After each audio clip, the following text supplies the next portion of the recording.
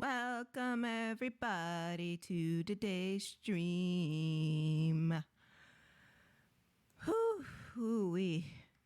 I hope everybody had a good weekend and everybody had is having a pleasant day. I'm having a day, can tell you that right now. But Kris is here. She's just muted at the moment and she had to walk away for a second. But she's here. Thank you for sharing the stream around. I really do appreciate it. So yeah, let's get started. I'm probably not going to do much voice acting today because I am kind of peeved right now.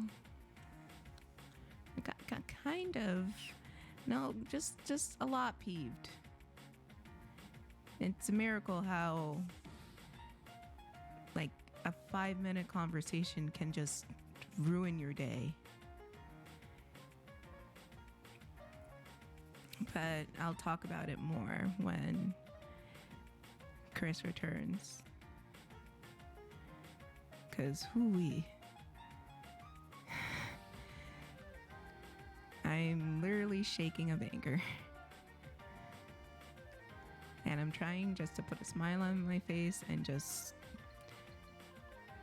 move on and do what I gotta do and just be present here. But oh my god, that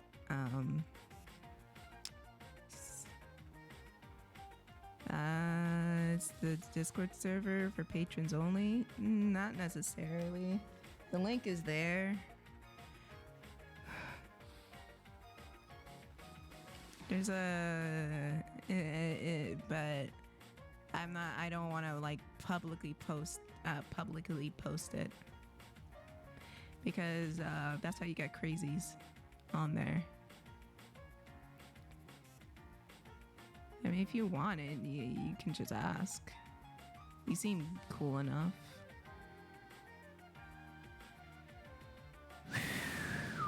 I'm sincerely trying to calm down.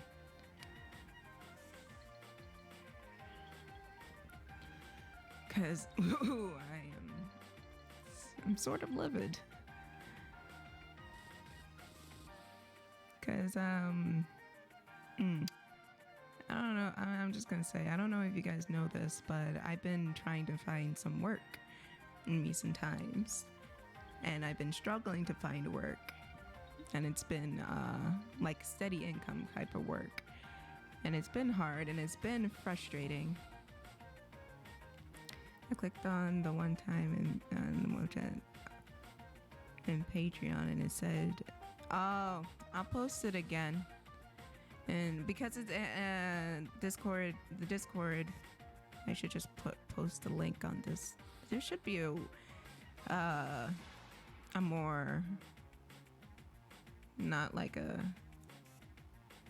link, not a temporary link, but an actual link.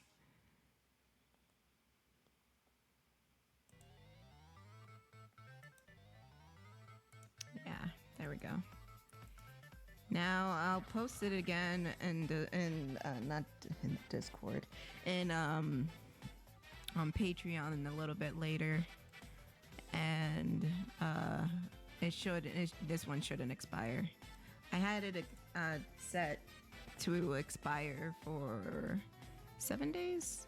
Yeah, so that's why. But I'll post it again, and if you want to join in, you can join in from there.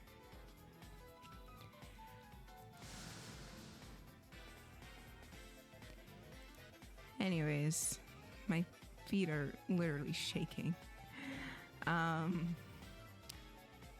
Plus, if it's a server, I don't want to be random people, so I don't share it with anyone because I know I just don't want like any like drama to go on the server or anything like that. I don't want any of that within the server. It's too much to deal with. Anyways, yeah, I've been struggling to find work, and I've been living with family for a couple months now. And I've been every day I've been applying to jobs and trying to find something to sustain myself before my time is up, and my time is up is pretty soon. So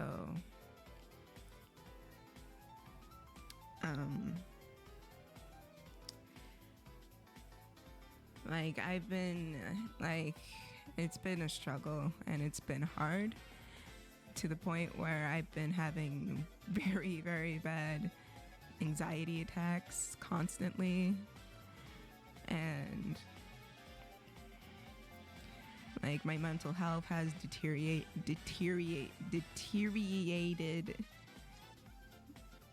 and to no end. Yeah, and it's hard, and if you guys don't notice, I'm a quiet person, so I do things in the background quietly, and I do things, just on my own. I silently do things. So I've been talking to people, trying to find work, trying to do what I need to do to put myself back on my feet again. And no one in my family thinks I'm actually doing anything, and they think I'm just being lazy and just being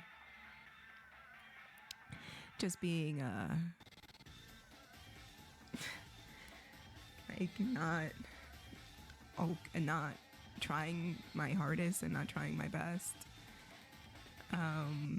And it's been arguments after arguments after arguments after arguments about it, and it's so much.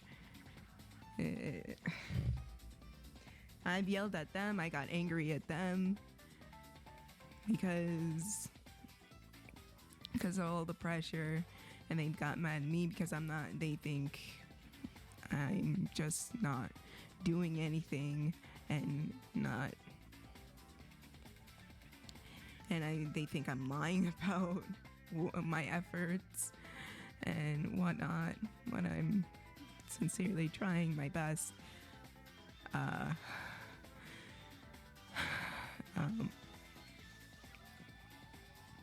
So I got a call earlier today from a family member that I'm staying with, and she's been trying to help me find work, and she asked me, because I met with a career coach today, and she said, how'd that go? And I told her what happened. They looked at my resume and told me what to change. And she said, okay, are you going to meet with them again? And I said, no, probably not. I can't afford it. It's $300.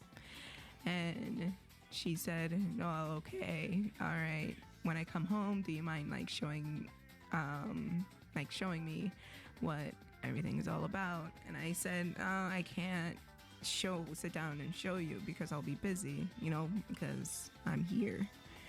And then she scoffed at me and said that you're being lazy again. You're not thinking straight. What's more important to you? You need to find a job if you want to stay here, or you have to leave. You're not taking this seriously. I don't think you're living in a reality. You're not in your own head. You're in La La Land right now. And I don't know how this happened, but then she said, if you don't find work, then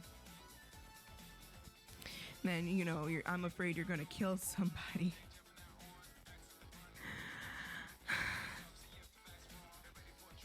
And I'm just here, that's what got me angry. It's like, she thinks that I would go as far as to hurt and harm somebody and kill somebody. And she says this constantly.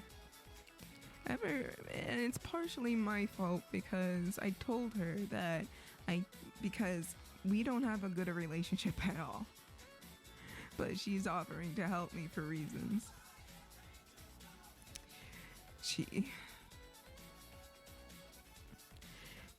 And I told her, because I have a hard time talking with her.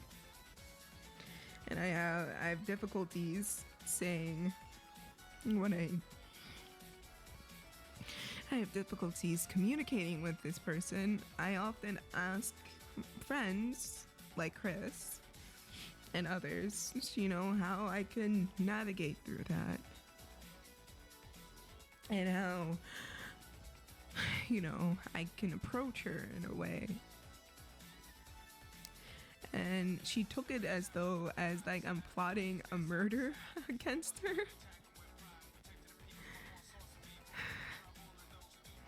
So I know I say, I want to punch someone in the face when I'm angry, but I would never go as far as that with anybody, no matter how cruel or mean or ridiculous they can get.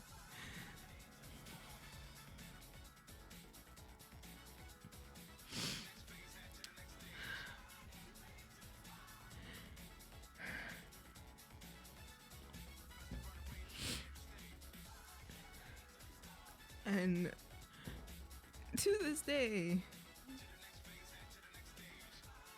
they think I'm like this evil entity that's gonna wreck everybody and just kill anybody with no remorse. I can't help but laugh, but it's so stupid.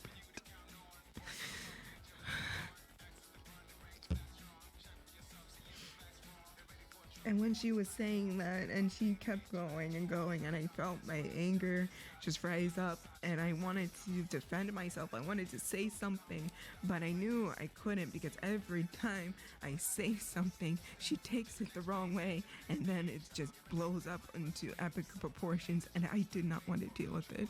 So I just stopped and gave the phone to my grandmother. Because I couldn't deal with it.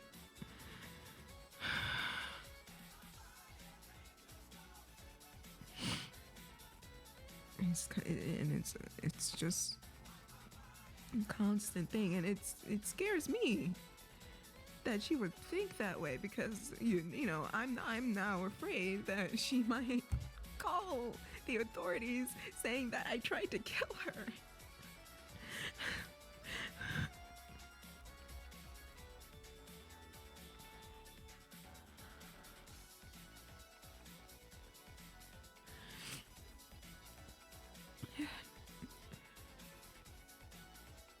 I have no reason to do such a thing. And I have no desire to do anything like that. Yeah, she gets me mad.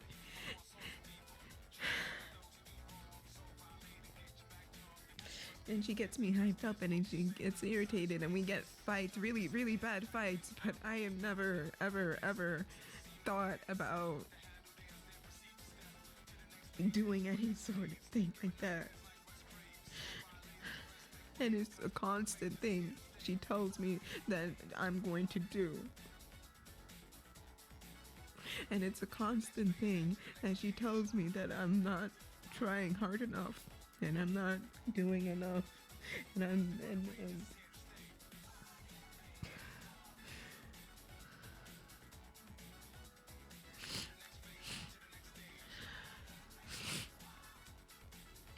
every time I try to talk and try to say how I feel,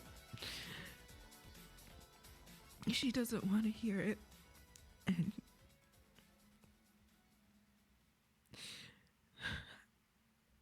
I have nothing to say. And I can't say anything. She just brings up past behaviors when I was a kid. And yeah, when I was a kid and when I was a teenager, I was not a good kid. I was the worst. I was bad. I fought in school. I gave a kid a bloody nose by hitting him with my backpack. I fought on the bus, yelled at teachers, cursed the teacher out, swung things through sharp objects. I did those things.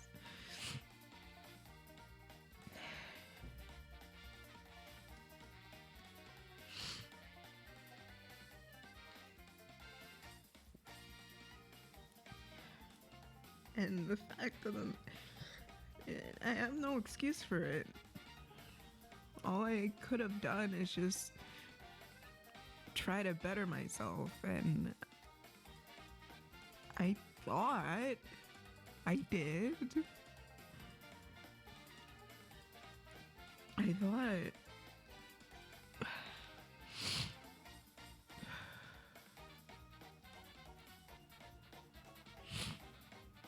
Thank you, Master. You don't have to donate anything, really.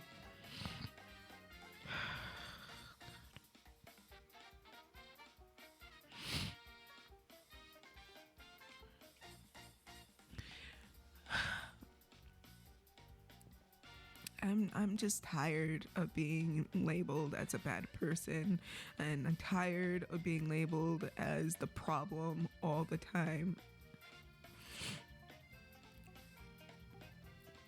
I'm tired of being lied about and disrespected, and it's just so much that I can't bear. It's like, how long do I have to deal with this?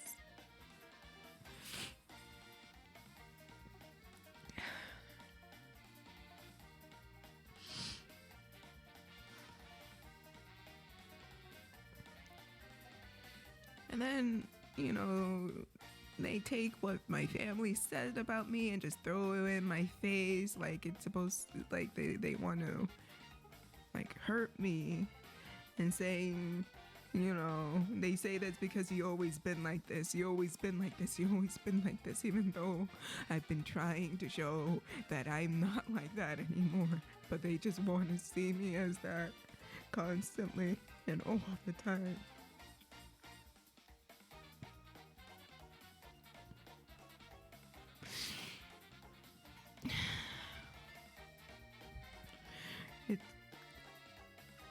It's hard.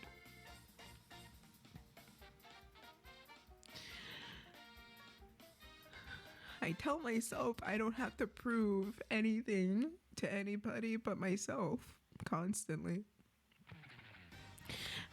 I always say that to myself. If I feel like I am doing good and I'm doing the best that I can, then that's all that matters.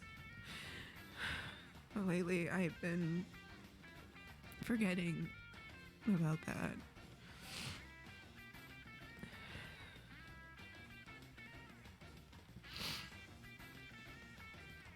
And when I get upset that they're talking like that to me, all of a sudden I can't be talked to. People can't talk to me. People can't sit me down and tell me how it is. I can't understand people. I don't want to hear it. The only thing I don't want to hear is the petty insults, the all of that stuff. That's the only thing I don't want to hear. I don't have time for that. If you're gonna do petty insults, do it on your own time.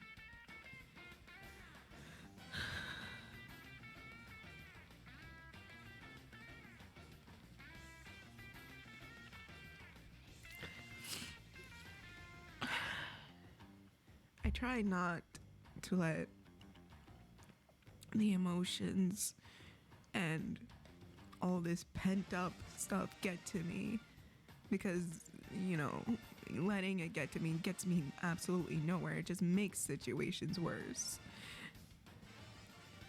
But the problem is, it's so pent up, and it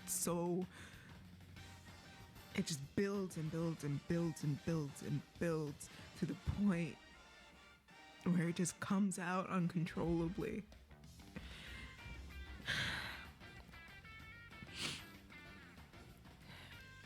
And they act like I just want to stay like this forever, and I don't want to do anything with my life. I just want to just be lazy and just not do anything. I know I don't show it because honestly, I'm afraid to show it, because if I show it, they just find ways just to knock me down again.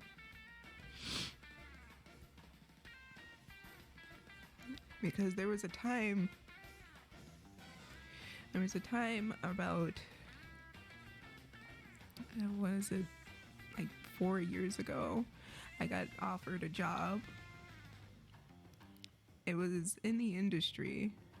It was just a teacher's aide job, but it was a job nonetheless. And I told my mom about it, saying I was so happy I was going to work with my teachers who were in the industry. I was going to work with them. And then she screamed at me, saying, if you take this job, you're not going to hear a word from me again. If you take this job, you're going to be on the street. You're going to go hungry. You're going to do this, that, and the other thing. I feel stupid for listening to her then. I really do.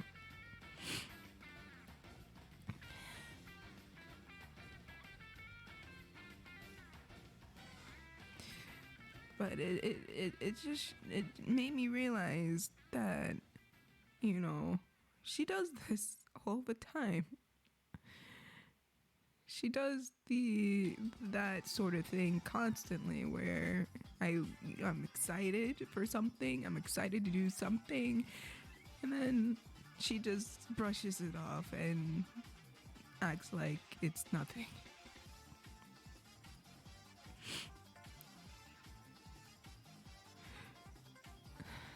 Even when I'm doing like stuff like this, she thinks it's nothing because it's not earning me enough money.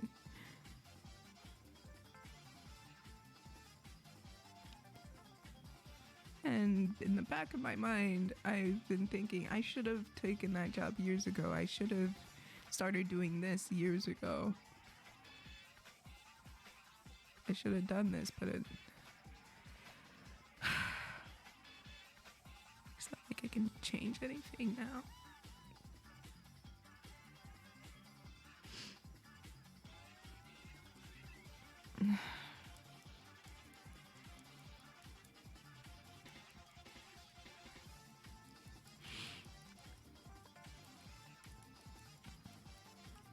Like,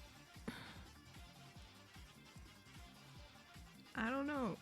And they take my case and say, oh, I've never seen anything like that. Oh, I never met a person like you before. Oh, you're the only one who does this? Because I never seen anybody so disrespectful or so angry as you.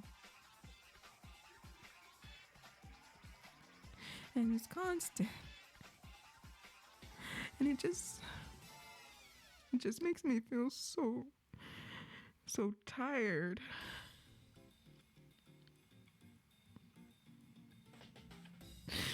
Like, maybe I'm not supposed to be doing this. Maybe nobody wants to hire me. Maybe nobody wants me around. Maybe that's it.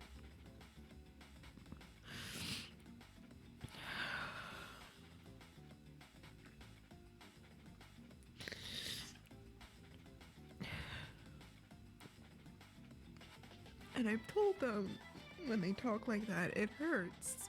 It really hurts, and it breaks my heart. They say, oh, you have to take it because, you know, we're your family. You have to listen to you need to listen to your family in order. And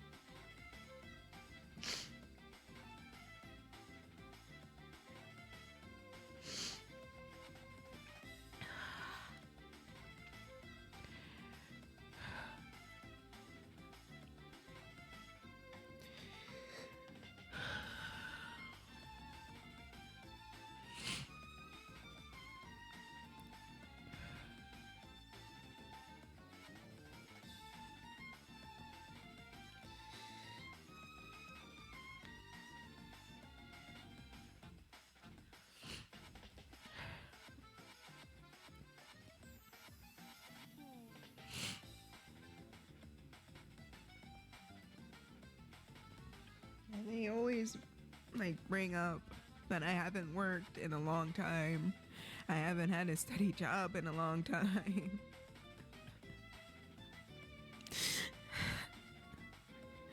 Like they always look down on me. And sometimes I think that they're right.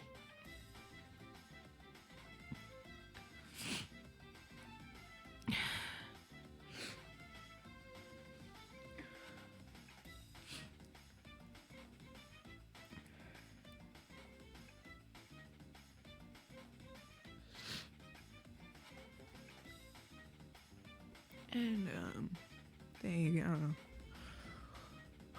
and every time I get upset and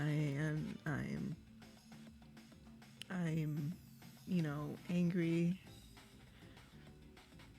they think I'm angry because of this. No, I'm angry because of the words. I'm angry because of the treatment. I'm angry because I'm frustrated that I can't express how I feel without being ridiculed and laughed at.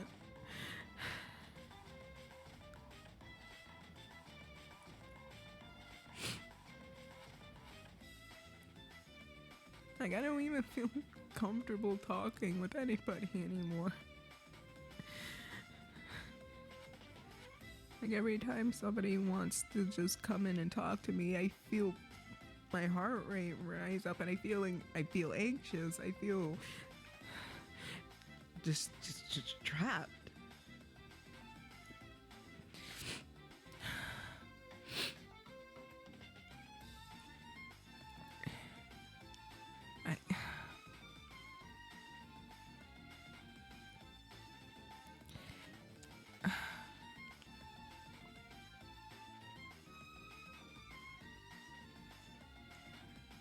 I don't know, maybe in a way I deserve it.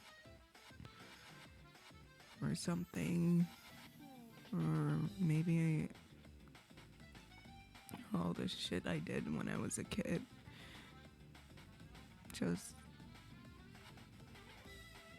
And it makes me feel like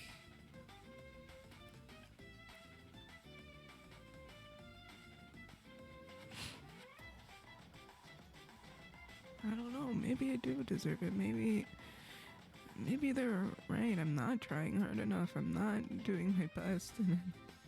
Because I don't know.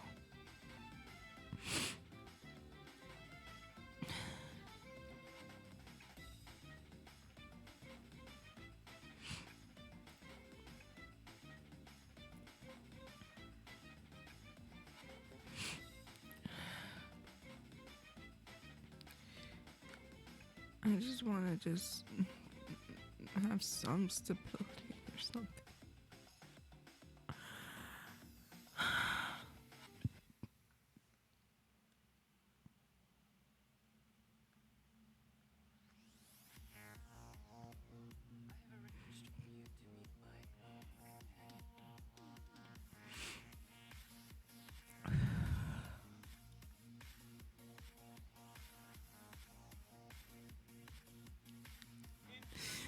I just can't believe she keeps saying that I would go off and kill somebody. I don't know whether to laugh or just...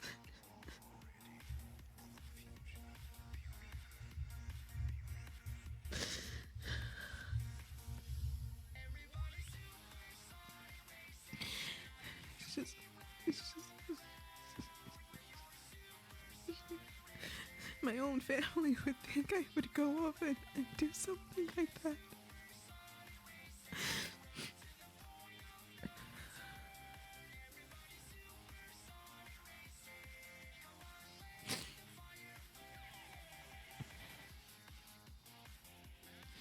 She was talking about, when you're in jail, you're probably gonna kill somebody in jail, and she's gonna throw me in jail.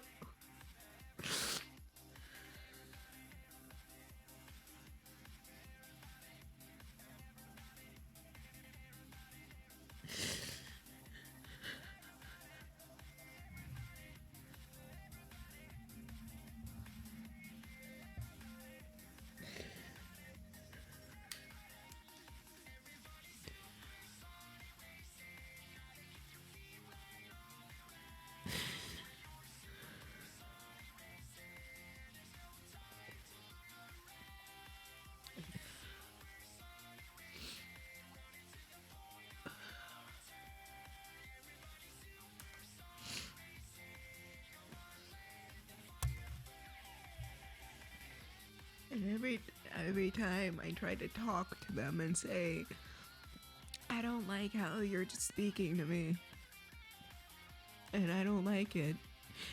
I don't like it. It hurts me. They just assume it's because of other people, because I was bullied when I was younger. They think I'm still suffering from that. I don't even remember their names.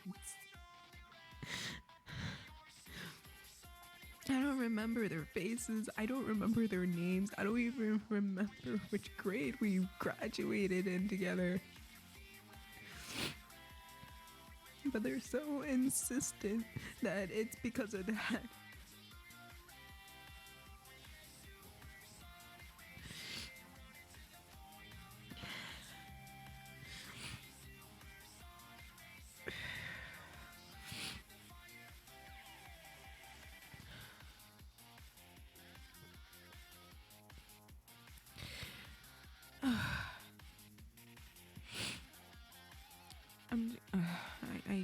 I don't know. I don't know. I keep telling him, no, it's not because of that, because you treat me poorly. And they just look away saying, oh, it's not us. You treat us badly. You always treated us badly. You need to think about your family more.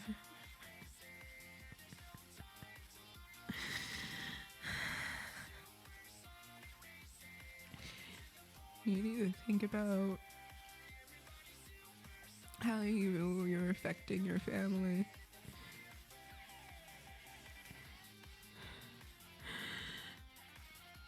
How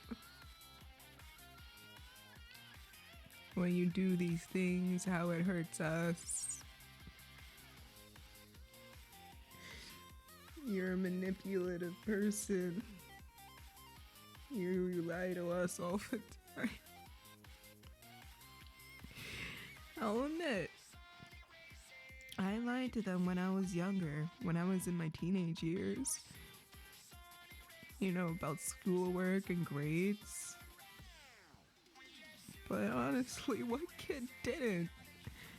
What kid didn't lie about their grades? What kid didn't lie about their assignments? What kid didn't lie about, how they were doing in school?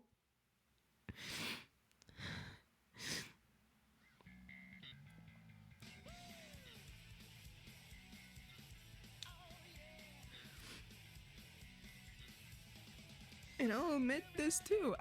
When I was going for college, I didn't take it seriously.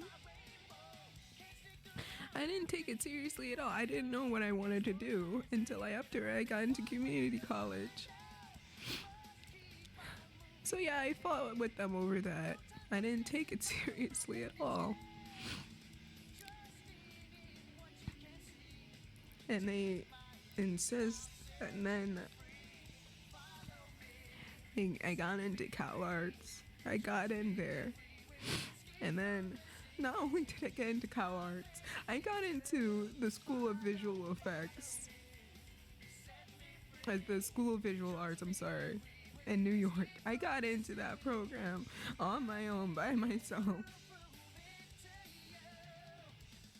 And then they laughed in my face, saying, "Oh, you want us to support that nonsense?"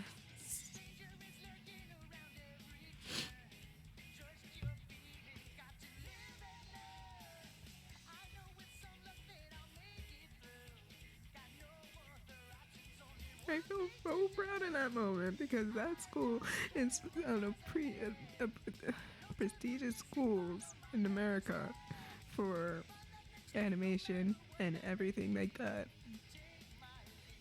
And I was so proud of myself that I got in. And then they just spat it right out of my face. Right out my face.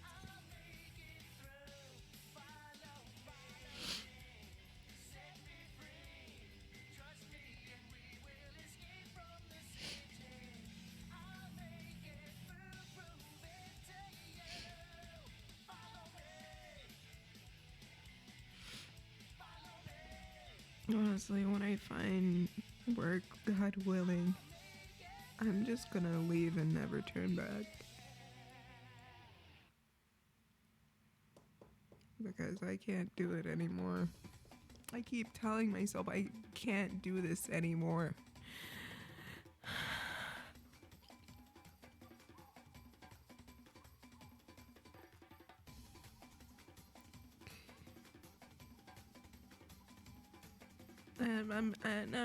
I'm just baffled that they went as far as to think that I'm going to I was planning a murder plot against them. I don't. That's.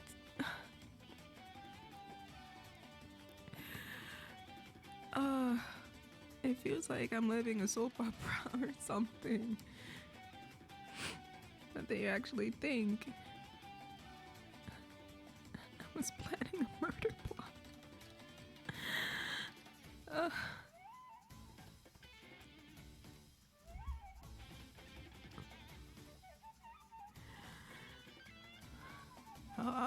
I'll say it right now.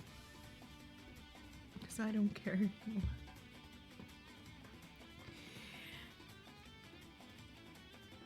They have done worse towards me.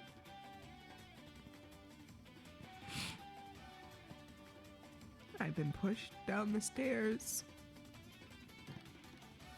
I've been kicked out of the car in the snow. I've been locked in the basement. One of them ripped out a wooden plank from our shed and started to chase me around with it.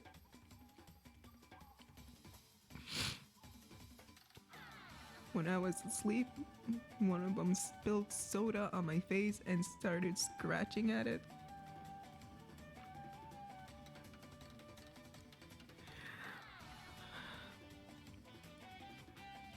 One of them pushed me so hard it made a hole in the wall. And one of them smacked me across the face that my lip busted.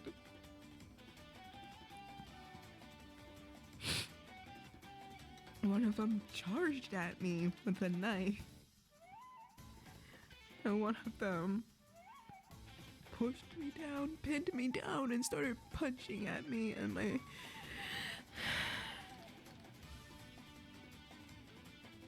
straight in the stomach, straight on my face.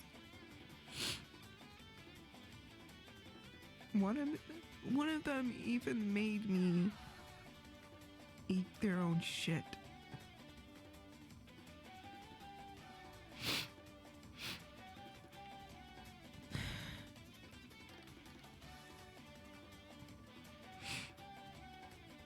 Nope.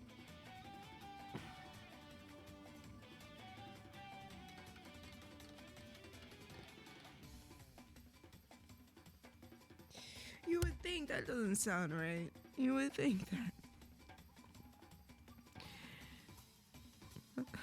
I remember every single one of them. Every single one. And I'm not saying I'm not an angel or anything like that.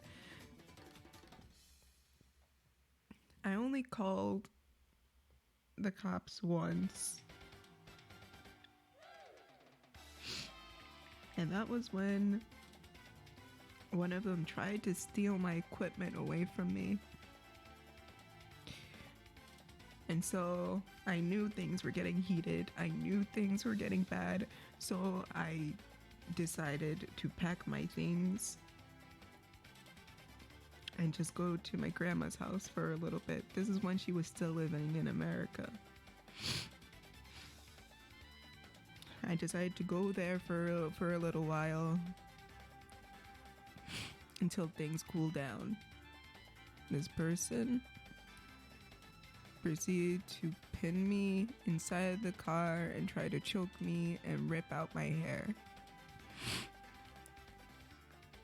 I called the police. The police didn't do anything. Even though I was holding my hair in my hand, they gave a story how they came here from by themselves. They did everything on their own. They did everything by themselves. They didn't do any. They didn't do. And then the cops left.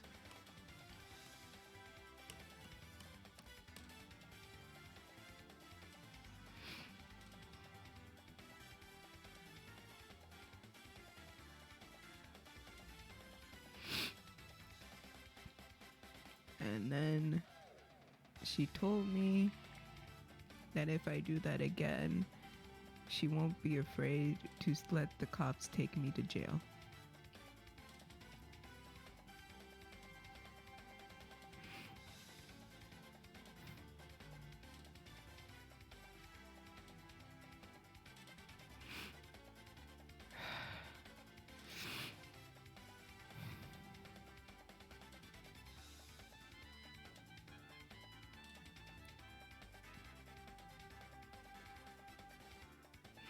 Then she kept lying to me and say, "Oh, I know you have a record." I don't.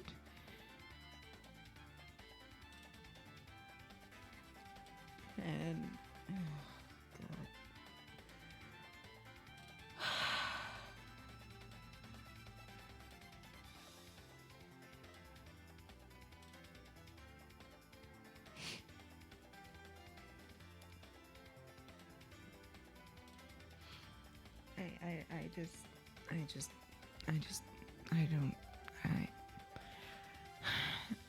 I'm just speechless of everything, really.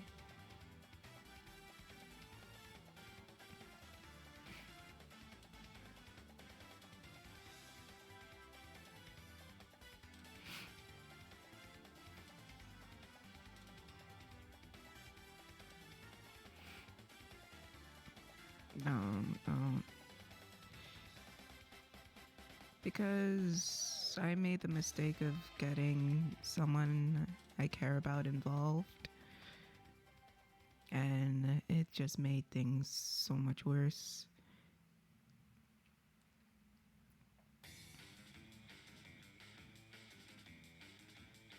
Just so much unbelievably worse.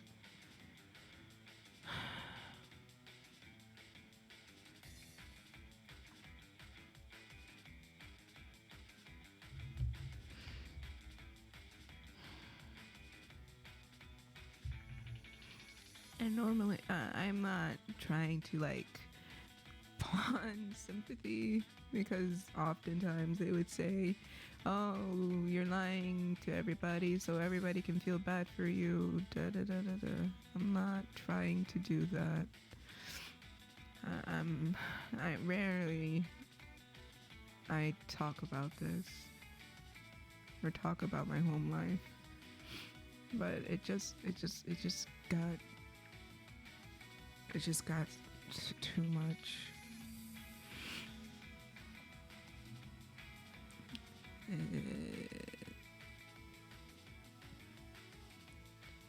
They look at me like I'm some sort of leper or something.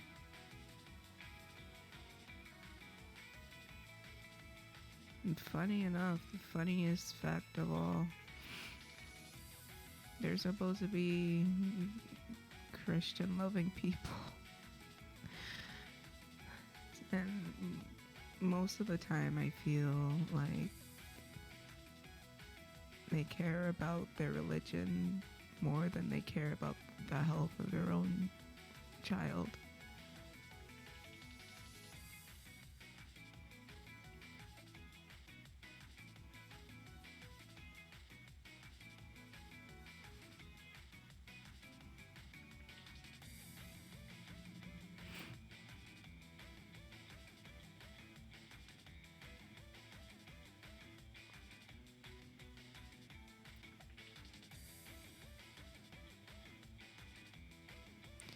And when I bring up these things that happened, they don't remember. They think I'm crazy, or they think I'm making it up, or think, oh, we're always hurting you, da da da, you're always the victim, you're always this, you never hurt us.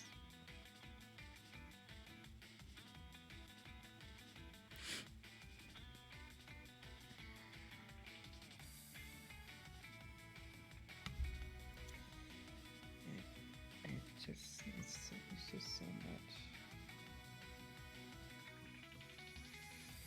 It's so bad to the point where a relative of mine, who's a known gossip and a known liar, went off and told one of my family members something that wasn't true. And they came at me saying that I'm trash, I'm this and that. And I look at them and I say, why are you, no. I actually got sincerely mad because they would believe the word of someone who is known. They even called them out for lying, not in this instance, but lying about them, but for me, fuck you, I guess. And they would automatically believe them, but when it comes but me, nope. Because I'm the liar, I'm the manipulator, I'm all that, and they have no reason to believe me because I show them, because I was lying when I was a teenager.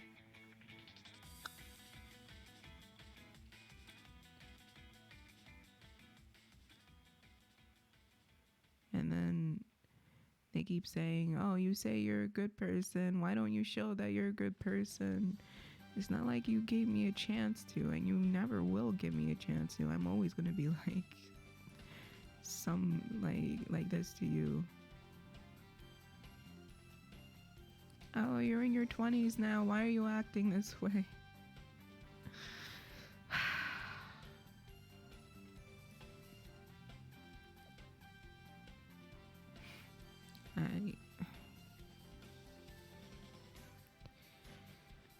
I just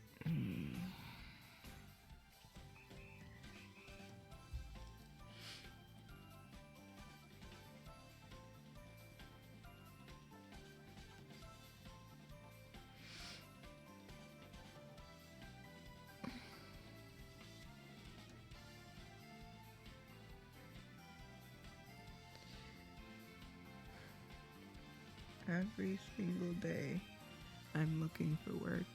Every single day, even when the only time I'm not looking is when I'm on here. Even when, like, I go off and I have to do something in the background, I'm still looking. Every single moment of every single day, I'm looking, I'm searching. There's rarely a time where I just don't and just enjoy the day. I'm always fearing for the future.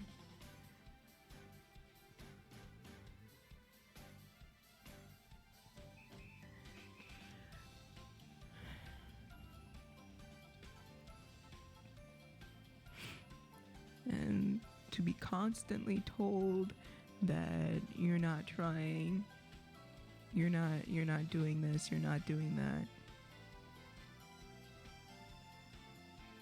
And I say, why do you keep saying that when you know it's not true? Oh, because you don't show us. Why should I show you? Even if I showed you, it wouldn't be good enough. It would be...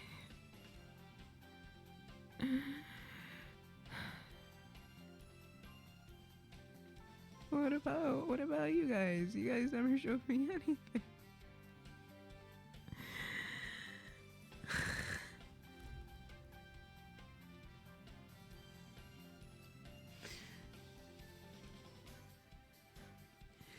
I'm always the one that's being put down for everything. I'm the one.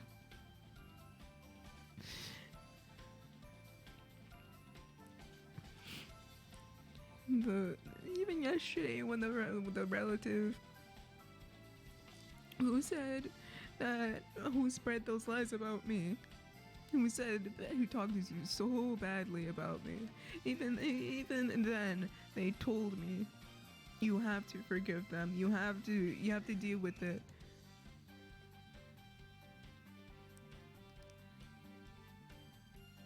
Like why do I no, not forgive. They say you have to apologize for them, for yelling at them.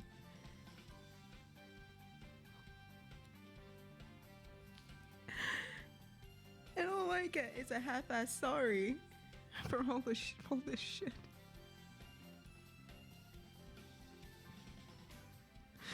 I don't know whether to laugh or cry or what.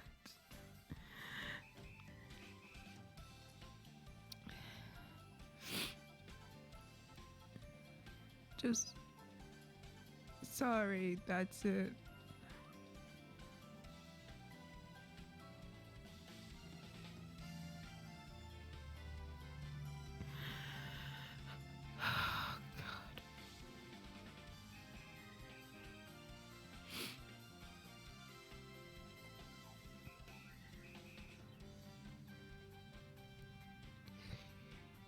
And then when I prove them wrong, all of a sudden, oh, it's forget it. Don't do that. We don't want to talk about it anymore. But if I do something wrong, it's the head news. Everybody's talking about it every single minute of every single day. And it's always thrown back in my face. And then we could be talking about something else, and then somebody brings it up for God knows what.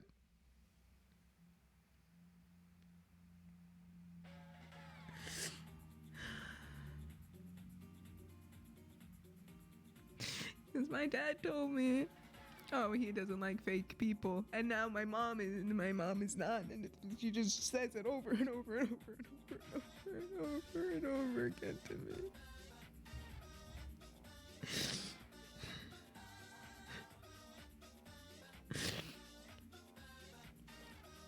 I keep telling you, please just stop, because it's not helping. It's not doing anything. I don't know why.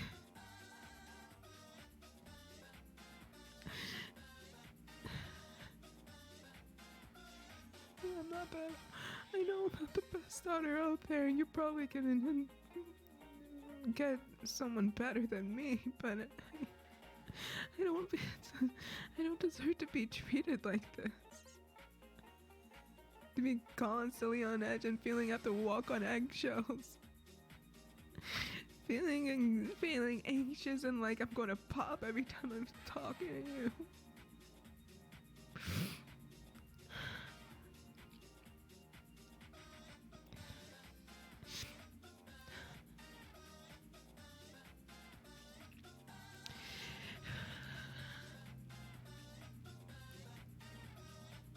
And then I just think maybe they're right. Maybe I am manipulative. Maybe I am crazy. Maybe I do things to them that are so bad that maybe I'm the bad guy. Maybe maybe I am doing these things. And I just don't know it, and I'm too wrapped up in my own ego to even notice it. Maybe they're right. Maybe.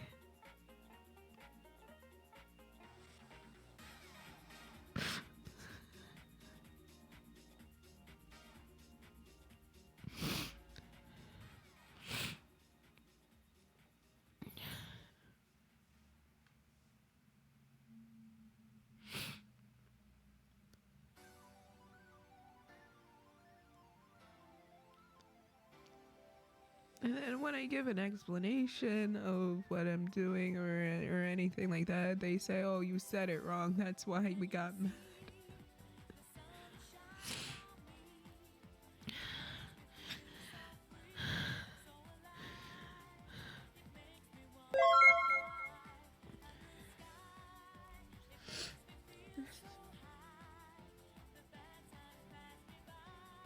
Oh, we got mad because you reacted this way. We got mad because you did this. You did that. You're the cause. You're always the reason.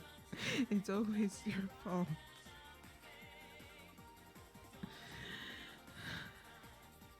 And then when I expressed my things, they said, "Okay, but it doesn't change the fact that you need to get a job." I know I need to find work. I am struggling to find work. I am...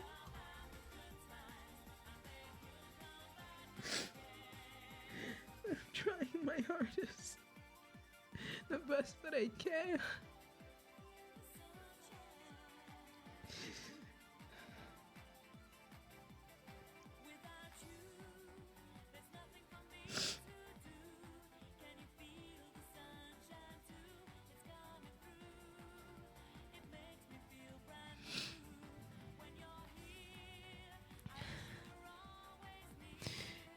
They think, "Oh, it's because you don't like to work. You don't like working. You don't like this, that." I don't understand why you don't like to work or go to school or...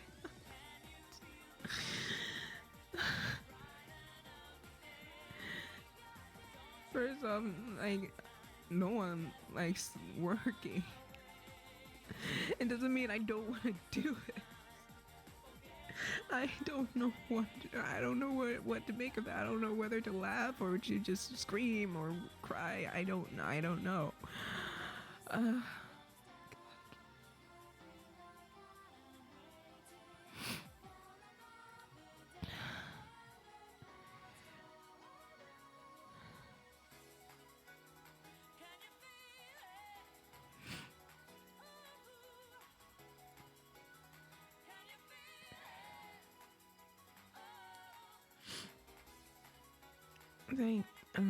Master, thank you. I'm sincere. You really don't have to donate anything. I'm just frustrated. I'm just so...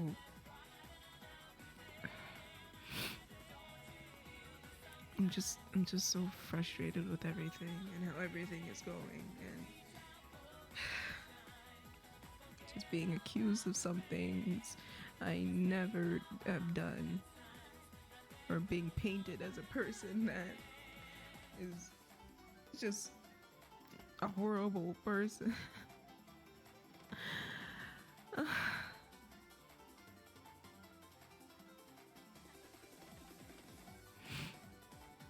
It's really, I thank you guys right there for being here and just listening in, and just even if you don't chat directly, I appreciate it so much.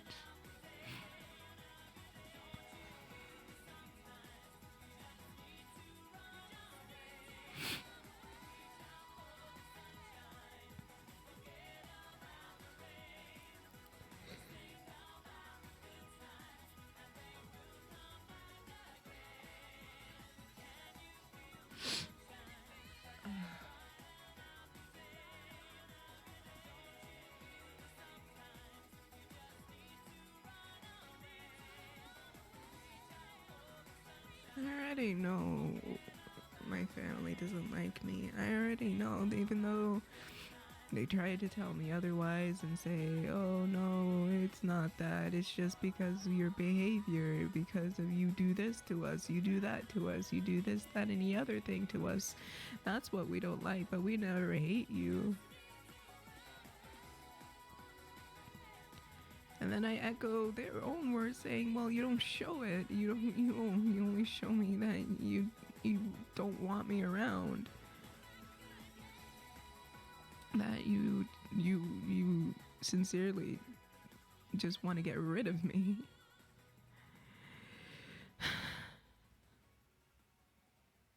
And they just say, change your behavior so we can like you more.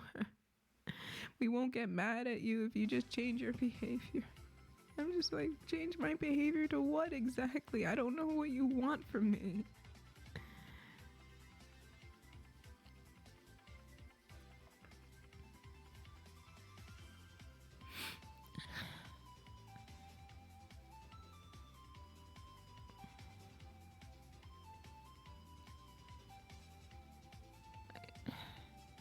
Can I be irresponsible at times? Yeah. I'm human. I'm not gonna be picture perfect.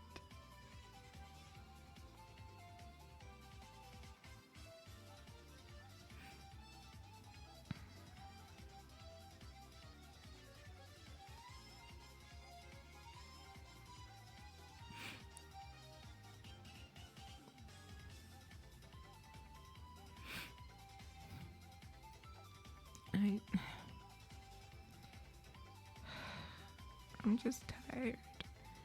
I just want to, find work and live my life, really.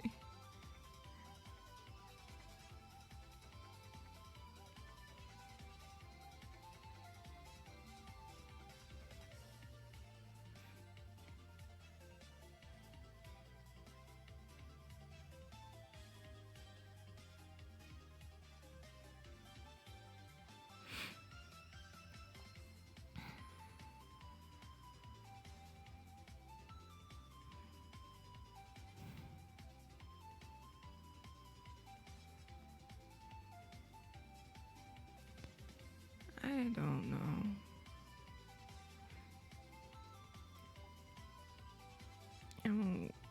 I often express how I like dark thoughts that I always have been having.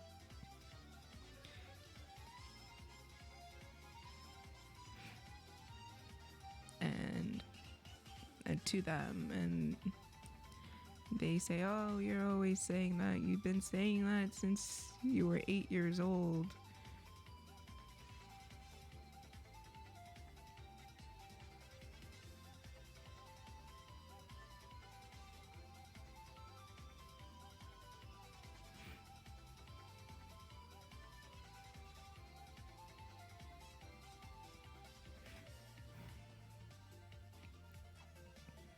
And,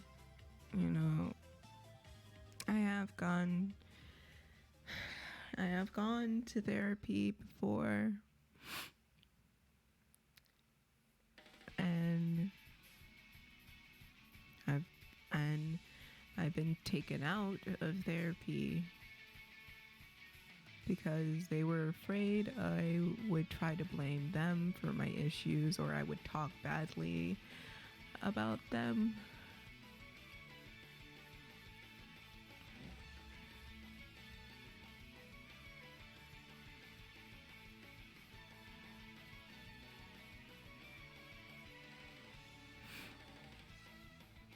And I'm just trying just to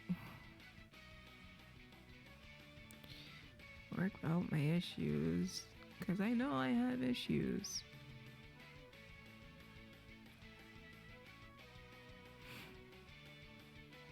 I know I have anxiety and depression and PTSD and bipolar disorder.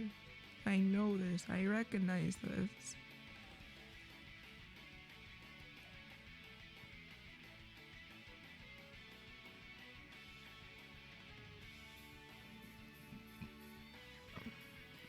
But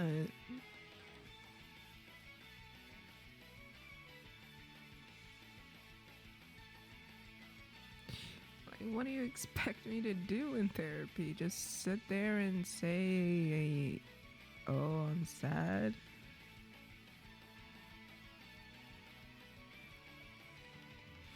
Like, I'm supposed to be working out my issues, and yeah, part of my issues is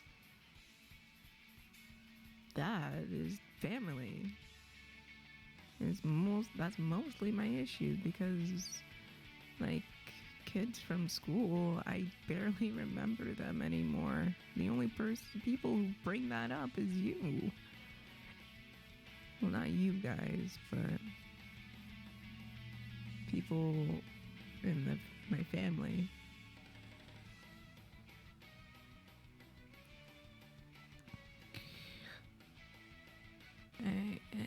It's like I don't use that, oh, I've been bullied when I was a kid, as an excuse for anything. I don't say, oh, because I was bullied as a kid, or that's why I'm like this, or when I was bullied as a kid, that's why I'm like that. I never said that. I never said any sort of thing like that. I never made that even clear. I never said ever. And it was always told to me. I don't know why they always told me. And they always tell me, oh, you're feeling like this because you make you feel like this. You're depressed because you make yourself depressed. You're anxious because you make yourself anxious. I don't make myself anxious. Why in the world would I want to make myself anxious? That's the part that doesn't make sense. Who in the world would want to make anybody anxious? Who in the world would want to make just anything anxious? Who would wish any anxiety on anybody?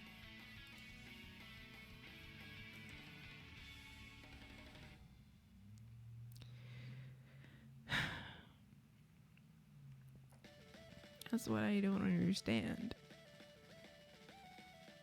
I do have to say, like,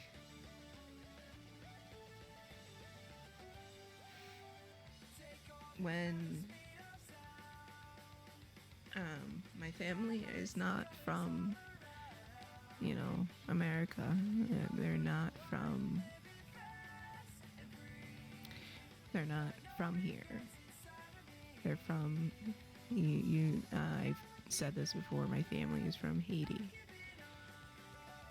They came here in the 80s and raised me and my sister.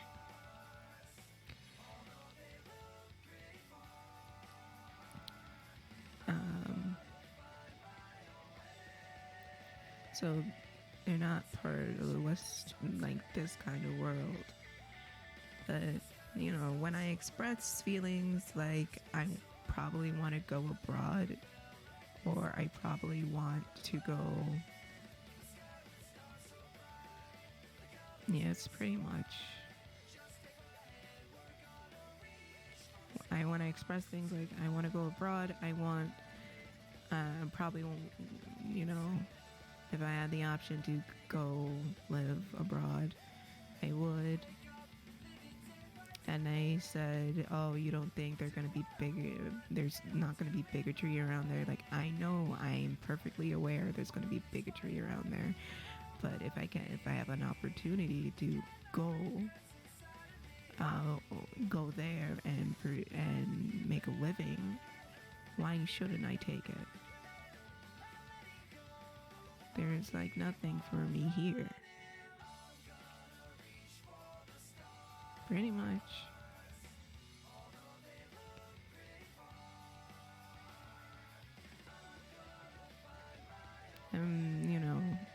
And when I talk to my sister about it, it's like, oh, you're gonna let people talk badly about your family. I'm just here like, I can't say anything, really,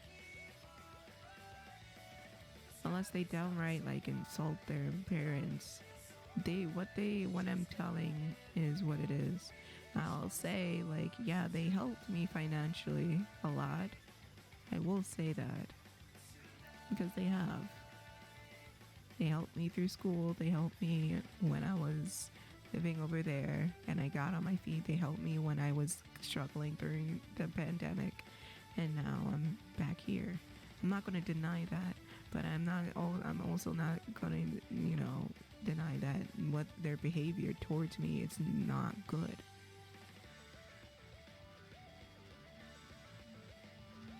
Just because they helped me doesn't mean give them a right to disrespect me constantly and do this to me all the time.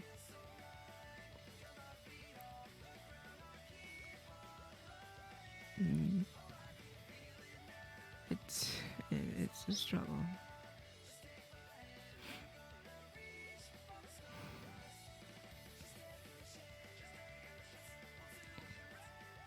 And like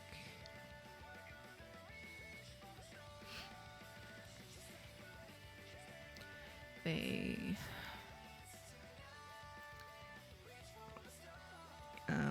when I like about a week ago or 2 weeks ago, I started to experience chest pains. And since I'm not working, obviously I'm not insured.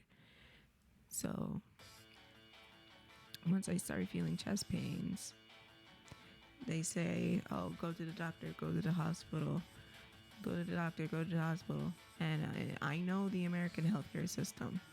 They would charge me $20,000 just to do whatever. They would charge me that much. And then I said no, because I didn't want to deal with all of that. I didn't want to be in debt because, I had a little bit of chest pain that went away in the morning. And I told them straight up, I don't trust the American healthcare system. The American healthcare system is bad. It is ridiculous. I've read stories on Reddit where people were sent to the emergency room, and then they had a $20,000 bill. It cost $500 just to sit in the waiting room. So yeah, I'm not gonna go to the hospital for that. And they said, oh, would you rather die? Like, probably, yeah. I would rather much write it out on my own than just go in there and get a fee, like a bill for like $20,000 that I'm not able to pay. So why would I do that to myself? That's so ignorant and whatnot. Maybe if I was working, I had a proper income, I had a stable pay and health insurance, yeah, I would go to the emergency room. But since those things are not available to me, I see no need to go in there.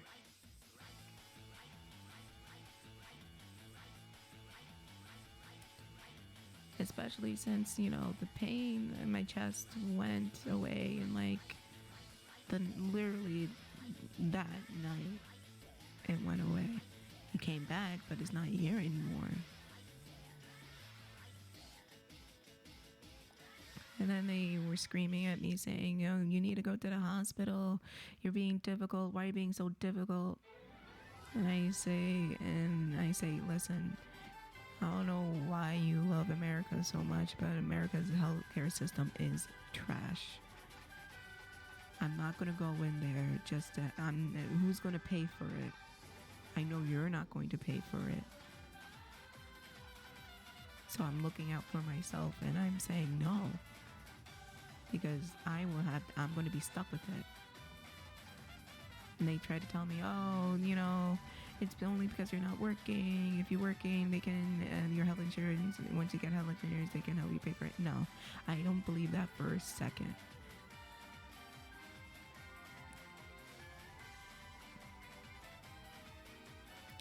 They will charge me up the wazoo, and I will spend years paying that off. I'm not interested unless I am insured.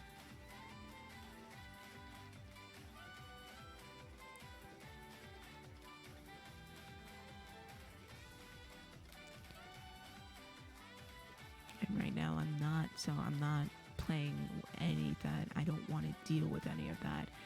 I don't.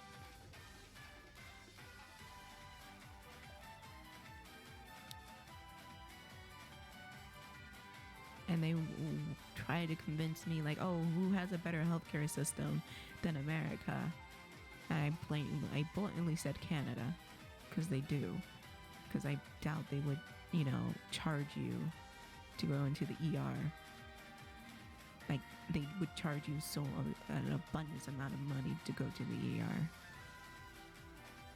Well, what kind of system is that? Like, you go into a coma, and then you wake up with a bill for $20,000. Even that, you go in, you thought you were in pain, you come out, and then it's $20,000 in debt you are.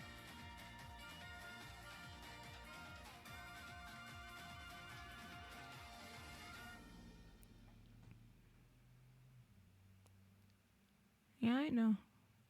And they try to undermine my opinion, saying, oh, so you know everything, you know this, you know that. And I said, yeah, I do know Canadian healthcare system is way better than American healthcare system. I might not, be into all of that sort of thing, but I know what I'm talking about. I don't know. And then they went after my character, saying, oh, why are you like this? Why do you have to fight like this? It's for your own good. You never want to take care of yourself. You're always like this. Why don't you want to take care of yourself? Like, I don't have the means to. That's what they're not understanding. I don't have the means to do that. If I did, if I do, I would, but I don't.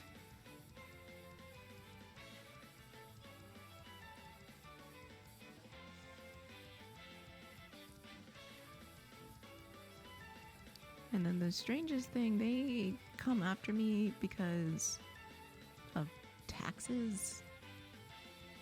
They say, oh, do you fill out your income tax? Oh, do you do this? Do you do that?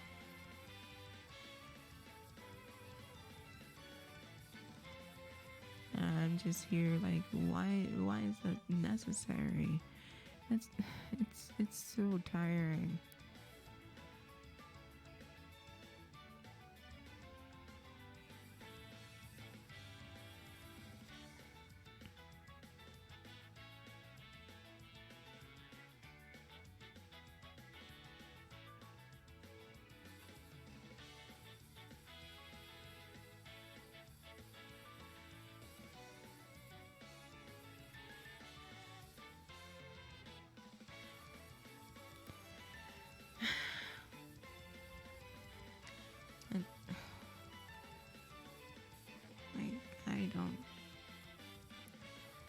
I don't know.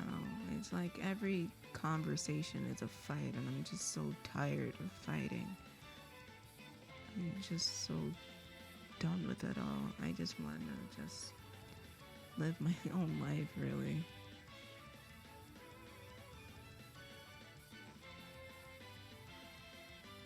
I'm tired of the constant just manipulation and gaslighting and all of this. I'm tired of it. I know, I don't know if I deserve better than this, but I deserve at least something. Just anything, really.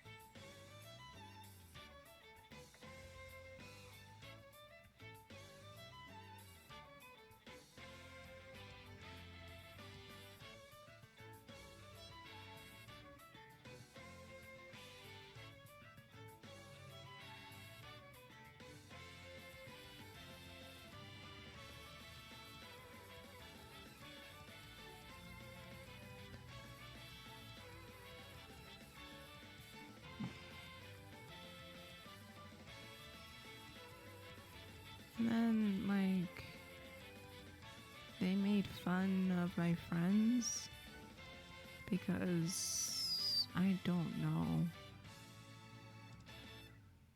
Like, they said, oh, they're uneducated, they're not smart, they're not this, that, the other thing. It's like, you're like, it was one time because I know you guys remember Flo. She was helping me when I was, struggling back in California, and I felt like I was losing my entire mind. She was helping me back then, and she stayed with me for a little bit to make sure I was okay. But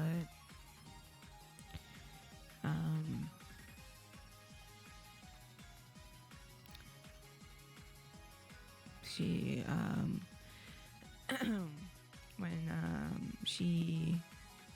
when I moved out and she left, she met my parents, and I talked about that, how incredibly rude and disrespectful they were, and how embarrassing that was. It was to the point where she didn't want to like meet them again. She didn't want to run into them again. Like, that's how bad it was. She didn't want to like deal with them or talk to them or anything like that. And if you know Flo, she's like the nicest person you'll ever see. She's very outgoing, very friendly. Hi, Jester. And one of them just started berating her and doing all this stuff, like, and saying bad things about her behind her back. And when I returned home, she didn't really have luggage. She just came here on a whim and a whimsy. So she had all of her stuff in like plastic bags, right?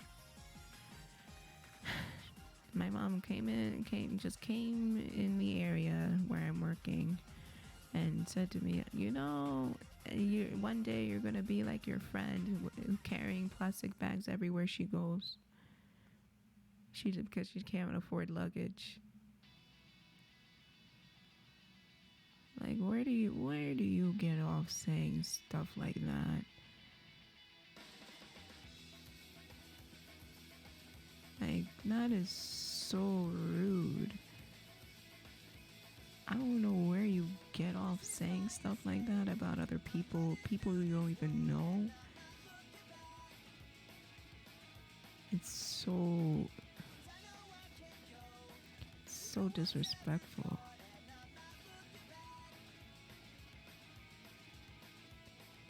And at that moment, I wanted to get mad, but I knew it wasn't. I knew it would not end well. So I just said, "You should just go, because I don't want to hear it."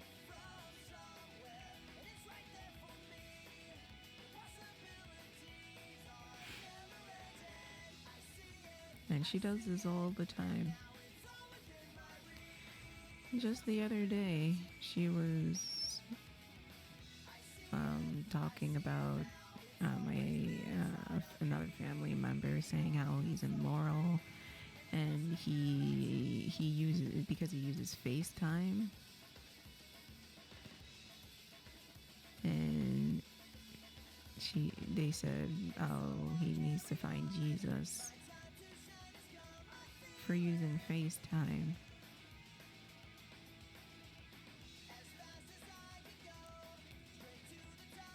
And I'm just here like, I'm okay.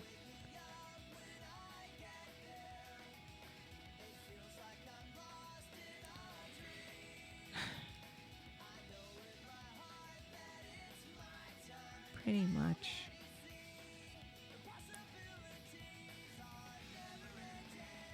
And her excuse is because she has a doctorate and she's smart. and she has a good job. She can look down on people constantly. It's really disgusting behavior. I hate it. Honestly, I hate it. It grosses me out.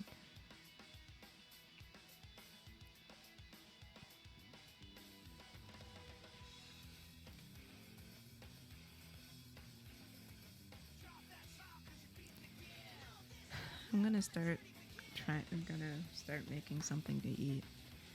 Um, Jester, you're free to come inside if you want to. I don't care. I'm just ranting at the moment because I'm just tired. I'll be right back.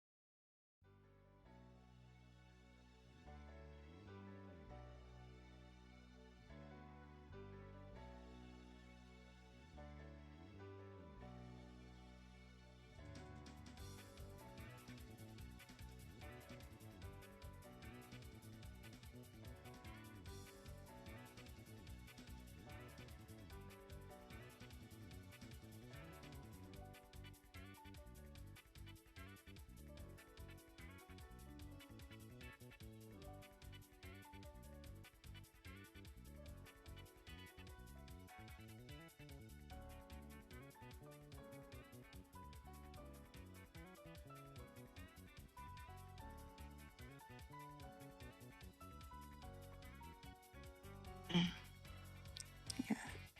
Oh, Jesus fucking Christ. Yes, I'm here. Hi, everyone. Um,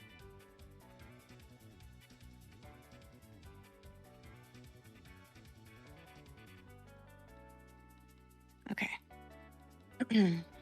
But, yeah. Hi, everyone. I missed you all.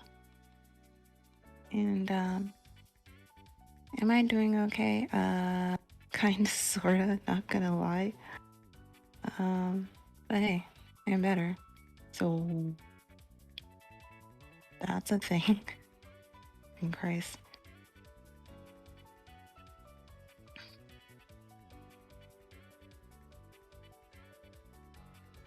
But,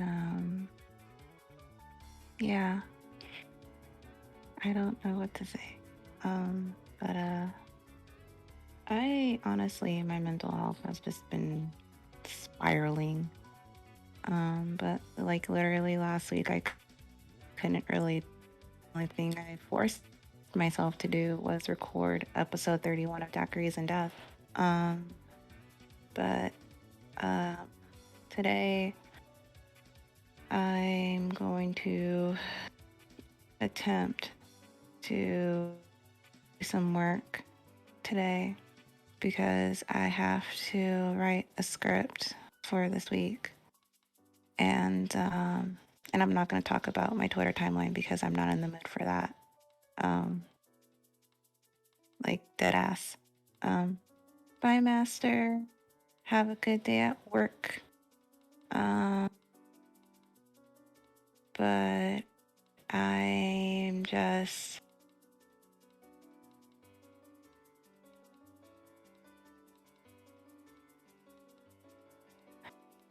and I don't know what to say because my brain is just mush. And shit. Fuck.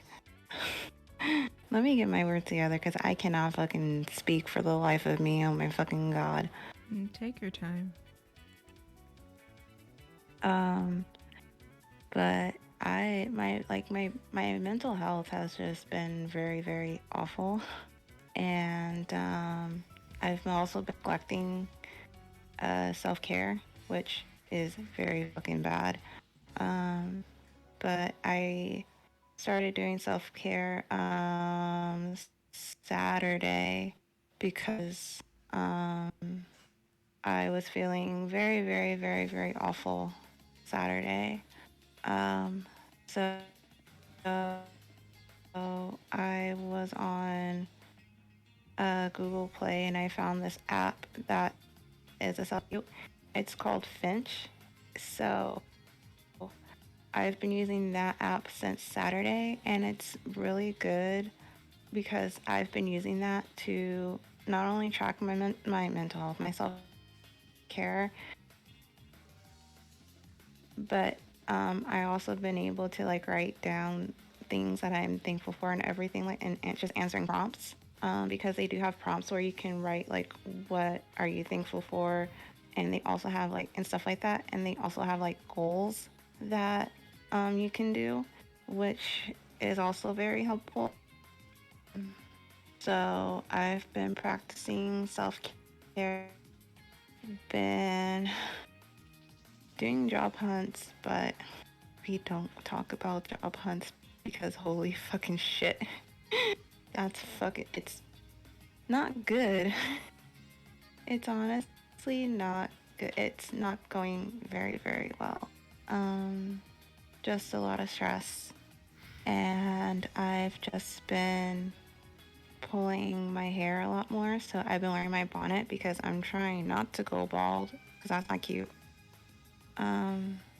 But slowly but surely getting better. Thinking about nothing but good vibes. And also constantly reminding myself that it's okay to not be okay. And it's okay to have days where you just don't want to do anything, you feel horrible. And it's honestly the negative shit that comes into your life or the negative shit that's said. Um, Even though, like me, I know it's really fucking hard to not ignore the negative shit and to not like overthink and all that because I'm an overthinker. But what helps me is I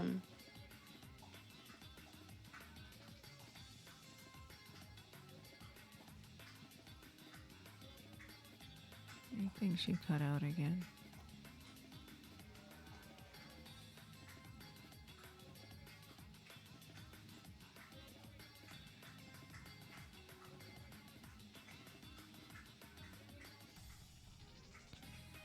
I'm just frustrated because, you know, being on here and doing this sort of thing, I like it. That's why I keep doing it. I know I need to find work, and I know I need to,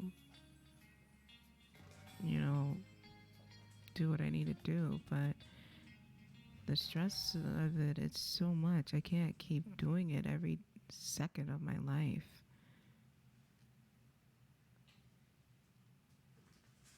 It's a lot. And well, yeah, I want to, start working and get in there and do what I need to do and live my life. Like, I have to at least take time to enjoy it, even though I'm in this situation.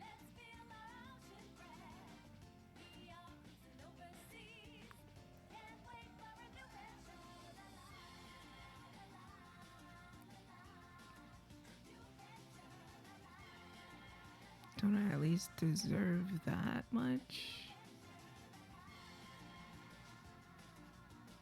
Because I know they don't like when I do this over something else, or I decide to do this over something else. What they want me to do for them, even though I do what I can. But it's not gonna stop me from doing what I like to do, and I like doing this. I like, not just like art in general. It's just being here and with you guys. It's fun. It's enjoyable.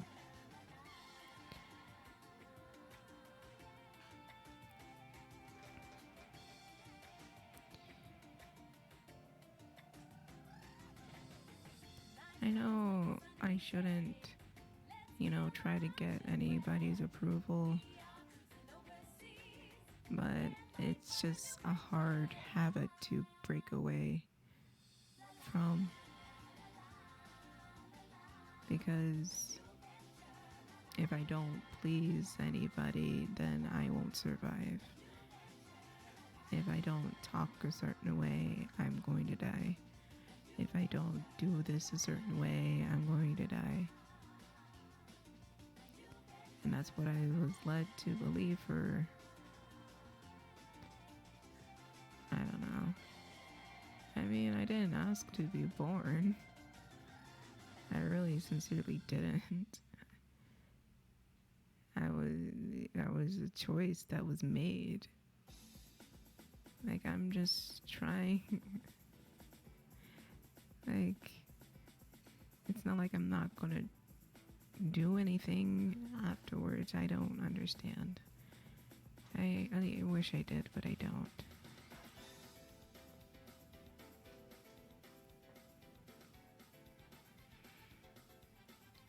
And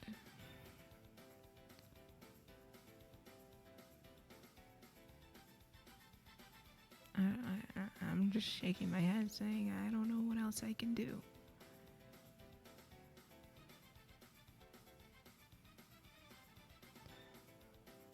Because I don't feel comfortable talking to them, and they notice my distance and they think I'm not interested in what they have to say.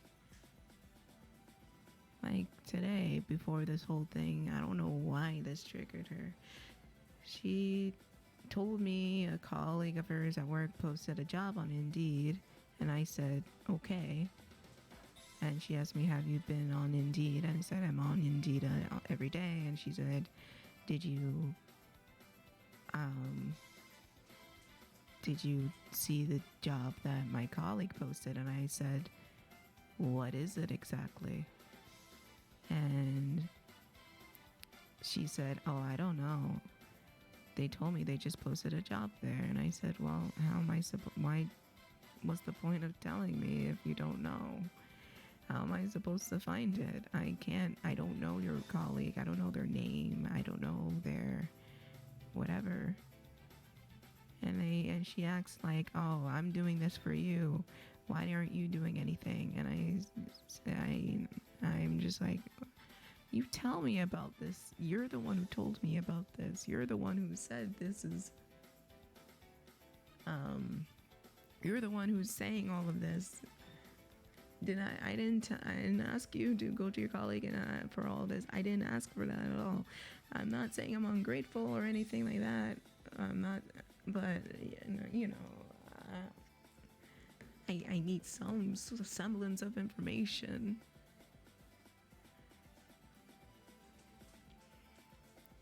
And if you don't know, then I can't use it.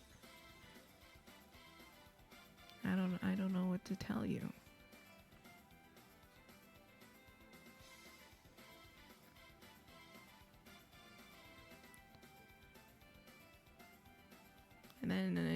And then we talked about the career coach, and then she said, okay, when I get home, just tell me what they're talking about. And I said, okay, but I can't tonight. I'll be busy here. I'll be busy. And she just, clicked her tongue and said, what's more important, you getting work or you doing this thing? And then I felt myself getting angry and felt my anger just building up and building up. And then she's saying, like, you're not taking this seriously, you're not doing it enough, you're not doing this, that, and the other thing, you have to find a job or else you're out of here, and you're running out of time. So I said, you're gonna go to jail, you're gonna kill people in jail, you're gonna do this, that, and the other thing.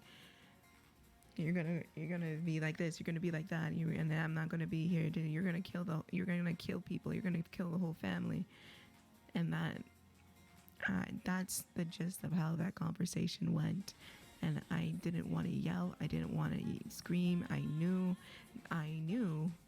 those weren't true. So I knew I couldn't convince her that it wasn't true. And she wants to believe what she wants to believe, and I can't stop her from doing that. So the most I could do is just give my grandmother the phone, and that's the most I could do. I know I'm gonna get yelled at when she comes home, saying like, how dare you do that? I was talking to you. You never want to talk to people. You can't talk to people. Why can't you talk to people? When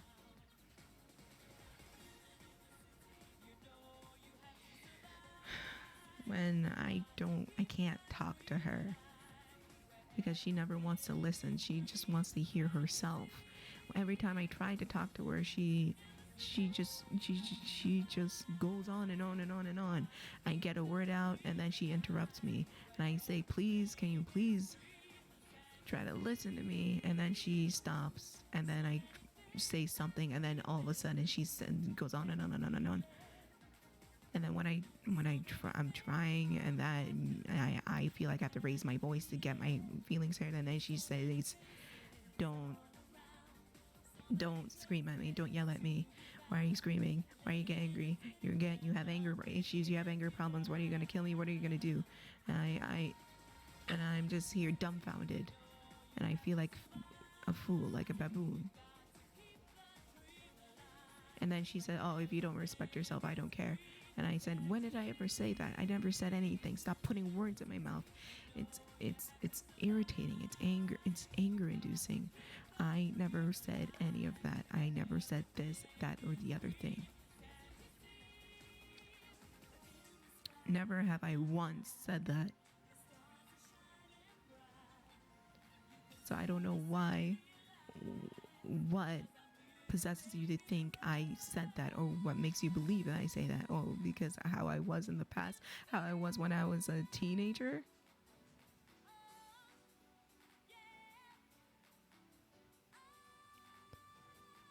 Like, it's like wish fulfillment to see the absolute worst in me.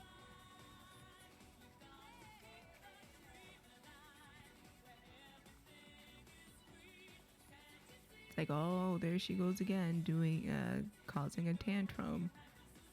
Oh, there she goes again. There she goes again.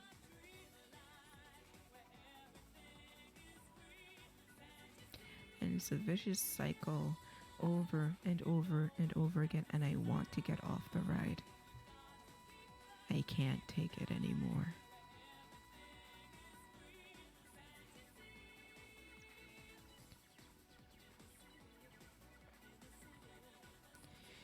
I'll be right back.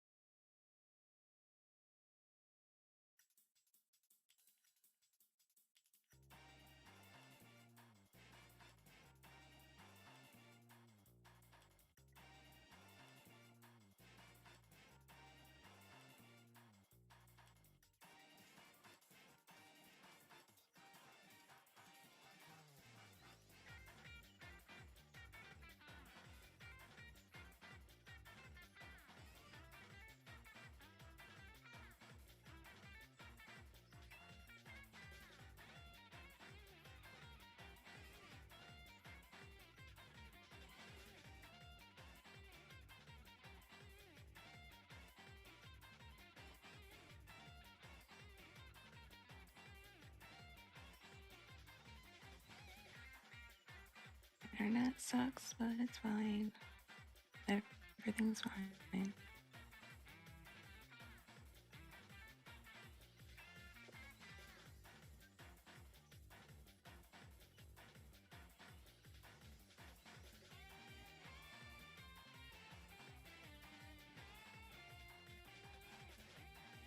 Everything's fine. This is fine.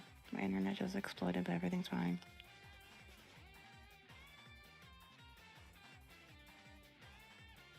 Okay. I'm back. Sorry. I got something to eat. Good.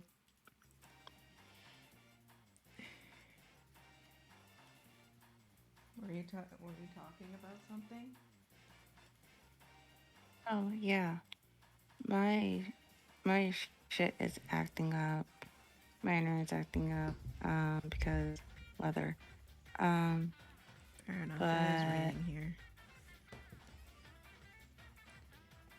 it honestly I hate my fucking internet. Yeah, probably. It kind of sounds like it, but it is what it is. Support me on Patreon so I can get a new modem. Anyway, what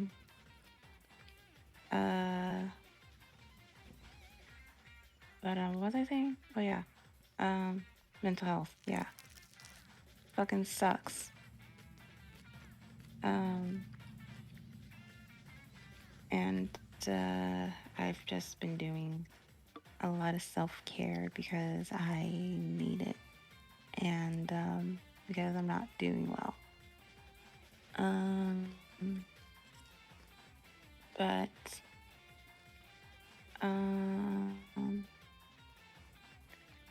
I kind of want to light things up a bit because I have a rant for everybody. I have a rant. Go on, rant. I'm eating anyway, so. Yeah, I have a rant. Okay. So as everybody knows, I am a giant whore for reality television. And I'm watching the new season of 90 Day Fiancé. And I was telling Tiff this earlier, but there's a guy on here that on the new season that pisses me off. One of the cast members that is pissing me off. So there's this guy. How you pronounce his name? I don't fucking know. I don't fucking care. But he is this businessman, and he's doing very well for himself. Like, he's very well off. And so he is dating this really, really gorgeous girl from Trinidad, and she is a yoga instructor, and she's really like with herself. Like, she's very successful. And so he goes to visit her, and he like brought his Louis Vuitton luggage and was wearing like suits that cost like 1K when he went to go visit her. And so he thought that it would be a brilliant idea to test this woman by picking her up in this windowless van that cash in the back, and also bring her to his childhood home, which is very run down. Doesn't have a faucet. It doesn't have, like, the sink doesn't have a fucking faucet, and it's just very run down. Just as a quote unquote test, because he believes that she only wants to be with them for a green card and for money and all that. And he's getting roasted on Twitter, and I'm fucking here for it, because like, I get there's people on that show and just in general that only want to come to America for, a green card and whatever. Like, Like, I get that. But I think she's fucking genuine. Like, I think she truly loves this guy. And so for the pure fact that he tested this poor woman and he had the nerve, like last night's episode, he had the fucking nerve because they got into a fight. And so he wore like this shirt that says be grateful, wherein when he was just a total fucking douchebag, and it was kind of like mocking her in a way, which I didn't appreciate. And so he goes to do like take care of business, and so she calls her mom on FaceTime, and she shows. First of all, I love her mom. She shows in, just going in, like she was roasting the house, she was roasting this guy, and she was like, it looks like he is running his suits, which made me laugh, and her laugh fucking killed me, and I fucking love her, and I hope that if they have like the cast members from this season on Pillow Talk, I want this woman and her mom to be on Pillow Talk because her mom is fucking hilarious. And I actually like this girl. I actually really, really like her. And she's fucking gorgeous too. But that's I'm glad that he's getting roasted on Twitter because he obviously he and then there's this other girl. Her name is Emily. And she's dating this guy. I forgot his name, but he's this black guy, and he's really, really fucking attractive. Like, he's fucking handsome. Holy fucking shit. But they met cause he worked in China, and she went to China like on vacation, and so that's when they met, and then they hooked up, and she got pregnant, and now they have a son. And so he's never met his son. And so, like, she flies, so they apply for the K1 visa. They get approved, and he's like all happy because he finally gets to meet his son. And their son is, well, at the time of filming, his son was, I believe, like about to be one or is 1 year old. But so he was excited to like finally meet his son, and he was like, when he landed at the airport, he was so hyped, and he was like, so are we gonna like are we gonna meet my son, like am I gonna meet my son today? And she had the audacity to be like, oh no, you're not gonna meet your son today, you're gonna meet your son tomorrow, because I rented this hotel room and I was thinking about us having a date night, because who knows, she said, because we're not going to be able to have a date night once we get home, because it's going to be all about our son. And I'm watching this like, because the look on his face when he heard that he wasn't going to meet his son, like literally that day, like they were just going to go to this hotel room and whatever for their like date night or whatever, I was very pissed. And I was pissed for this man because he was so excited to meet his son, and all she wanted was to get laid. Like that night, like she was just basically was like, no, we're doing this. And people were roasting her on Twitter too. They were calling her selfish, and I absolutely agree. Because he hasn't met his son like at all. And like I get you guys haven't really been together for like a year, 2 years or whatever. But that's his son, and he was so excited. Like he was just glowing and just like full of excitement. And she turned him down and was just like, nah, you're gonna meet him tomorrow instead because we're gonna have a date night. I don't know. Like that was just fucking selfish. But and I just honestly wanted to punch her in the fucking face because what the fuck? And I don't know. I don't really like her. I don't like her at all. I actually like the guy more than, which again, I forgot his name, more than this girl, Emily. Like, I don't like her. And then, and then there's this woman named Eve, but she spelled it weird. It's like YVE. And she's dating this guy from Egypt named Muhammad.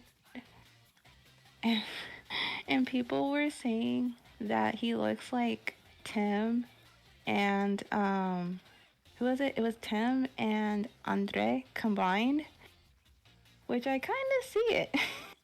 I kind of fucking see it.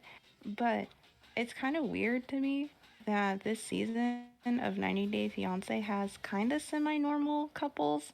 Well, except for this Evie person, because I really hope to God that she told Muhammad about her son, who is, I believe her son is autistic. Yes, her son's autistic. I'm probably remembering that incorrectly. Um, but and I hope to God like she told him about that, because that's a very big responsibility. Which, by the way, Evie is like in her 40s, and this Muhammad guy is like 25. I think he's 24, 25. Um, but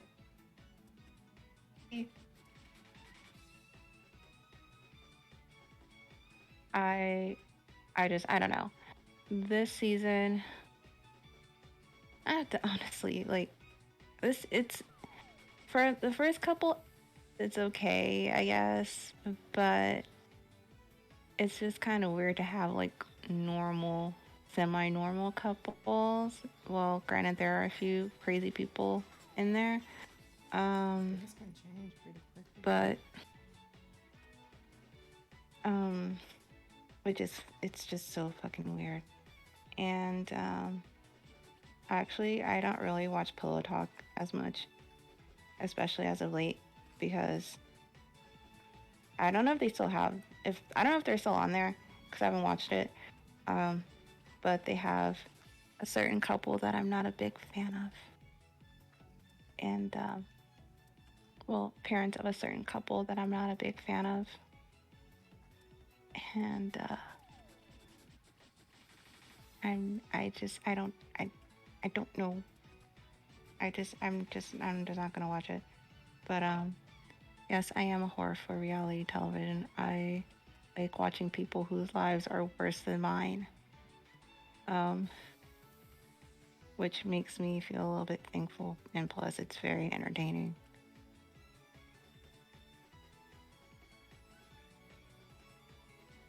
But that is my rant. Thank you for coming to my TED Talk on why 90 Day Fiancé this season is ruining my fucking life. Well, not ruining my fucking life, it's actually enhancing my life. Um, because I don't know. I want to see how this season plays out, because I'm very curious. But so far, it's a it's pretty decent, I guess. Pretty decent. Um, and oh yeah, I forgot. So last night's episode was so good because we finally got to see Ari and Binyam, and it was so freaking good. Like, so they got approved for the K1 visa, and so mind you, Binyam never told his friends or his family that he's leaving to the US. So he literally tells his family that he's leaving the night before they're supposed to leave Ethiopia and move to the States. Like like they got approved for a while, and he just never said anything. So they're at this premiere party of his music video or whatever. And so he's like, oh, I got it. Like, and his sisters were there. And he was like, I got to tell you guys something. So I'm moving to the US tomorrow, and blah, blah, blah. So the sisters are like shocked.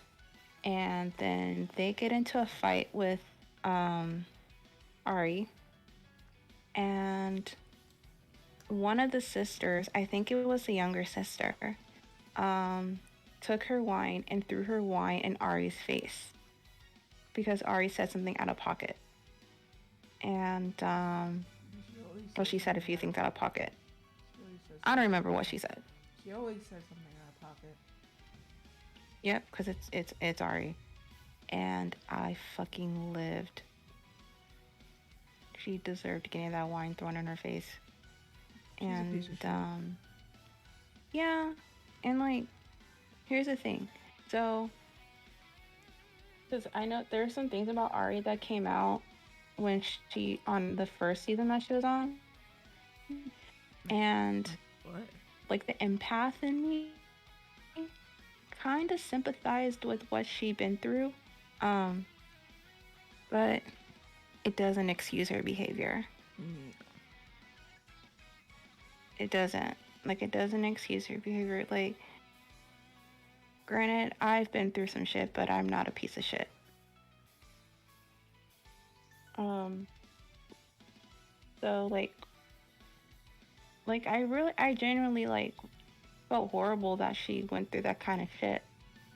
But it doesn't like excuse you Yeah, to but be a fucking asshole. you didn't bring your ex husband into your house. Right. Right. Like I would never. I would never. And so And like then when that happened, I and then completely openly understood. admit that they would, if she didn't get pregnant, Yeah. she would stay married to him. Mm-hmm. I don't think you're that cruel. Like, oh no. I would never. Especially the fact, like, what really pissed me off was when she invited her ex to her house and the ex was like, "Oh, I brought you new bras and I remember your size." I was just like, in front of Binyam, and I was just like, what the? Okay. That is the utmost disrespect. Like, I don't know To quote what Vinny's made her. sister, that's some white people shit. I honestly like his sister. Me too. Because, like, I would never invite, like, if I was married, I would never invite my ex to stay in the same house as me and my current husband. Actually, I wouldn't even invite them, period. Even if we were friends, like, I would never, because that's disrespectful. So, granted, I'm not the biggest fan of Binyam, but that whole situation just made me feel angry for Binyam because, like, he did not deserve that at all. Period. It got even more creepy when they were holding the baby. And Ari's just like, Mm-hmm. you know, what could have been. Oh, oh yeah, yeah. No. Right, right when Yeah, no. Vinny was there.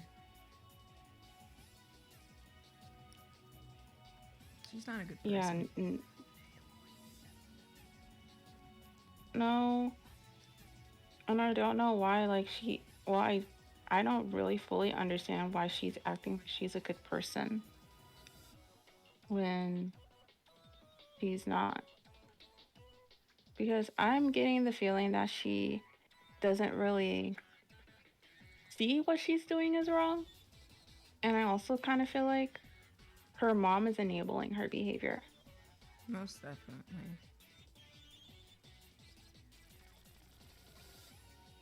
Like, Like, I truly feel like she's enabling it, and that's not good. I don't know about the dad. I think it's one of those silent dad things where Mm-hmm. there's a matriarch and the dad is just there. Like, oh, wifey will handle it. I don't need to do anything. Mm-hmm. Like that sort of situation. Which I feel like, yeah, and which I feel like if you're a parent and your child is doing some like out of pocket shit, I feel like you should call them out on it and say, hey, what you're doing is not okay, instead of enabling it. Right. What do I know? I'm just some girl with one brain cell on the internet. Well.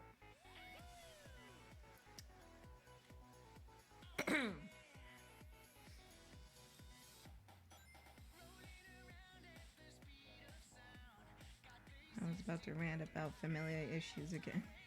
I don't know if I should.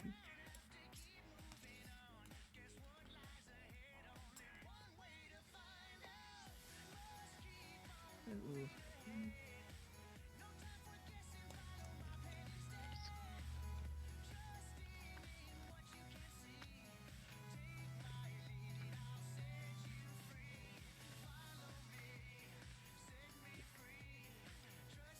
I will talk about something though. Hmm. It's gonna get a little bit dark, so there's gonna be mentions of that and whatnot in this story. So there was one night I felt bad, and I called someone that was supposed to help or should have helped, and I explained my situation. Hold on.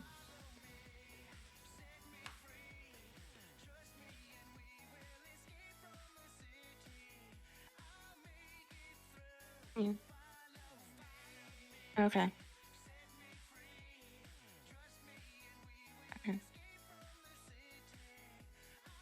Yeah. Okay.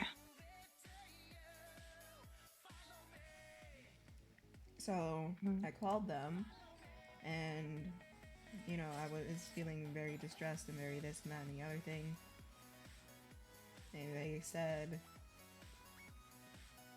oh, you can't say one positive thing. And I said, I feel so low. And she asked, are you in danger to yourself? And I said, no, I have my roommate here.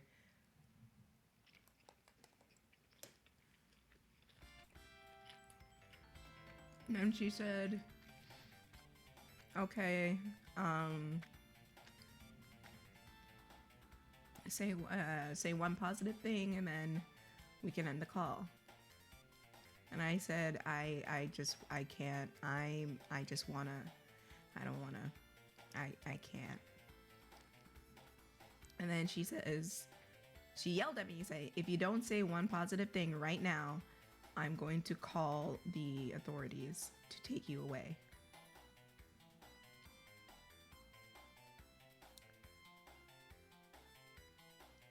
And I broke down crying, begging her not to do that.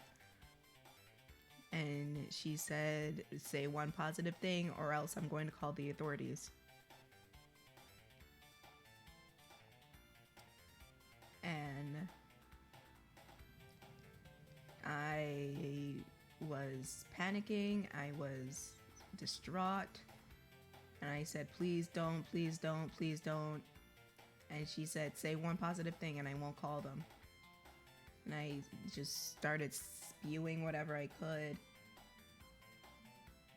And then she said, okay, you keep thinking about those positive things. And if you need us, call us back. And then I hung up the phone.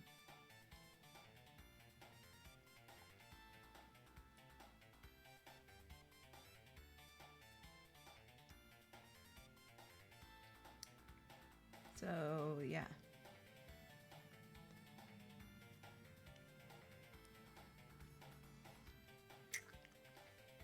My fucking god. Yeah. All that happened. And like that sent me into a full panic. And that's not the only bad instance where I called one of those lines and had a very bad experience. There was one time I called and the lady who answered did not give a shit at all. She just said, pretending to listen. I even called her out saying, I don't think you're listening to me. And I said, can I please talk to someone else? Yeah, because you're clearly not listening to me. And she said, oh no, sweetie, I'm the only one on call right now. Look, do you want me to call someone for you? And I said no. And then I hung up the phone.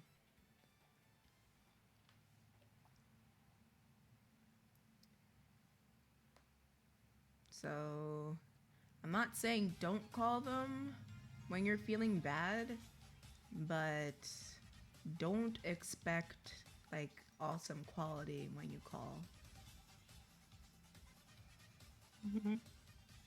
Because the woman who threatened me was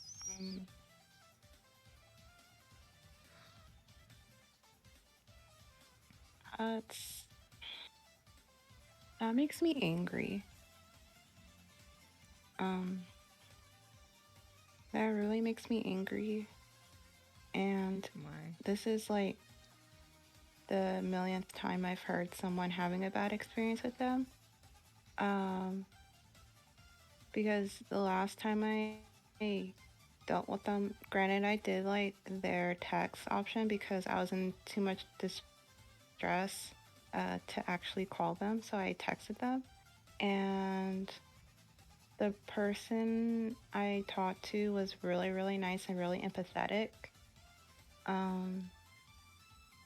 Actually, now that I think about it, it wasn't that one. It was the one for like teenagers. This was when I was like 17, and I called them. The person I got wasn't really at all empathetic. They really weren't, and I just kind of like question the people that they hire to work those kinds of things because they're not really empathetic, and yeah. No, they're the opposite of empathetic. No, Yeah. they would just say it's obvious they don't care. And it's obvious they're just there for like volunteer hours or just or just something like that.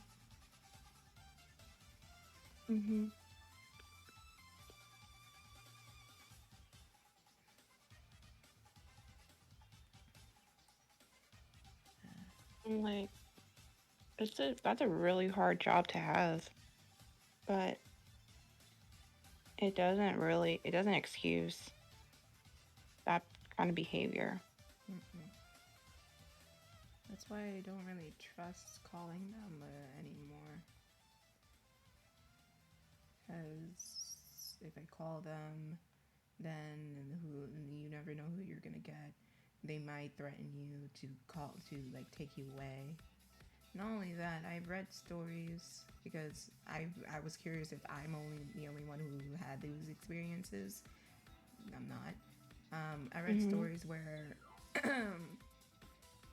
someone called them and they said, oh, we're not gonna call the authorities. They called the authorities and the authorities gave them the option to go to the emergency room, which I don't see how that helps, or go to a mental institution. And they went to this emergency room and ended up in $20,000 in debt for 2 years.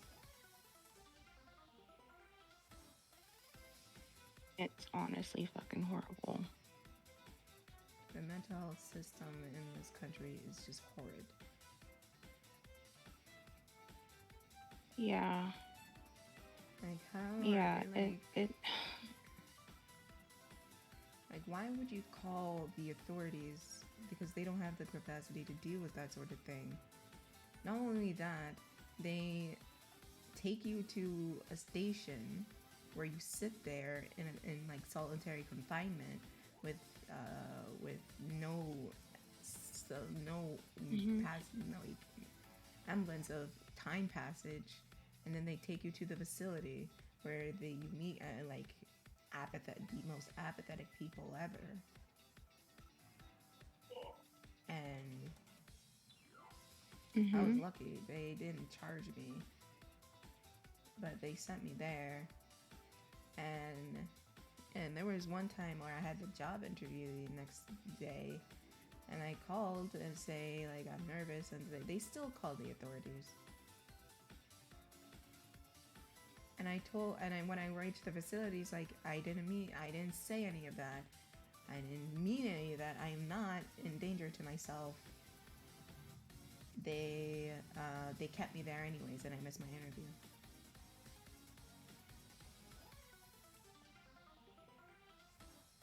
Mhm.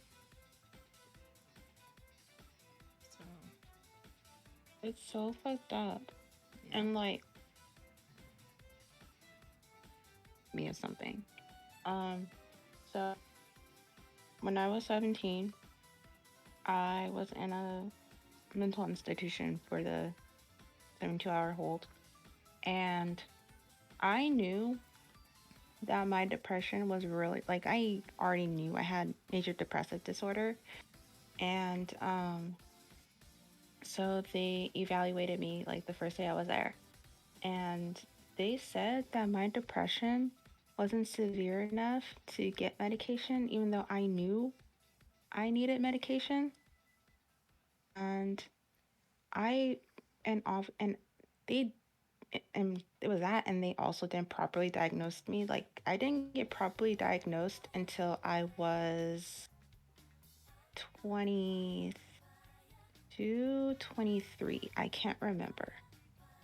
So it took so many years for me to finally get properly diagnosed and properly get the medication I needed, because when I was not medicated, it was just fucking horrible.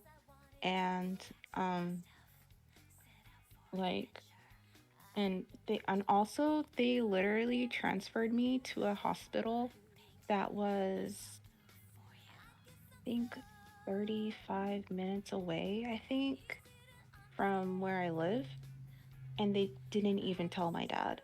Like he literally found out the day I got transferred. And I'll never forget. I woke up at like 8.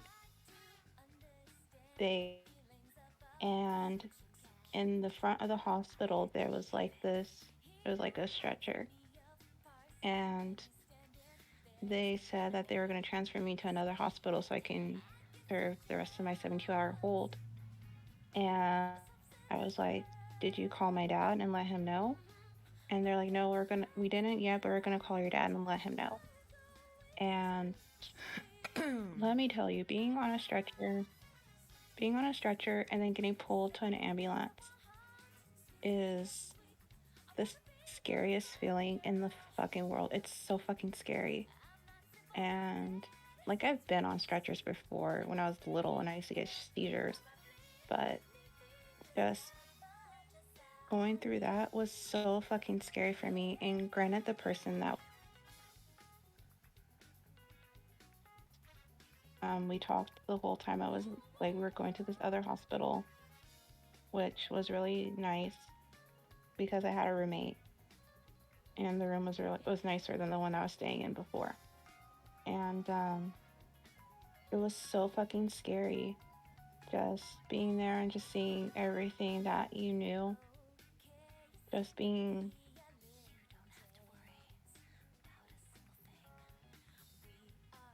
I remember the first night I was at the first hospital, my first night, even though I took the initiative to turn to accept help because I recognize that I needed help, because if I didn't get help, I wouldn't be here today. But that first night, I was in a room by myself and I felt alone, and I felt less than human because they take everything from you. You're not allowed to have a phone, and I still have the pants that I wore in this hospital, and I have pajama pants because my godmother, who was on my emergency, well, actually, my godmother was the one that told my dad that I was in the hospital, go pack a bag for me. They took the string that was on my pant, away my shoestrings for safety reasons, and I cried. I cried the first night I was there. And when I saw my dad, when he came to give me my clothes, I completely had a breakdown. And I told my dad, I was crying, and I was like, I want to go home. I want to go home. And my dad, he was like, you were mature enough to get help, so you got to stick it out. And I stuck it out, and granted, I had like friends in there, but it was so fucking scary. It was really scary. And I did get introduced to like things that I like now, like yoga, which I haven't done yoga in a while, but we did yoga at the other hospital, and we did like exercises, and the food was actually fucking good. It wasn't that shitty hospital food. The food was actually really good, but not really like how it's portrayed in the movies. For the most part, at least the ones that I went to. Um, and like at the other one, we had like individual therapy, and we also had group therapy, which is really cool. Um, but the one time that I was there, for the next 2 days, um, my dad, he came to visit me. I think it was the second day I was there. Um, at the other hospital, my dad came to visit me, and I cried because even though like I butt heads with my dad and we don't get along a whole lot, I needed my dad, and I was so happy to see him, and I asked like, where's my brother and my sister, because I wanted to see my siblings because I missed them. And I forgot what my dad said, um, but I didn't see them. I only, like, when I saw them was the day I came home, and the therapist was like, oh yeah, she shouldn't have her phone for this amount of weeks or whatever, which is fucking stupid. So I didn't have a phone for like 2 weeks or something like that. I don't remember. And honestly, just being there was alone. And literally, like the second day I was at the other hospital, I remember waking up at like 6 a.m. because I had a dream about my mom. And up, and I was like upset, and I was crying, and I was to go back to sleep. Literally, like 30 minutes after I went back to sleep, they woke me up to get blood, and they had to draw blood from like the top of my hand because they couldn't use my good vein because the other hospital already took blood from me, and so they were like, "Oh yeah, we gotta get it in your hand." That shit fucking hurt so fucking bad because I never had an IV before. It was so bad. Um, and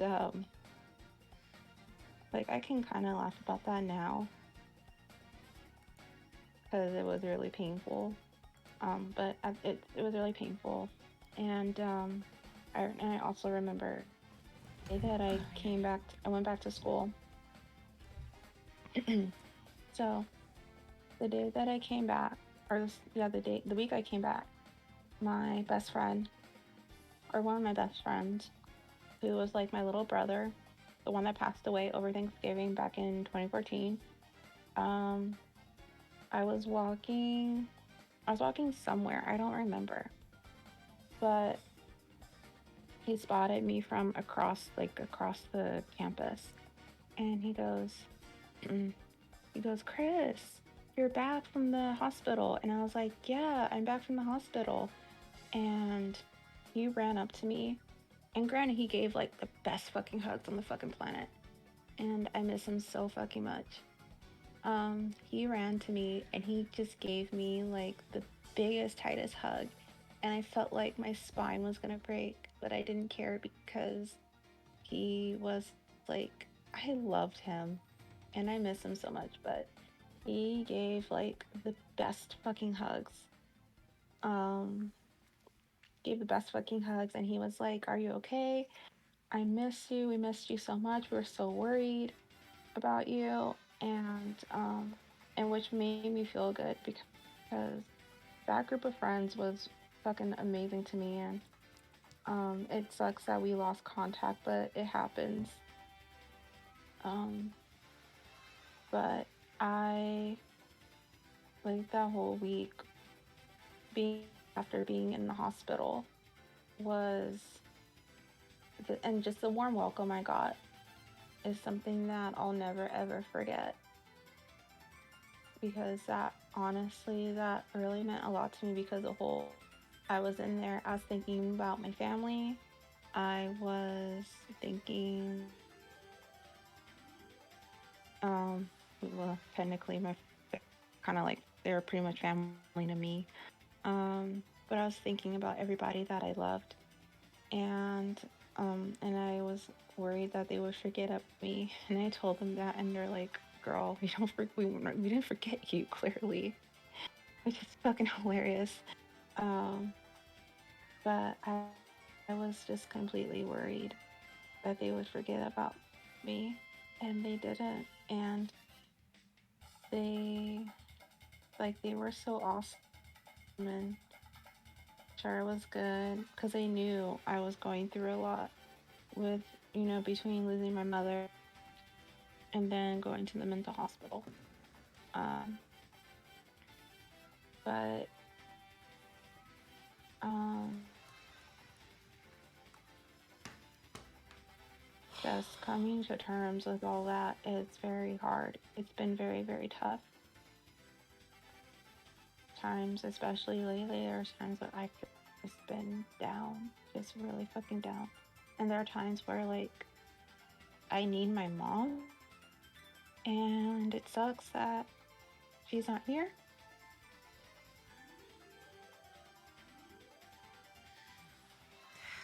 Yeah. I'm not gonna talk about her because I'm gonna cry. Um, um, Also, I don't know. I finished this sketch for the commission. I'm just waiting to hear back from the person, so I'm just gonna move on to something else. I'm just Yeah. gonna draw something that'll make me warm and fuzzy inside.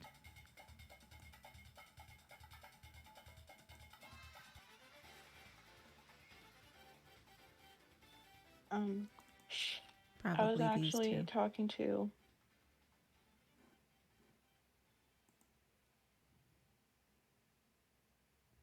the docs. Um, Sorry. uh, These two, happy docs. and Um, also, sorry, I'm talking to myself. These two, no, it's okay. and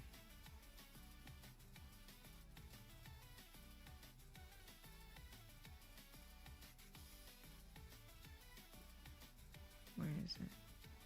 Okay. These two. Bless you. Thank you. But oh God. But oh yeah. So what was that? I guess this is kind of scary, but and I'm also also very fucking confused.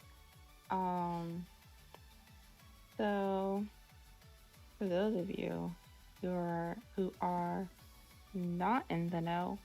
Um, so there's a very famous place here called Tommy's, and their food is so fucking good. It's so delicious. And they're known for like their chili cheese fries and all that, which is fucking amazing. So I was on Google looking for something. I can't remember what I was looking for, but I was on Google and on the page, um, at least on the phone, I don't know if it does it on the website, but I was looking up something on my phone and I saw this article about, let me see if I can find it, which about this Tommy's, which was literally the one that I used to live not too far from when I was a kid. Um, there was there was someone, and it's still being investigated because this literally happened last Friday, Friday or Saturday. I'm gonna find this fucking article because it's just so fucking bizarre. Um, but there was a car that flew into this Tommy's. Um, let me see, the fourth. So that was, I don't remember when the fourth, the article. And so based, this car was driving like 100 miles an hour, and uh, and it just fucking flew. Like it flew into Tommy's. It hit like, and the car like landed into the wall of this Tommy's, and the driver was the only one that got really fucking injured. Nobody else was hurt. Um, and then also like a bunch of cars, and I was on a Friday, and like a bunch of cars got messed up, and someone had to like run because the front wheel fell off, and it landed on the little like awning where this person and his brother was standing. Um, but it basically landed, and it like apparently it like exploded. Um, but I read this and I was just like, oh shit, because I used to go there all the time as a kid, and but that I read that article and I was just like, huh, that's fucking sad. And I genuinely wonder what was making this car going like 100 plus miles an hour. Like, were they running stops? Like, were they racing? Because that's a fucking thing, especially here, because everybody fucking races on my fucking street. Um, which I was waiting for an accident to happen, and literally an accident happened on the corner of my street, and it was fucking loud. Um, but um, I read that and I was just like, well, that sucks. And apparently they're open now, so, but I guess they're fixing things, I guess. Um, but that's that's something that made me like pull me out of my funk. Like, I've just been I've been really fucking horrible. Yeah, you and Molly both. But I've just been internalizing yeah, it and, I was just mm, and just not saying anything.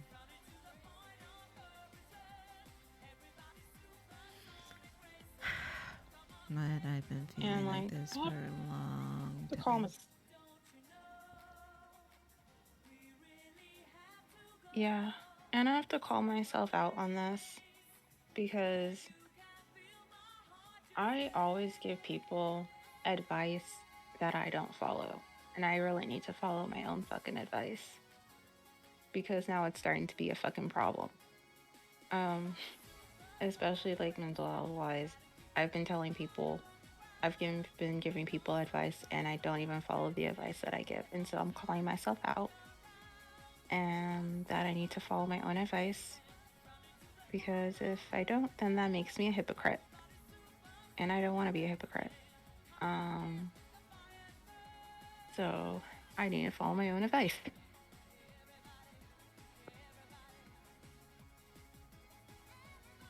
Um,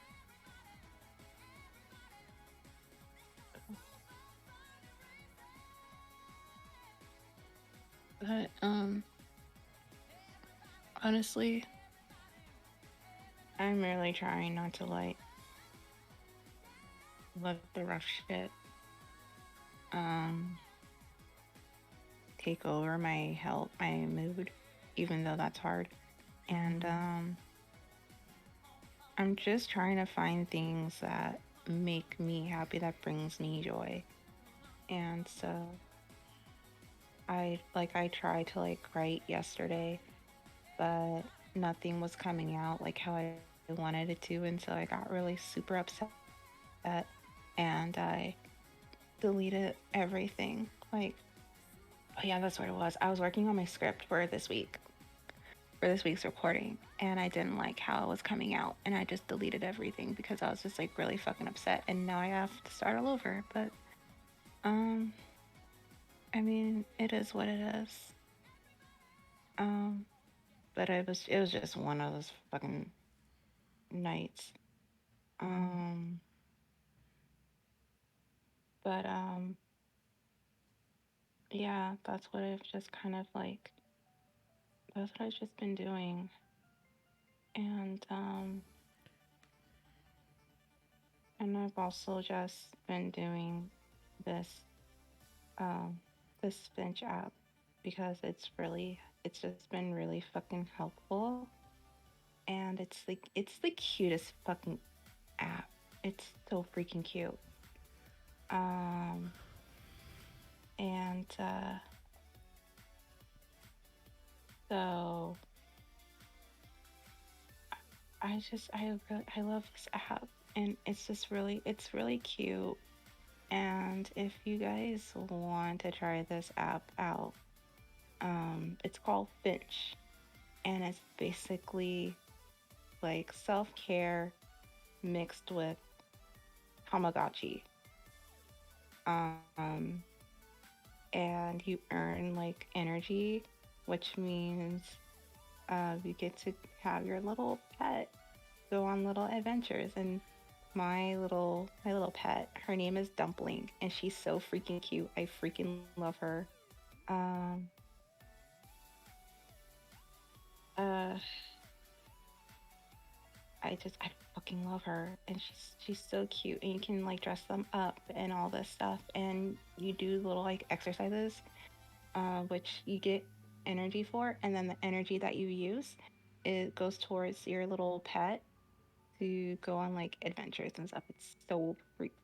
It's just adorable, and it's also really good at like helping you track your mental health and you and the goals. You can also set goals for yourself.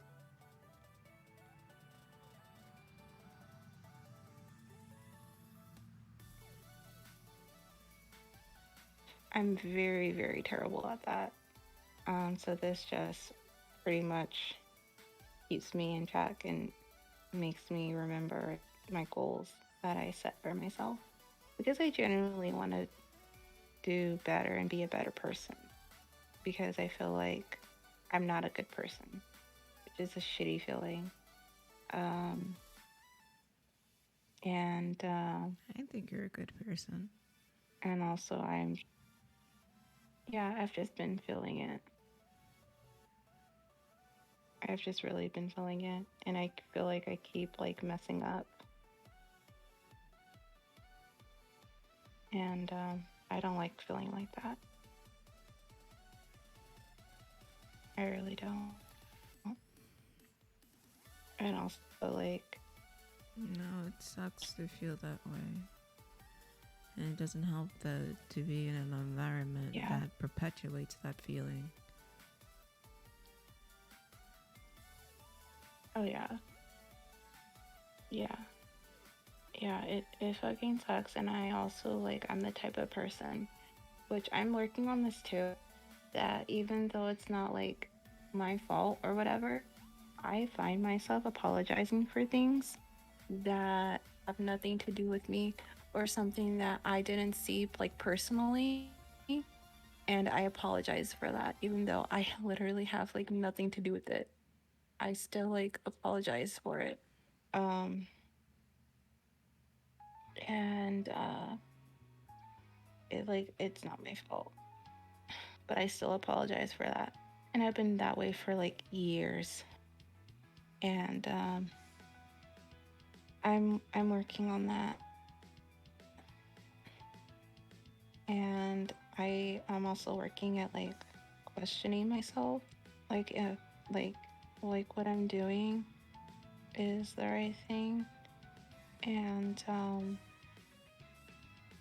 and I also like I've been questioning a lot, like if I should, even though like it's been a year, or it's going to be a year since I've been uploading Daiquiris and Death to audio, um or streaming sites, whatever you want to fucking call them.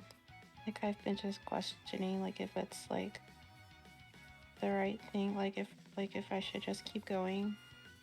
But I'm still gonna keep going because the goal that I have is that I want to make it to 100 episodes, and I'm on episode 32.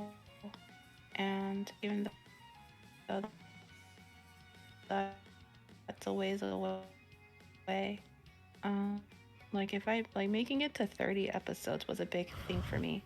But if I make it to 50 and then 100, then then I'll be really really happy, because again, I have a very short attention span, and like there's things that I can fully give my attention to, and things that I don't, and just stop doing it. Um, so the fact that I'm still doing this podcast for 32 episodes now, because I'm working on episode 32, is a big fucking deal. It's a big fucking deal because I thought nobody would. I dead ass thought nobody would fucking care because it's so saturated. Like true crime is so saturated, and there's a lot of podcasts. Some that I look up to that do true crime while drinking. Like they're amazing. And I'm just a little fish in a big pot. And I have room to grow.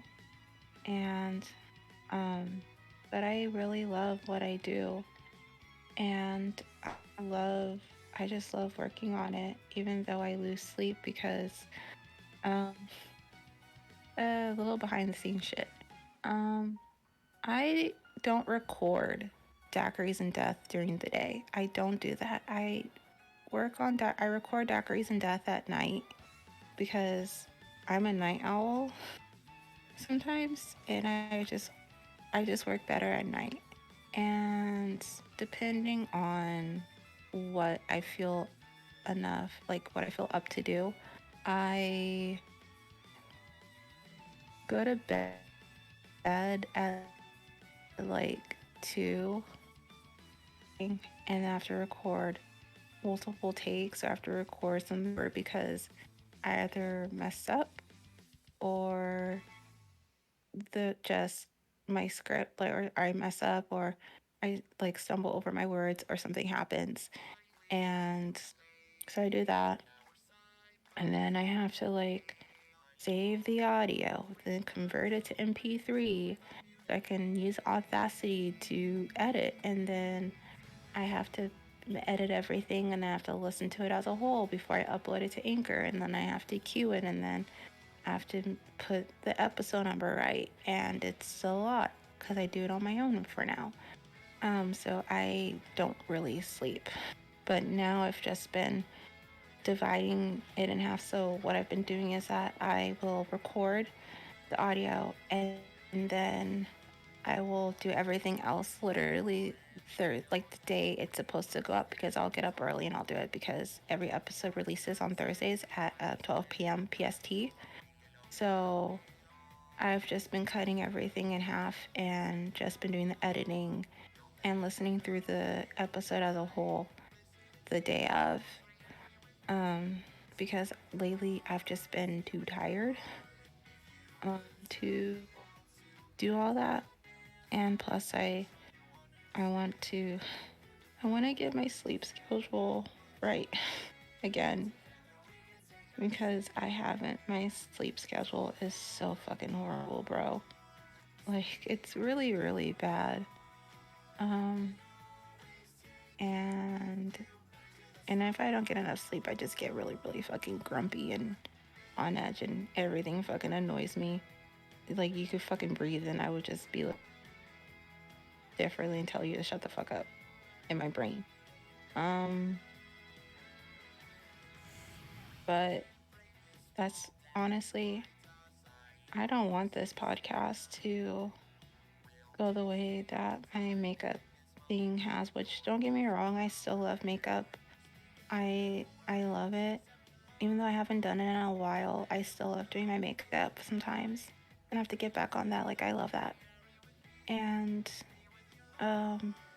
I still want to like update my upload videos again, especially now that I got a ring light for Christmas. I want to make videos again. But it's just really hard. Like, there was a video that I was supposed to make last year that never got made.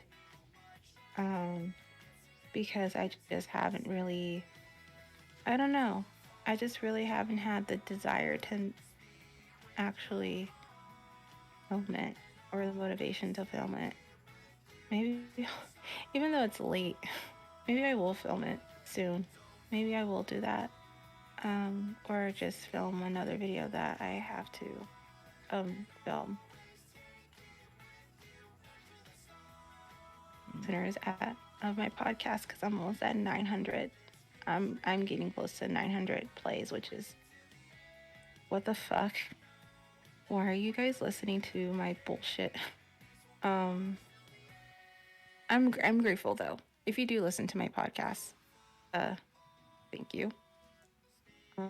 And if you don't, you probably should, because it's good. And I work hard on it.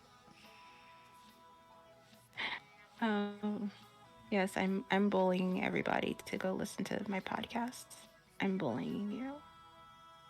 Go listen to it or I'll beat you up. No. But no, you guys really should fucking listen to it, because it's good. But I don't know. I've just really been questioning myself. I'm mad again. Sorry, I got an interesting text from family again. I know I should ignore them, but I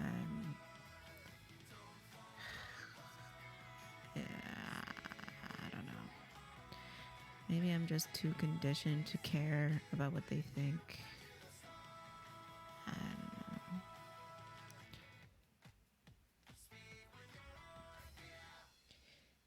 Yeah, they are threatening to throw my clothes outside because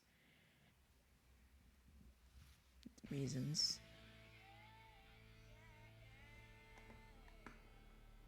Because I'm not doing what I'm supposed to be doing, apparently.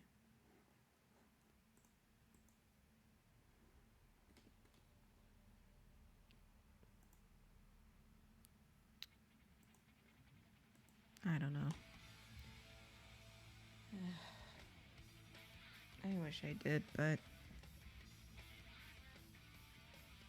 I don't know.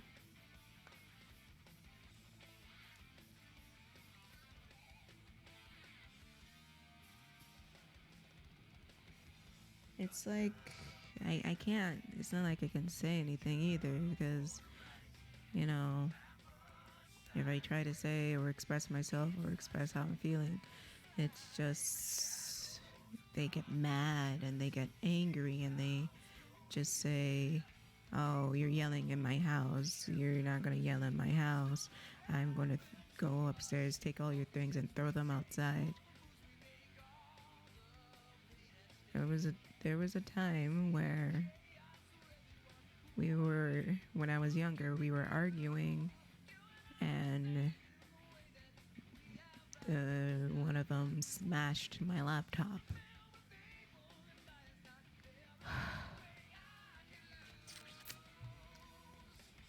So I wouldn't put it past them to do anything like that again.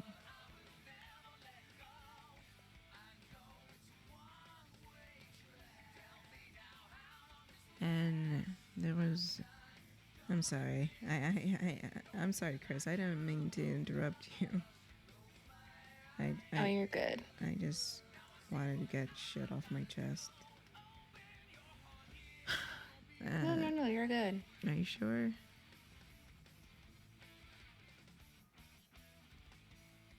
Are you sure? Because I can just shut up and... Yeah. Are you sure?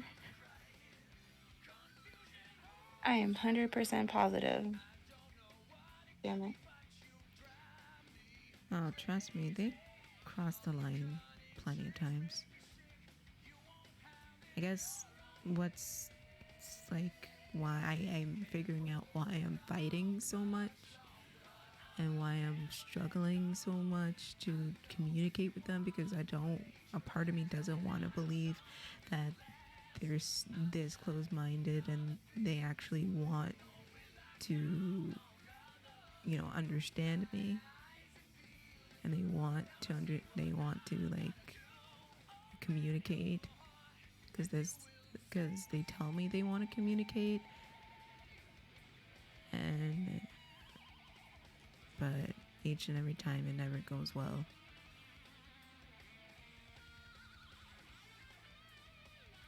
And I know I don't put the best foot forward, and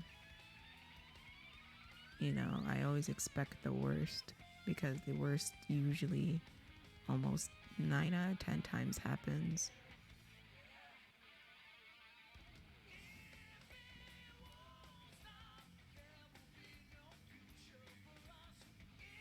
So, yeah.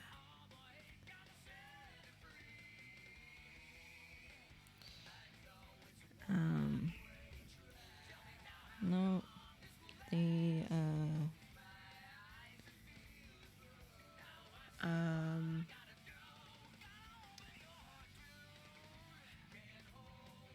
I'm trying to, there's a lot of things they've done that was so bad.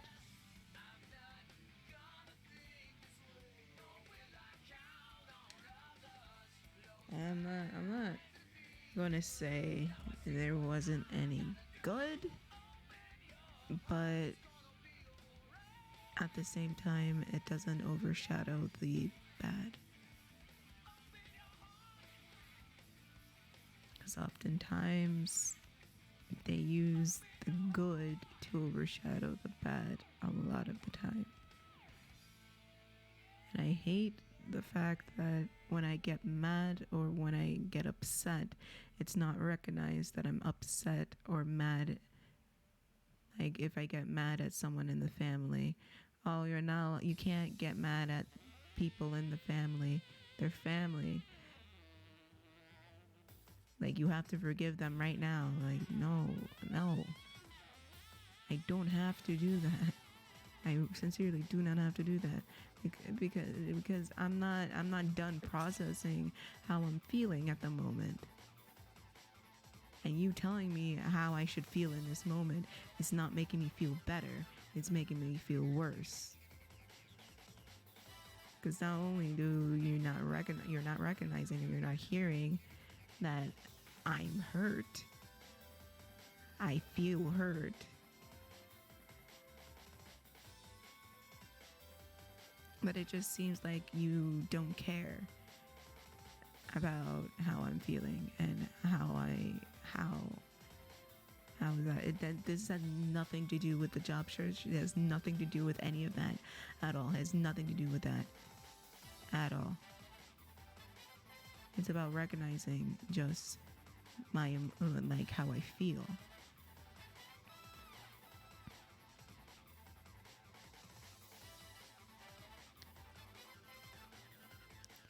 And it's like they express empathy towards other people, and they boast about how, oh, at work people say I'm so nice, people say I'm so calm, people say I'm this, that, and the other thing. And how come like when I say I'm upset at you, you say you don't care, like I'm nothing.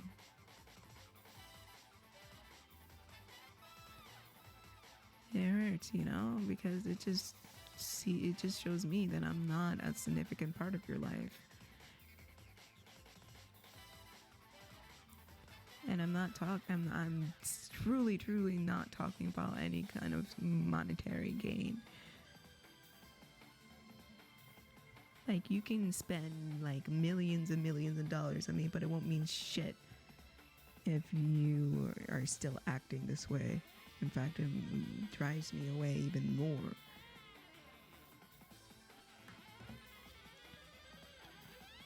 And I'm saying this because I'm recognizing the financial support is there. But it's not worth all this negativity, all this just venom and toxicity.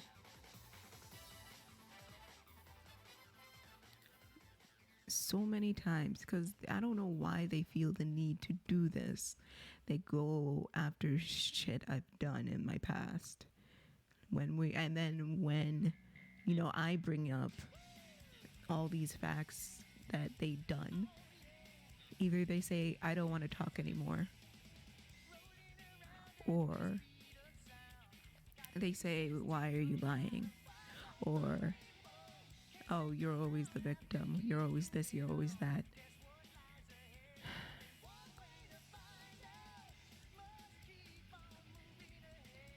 Like, they just rush through, like, the recognitions that they're wrong.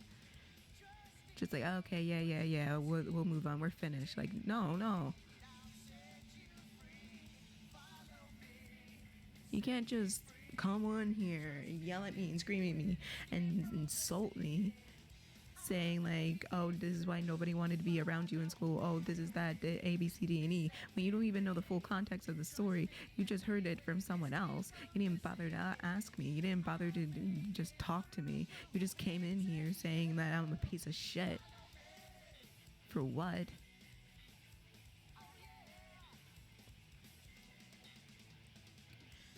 And then when I expressed like,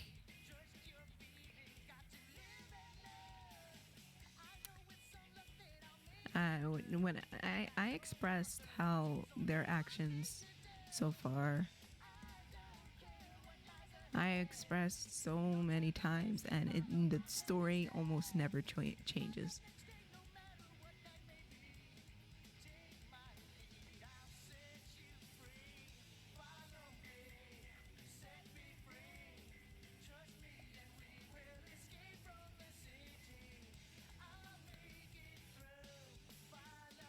And 9 times out of 10, I'm the one that has to apologize.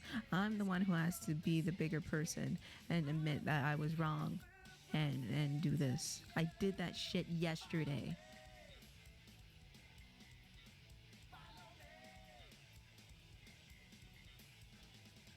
I don't know. I recorded an instance. I recorded an instance when like one of them tried to swing a pot at me, and they noticed I was recording, and they just feigned it like I was being crazy.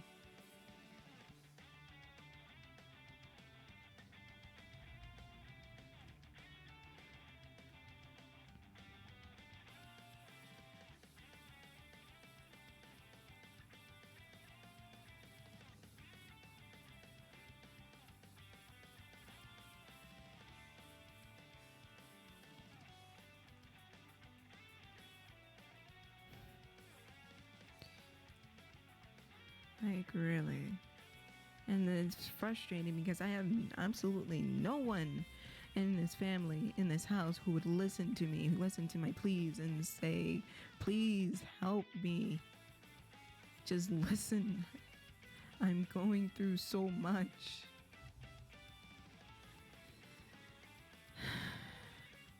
I thought my sister would understand, but no. Because my sister just calls me a manipulator. Because my mom would go and tell my sister everything. And does my sister call me and tell me and ask me what's going on? No. She just goes on and assumes that everything's the truth. She doesn't come and talk to me. No one ever does that. They just assume the worst out of me and they don't talk to me about it and get my side of the story. And even if I do talk to her, she tells me in my face, I would probably won't believe you.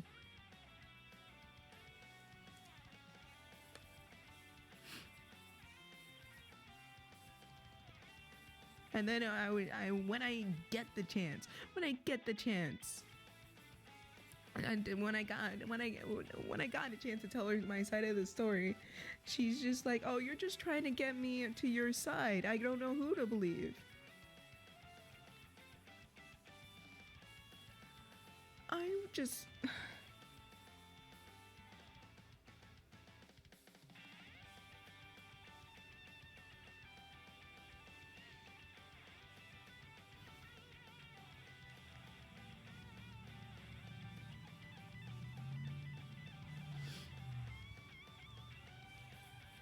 Hearing that just frustrates me to no end.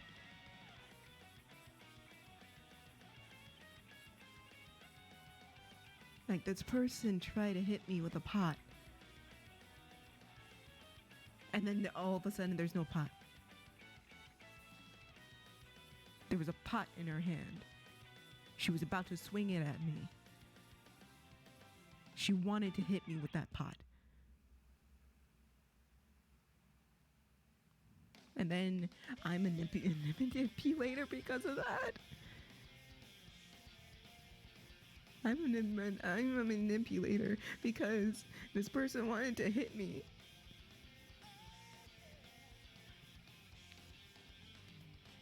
It's like, oh, I'm hearing two sides of the story. I'm doing two different stories. Of course you're hearing two different stories.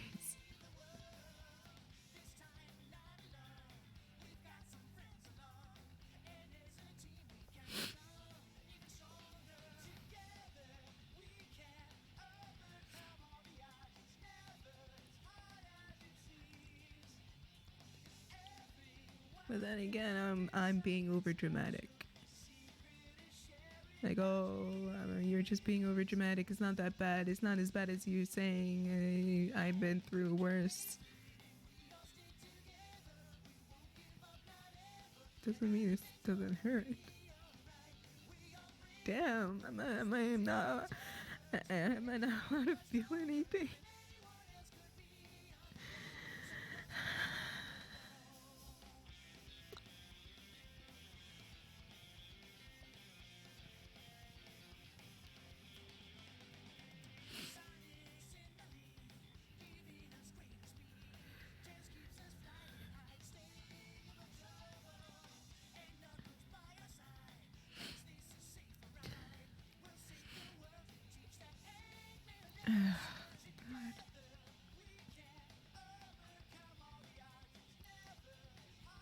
And they get mad because, like, literally, I remember that day clear as day.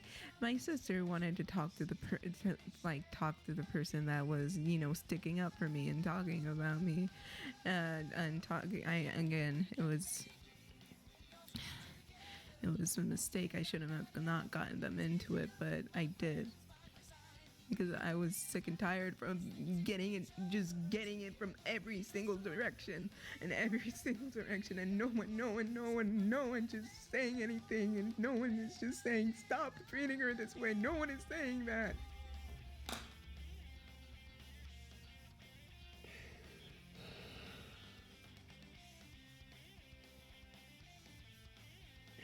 I'm sick and tired of it. I'm tired.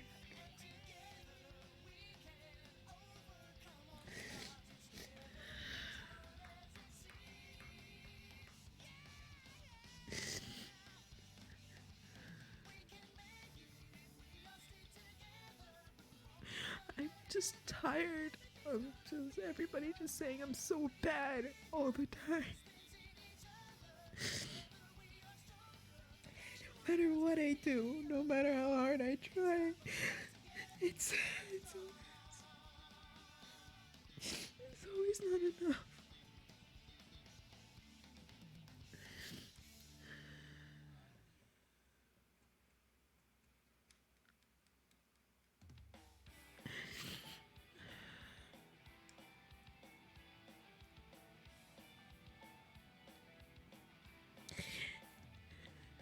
And they act like everything that bad that happened, everything is it wasn't because of them, or it was all in my head and I'm making it out.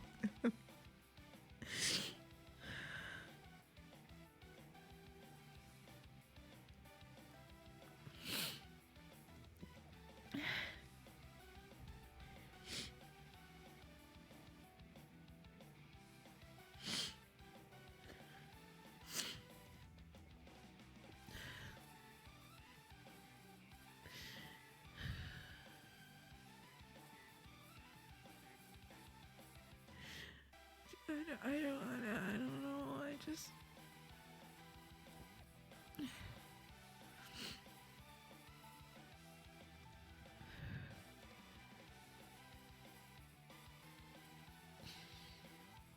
It's been happening over and over and over again, and I knew it was gonna happen over and over and over again. But I kept it bottled inside for so long.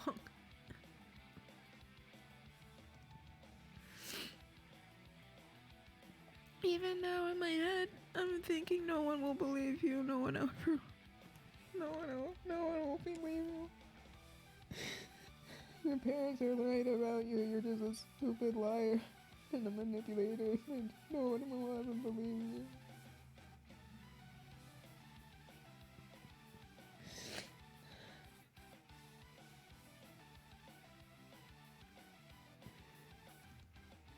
And I'm just sitting here, like, letting it, just talking about it and everything like that, and I'm thinking maybe they're right, maybe I am manipulating people, and I don't even know it.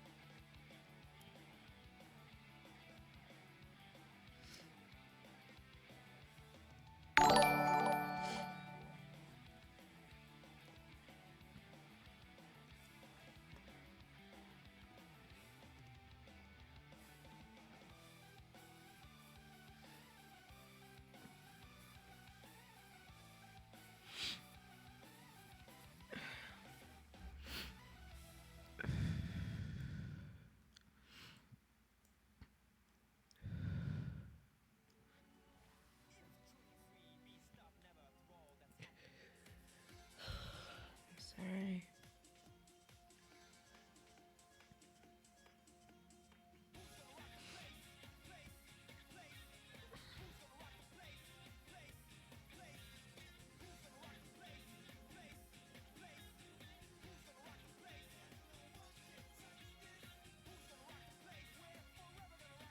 I don't know what.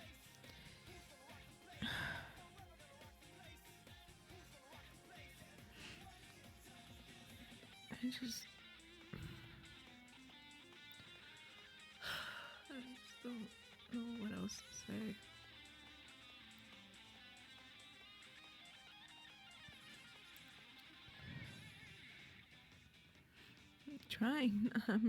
I'm trying not to, but it's still in the back of my head.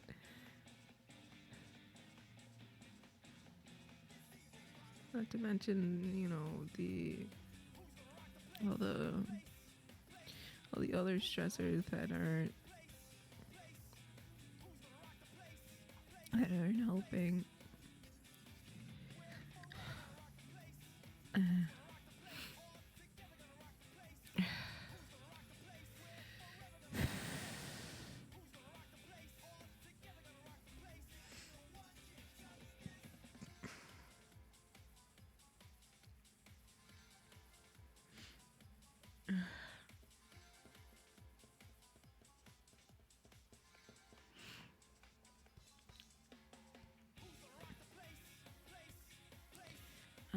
It's just, I'm just so mad that I'm not being heard, and I'm being misunderstood, and I'm being painted as a person who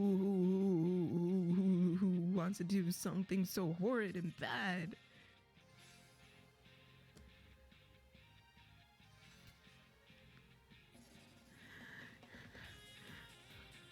Why would they want it? Why would they think I would do something like that?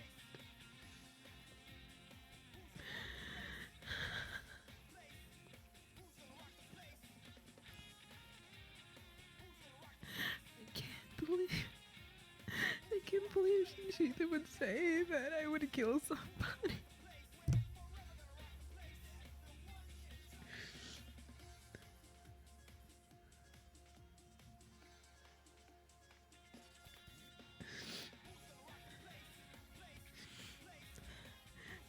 My family, I thought. They keep telling me family always stays together. Family never does this to each other. Never. How come it's okay to do it to me?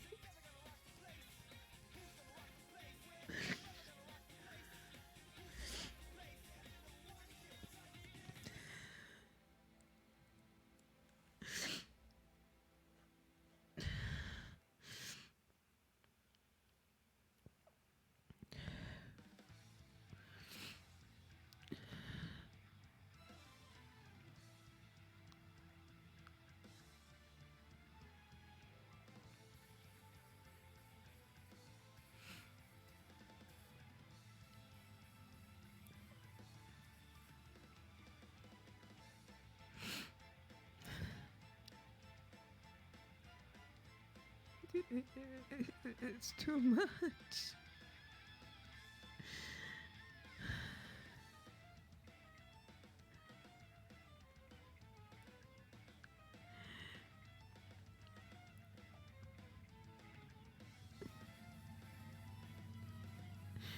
And they seem like I'm like the worst person in the world.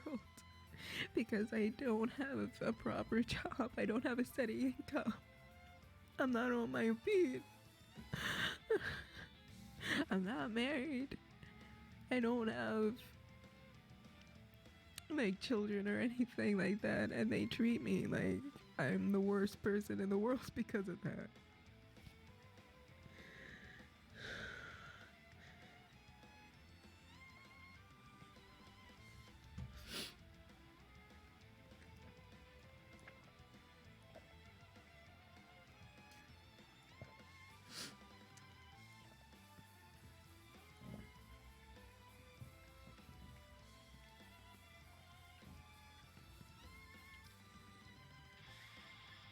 I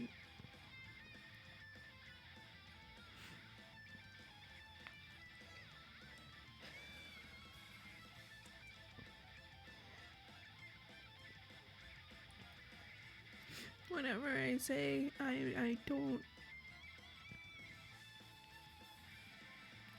like, I prefer not to do things that way, or I don't like that solution, and they say, oh, but I had no problem with it, and I say, well, I try to say I'm not you, I'm myself. And when you're talking about something illegal like that, I can't do it. And then they're counter argument, like, oh, you lie to us all the time. Why can't you do this? And it's like, because that's illegal. Oh, good Lord.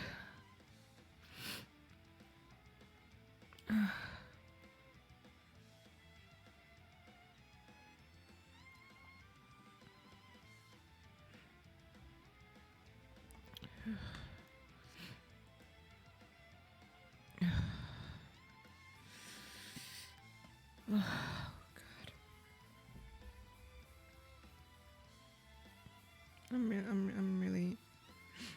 really sorry that this time has turned out like this.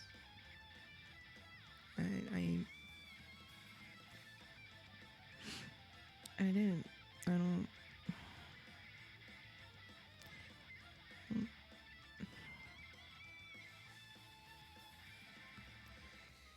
No, I feel like I should apologize because usually I'm happy and I'm like doing silly characters and we're like role playing or something and everything's fine and dandy, but I'm really sorry. I know some of you come here for like serotonin and like having a good time, and I feel bad that I'm not doing that right now.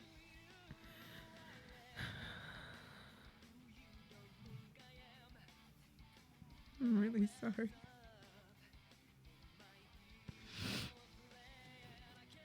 I don't want to let anybody down.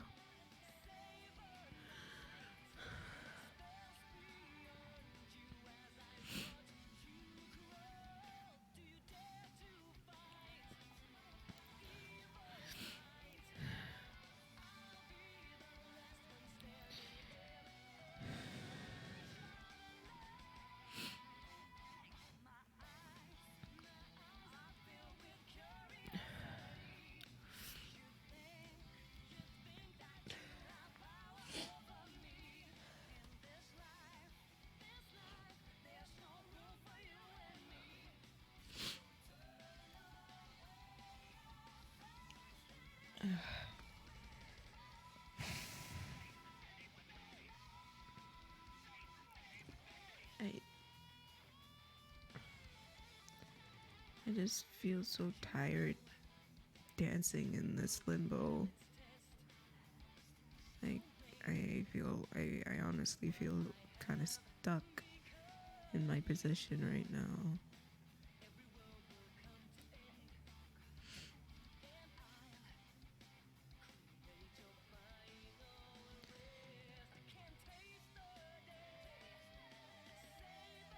And I'm trying everything that I can to just do what I need to do.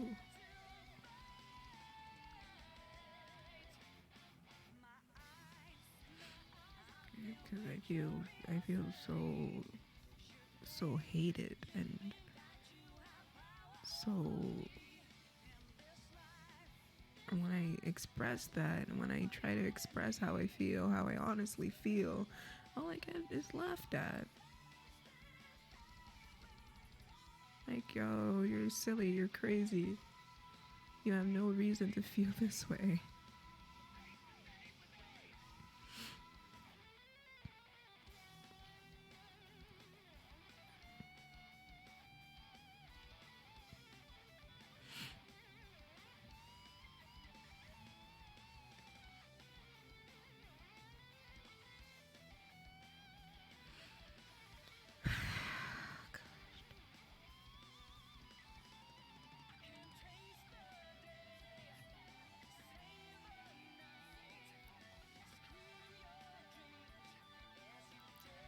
I mean, the most I can do now is just hope for the best, pray for the best, because the situation I'm in, I can't, I don't know how long I can deal with it.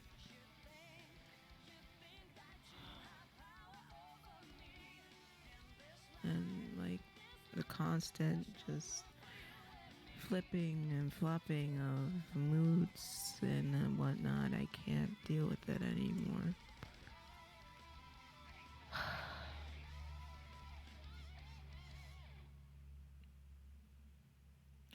Just one day it's fine. It's like, and everything's calm, and then the next day everything is wrong.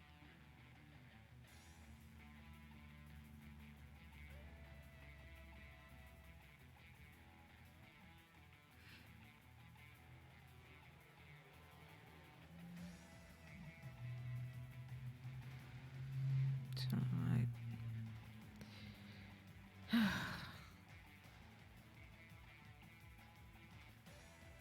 just want to get to a point where I feel content and happy, and even if I have to work until the dead of the night or something, I can at least just go into my own place and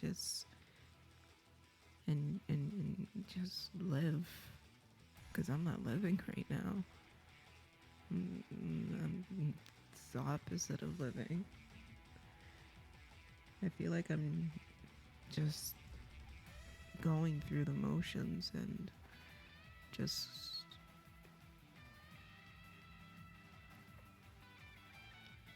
going, existing. I don't feel like I'm living.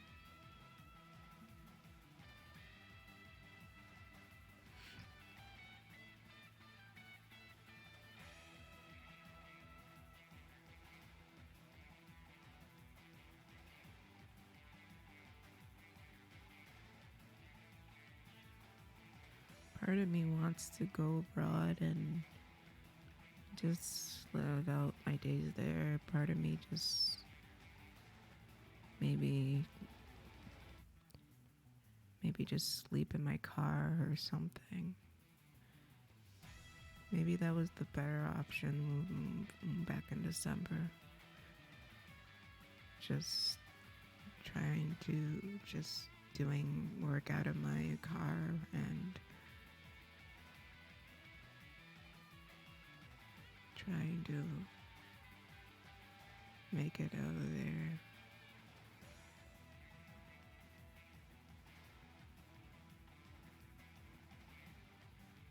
Because what I'm feeling right now is just so bad and disgusting, and I feel gross. I feel gross that I let myself into this situation knowing that I knew what will happen. It feels just gross.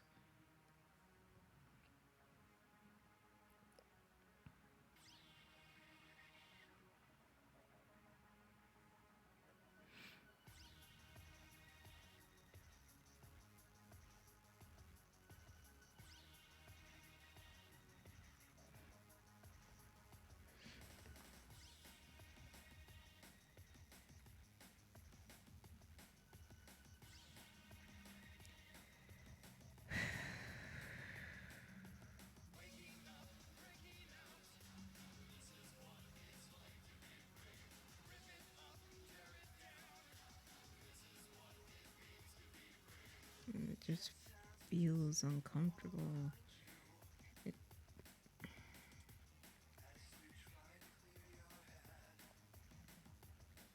just feels weird.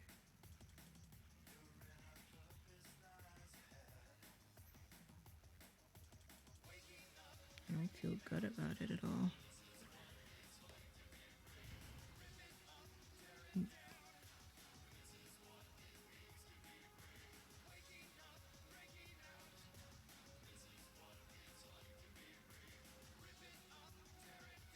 And I don't feel great about, you know, just asking for like stuff like money.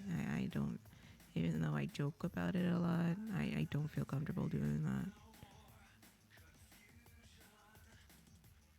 It's because it's like, I don't know if this sounds stupid. It's like a sign of weakness, saying like, oh, you can't do it on your own. Your family was right. You're weak. You depend on people too much.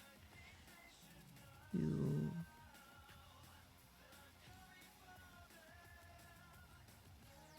And that's why I don't necessarily like asking for help in that department.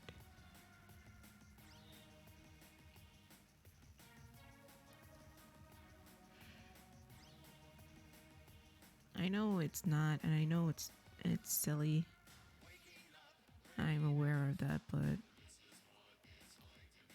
in the back of my head, it's just embedded into me that, oh, you can't. It shows you can't do it on your. You can't do it. You're weak. You're um you're you're unable to do anything on your own. You're too dependent.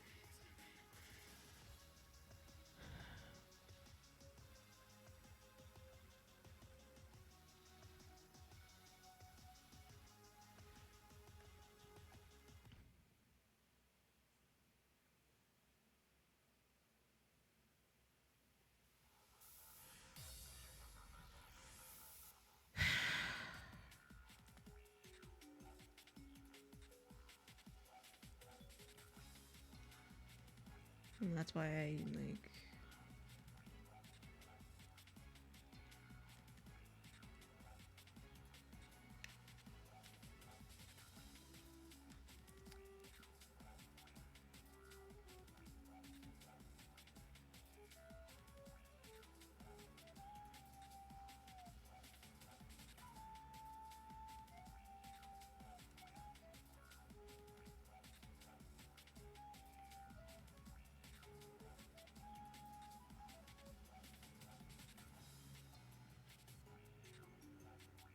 Now that I'm really thinking about it, just thinking because my sister claims that her and my mom don't talk about me, but my mom always comes to me and says, your sister says you're this, your sister says you're that. I told your sister this, that, and the other thing. So, what am I supposed to believe here?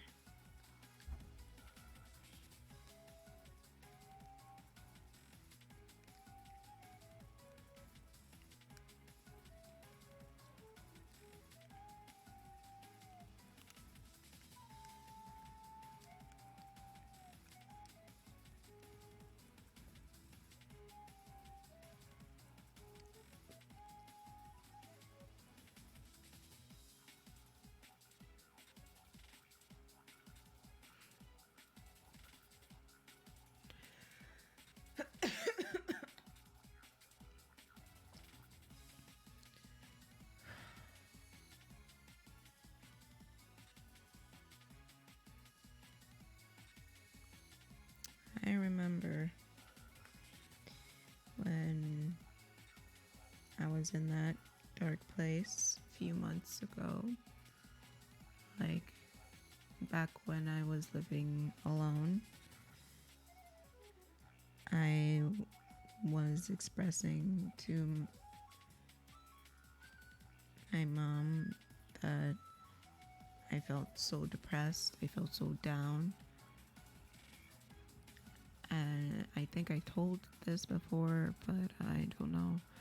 I felt so depressed and so down that I said, I feel like I don't want to be here anymore, if you catch my drift. I just don't want to be here anymore. And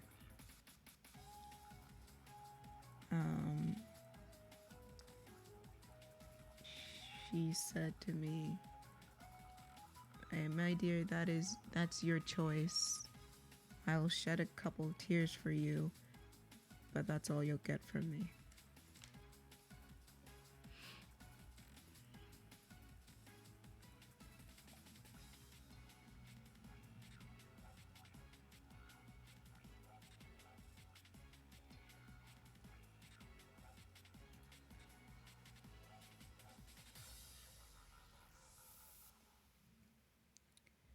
And whenever I bring it up saying like I feel this way, I feel like doing like doing that to myself.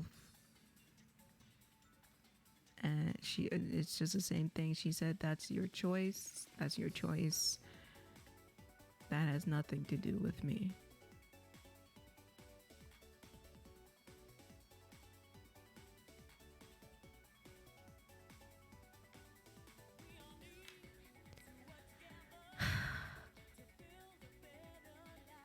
Like, how am I supposed to interpret all of that?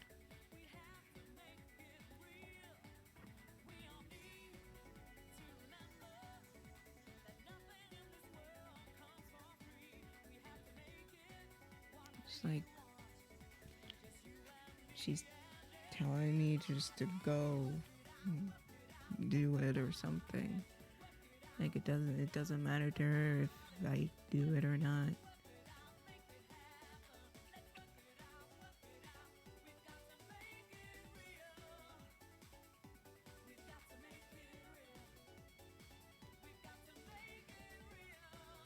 Like she'll still be alive, she'll still be living, and I'll be the one down under.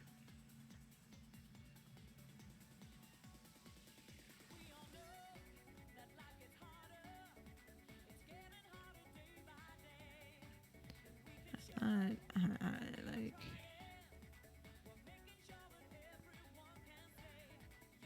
I mean, it's true, so.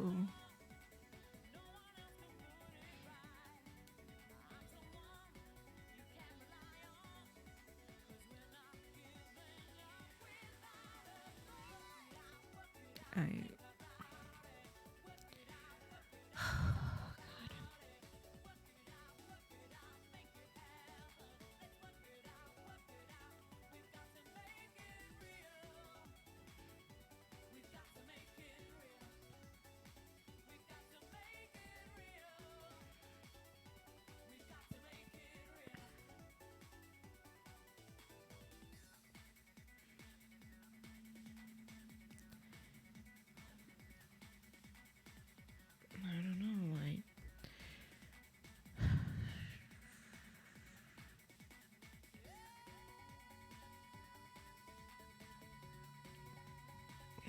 Give me a second. I think I hear my dog outside. Hang on.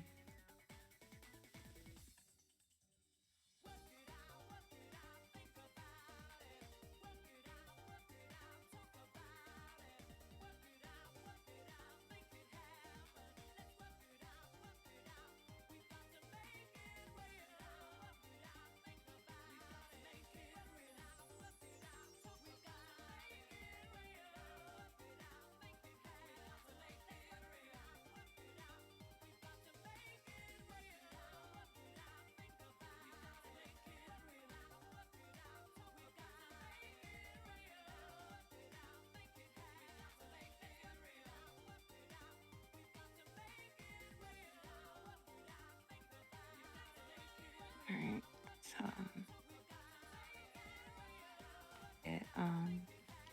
sorry. I had to. No, my dog's with my grandpa. I thought he was outside the door. But yeah, she really could care less if I was gone or not. I even asked her, like, do you even like me? Because, you know, all this is seeming like you don't like me at all. Like, you don't want me around, you don't care. And she just laughed at me and said, why would you say that? That's crazy. Like, I like you, but you do things that make me not like you. You do things that I don't like.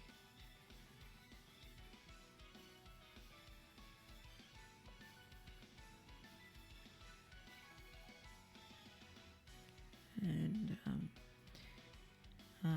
there was another I mean, there have been multiple instances where she refuses to be seen with me in public because of my hair or my clothes. There was one instance where I was gonna go out to run some errands and with her, and I wore my jacket, like the jacket I had for a good while. And you know, even though I had it for a while, it doesn't have any holes in it. It's not dirty. I wash it regularly.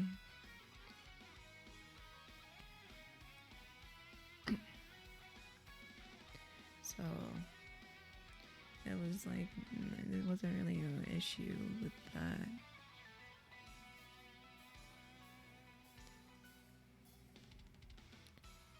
And she asked me, are you going to go out with that jacket? And I said, yeah, why wouldn't I go out with the jacket? It's cold outside.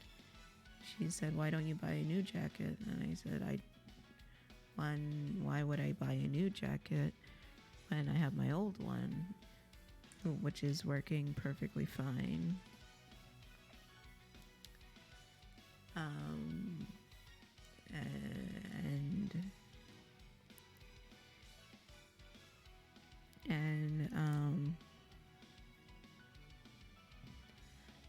And she's just like, yeah, but you had that jacket for a while. And I said, yeah, I had it for a while, but it doesn't mean there's anything wrong with it. There's no holes, there's no tears or anything.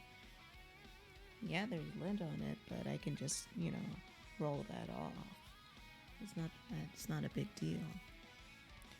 Then she says, you know what, I don't want to go out with you when you look like that. And I was baffled, and I was like, because I have the jacket on, and she's like, yes, I don't want to go out with you when you have that jacket on. And I said, and she thought I was gonna go off and change the jacket so I can go out with her, but honestly, I said, okay. And then I went and changed my clothes. And that's when she came to me and said, you know what, you're gonna be a homeless, you're gonna look like a hobo with like your friend who's carrying plastic bags everywhere. You're gonna look just like that.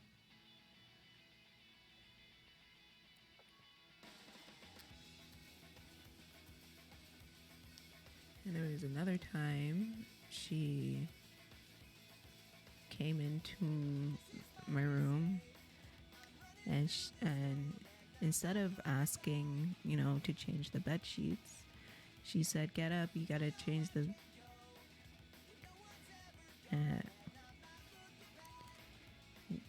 Get up, you have to change the bed. You have to change the bed sheets. They changed the bed sheets in the homeless shelters. So you have to do that. You can't be dirty like that. Hi, JP. I'm sorry. I'm feeling. Hi, JP. I'm feeling really down.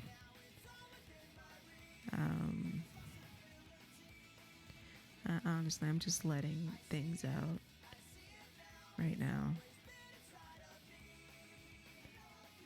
So, yeah.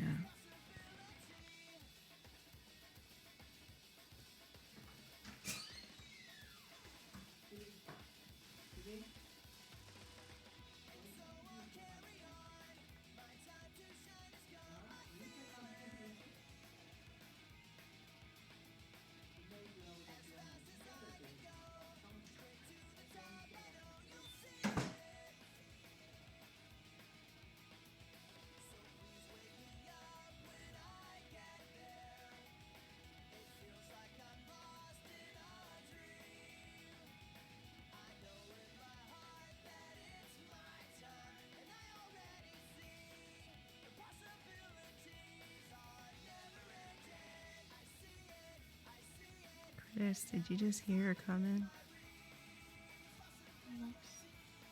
Did you just hear what she said? Barely. What'd you say?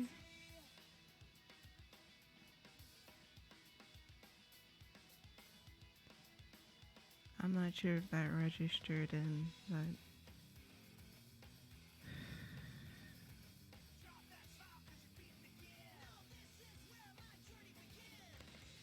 I feel my heart pounding. I feel like I'm going into a panic right now.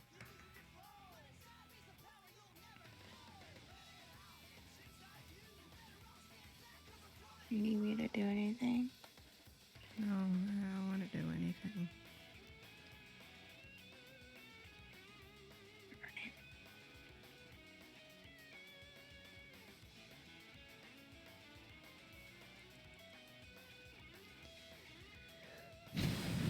I knew she was gonna come in and say something about me giving my grandma the phone.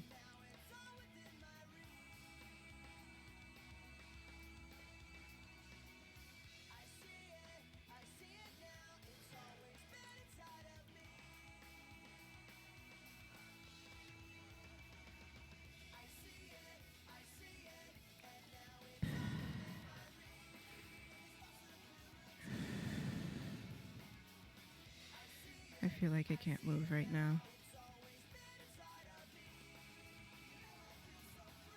I'm being totally honest right now. I feel like I can't move.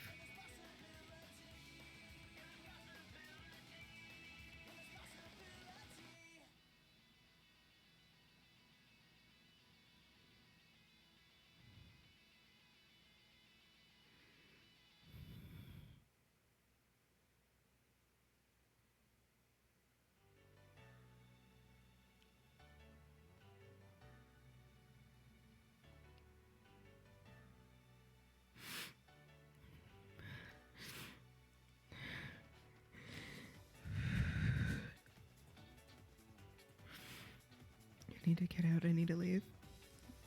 Thank you. Whatever you need to do.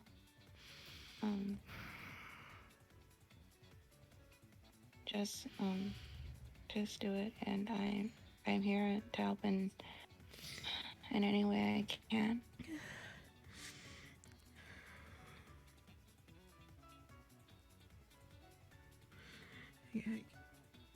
I can't breathe.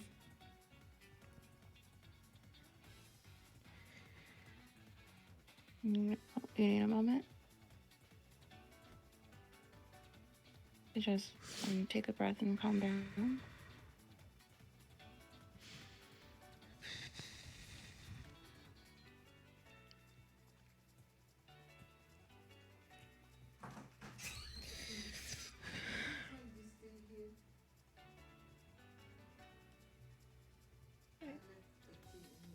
It was in the cupboard and I dumped it out in the sink.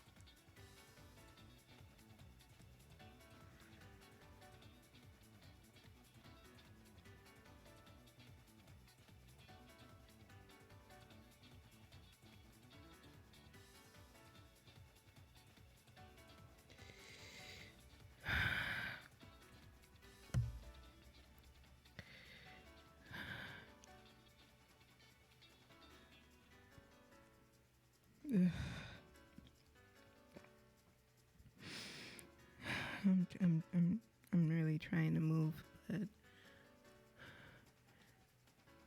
I feel like I can't move.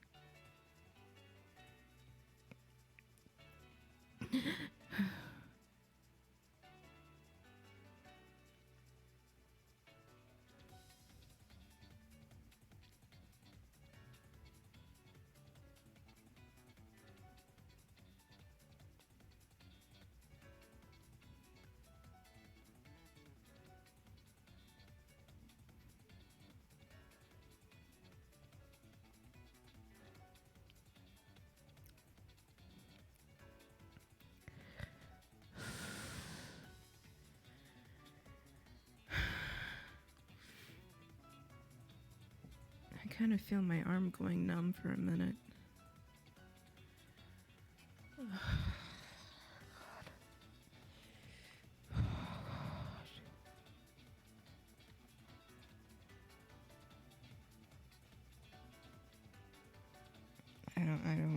I don't think I feel okay. You need to end things? No.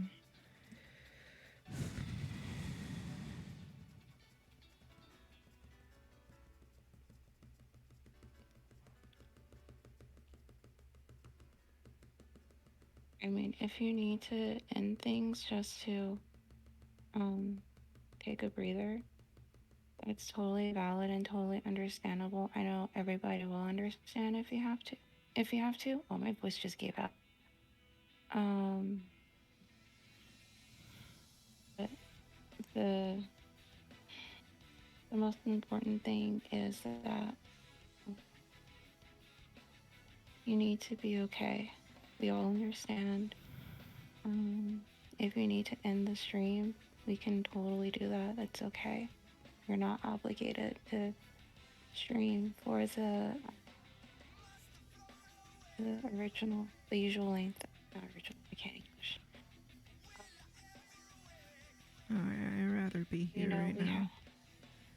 I'd much rather be here right now. I don't want to.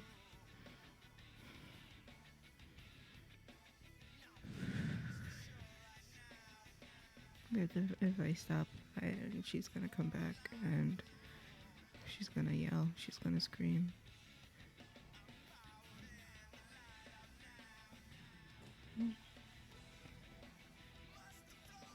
She's gonna threaten to throw my stuff out. She's gonna scream and yell.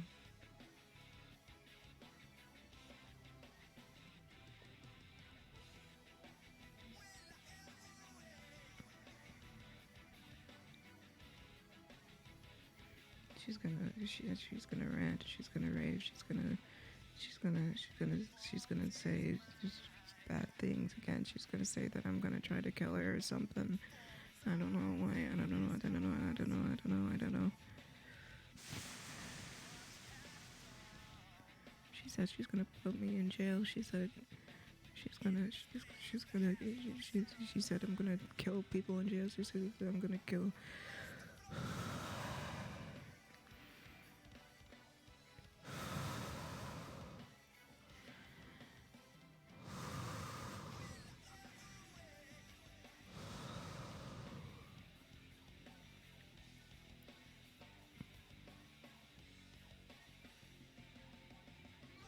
Gonna break my thing. She's gonna take it away. She's gonna take it all away.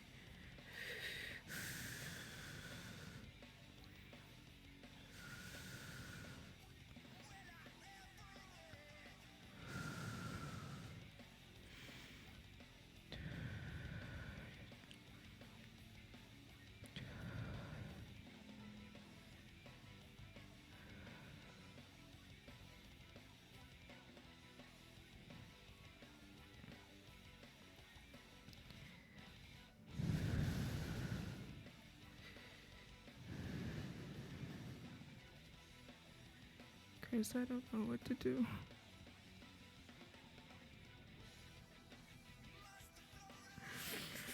I don't know what to do.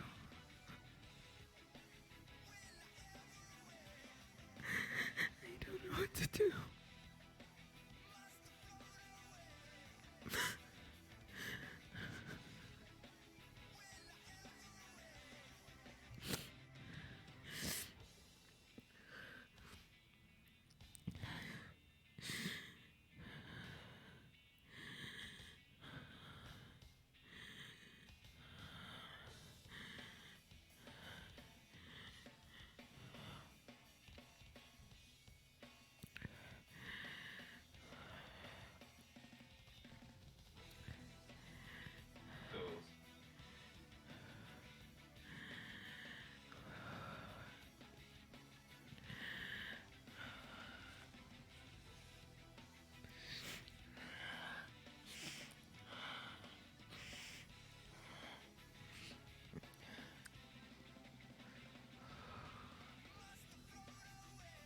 I'm sorry. I don't want to freak out like this. I'm sorry. I'm sorry. I'm sorry. I'm sorry. I'm sorry. I'm sorry. I'm sorry. I'm sorry. I'm so sorry. I'm sorry. I'm sorry. I'm sorry. Sorry. I'm sorry. I'm sorry. I'm sorry.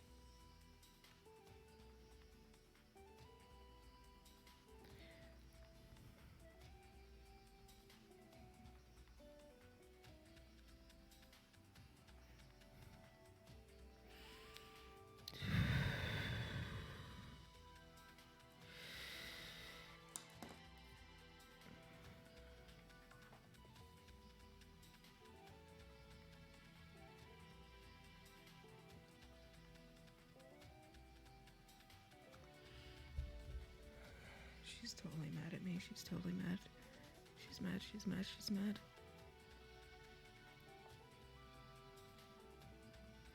She's gonna kick me out. She's gonna kick me out. She's gonna kick me out. I don't know. I don't know. I don't know. She's mad. She's mad. She's mad. She's mad.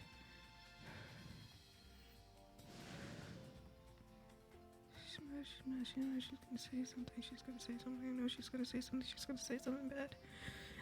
She's gonna say something bad. She's gonna say something bad. Really bad. Really bad. Really bad. Really bad.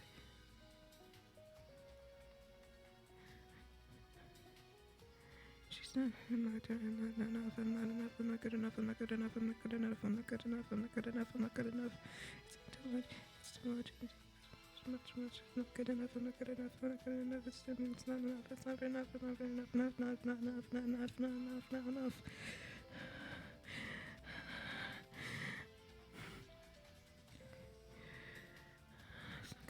Not good enough, not good enough, not good enough, not good enough, not enough, not enough, not enough, never enough, never enough, it's never gonna be enough, I'm gonna fail. I'm gonna fail, I'm gonna fail, I'm gonna fail, I'm gonna fail.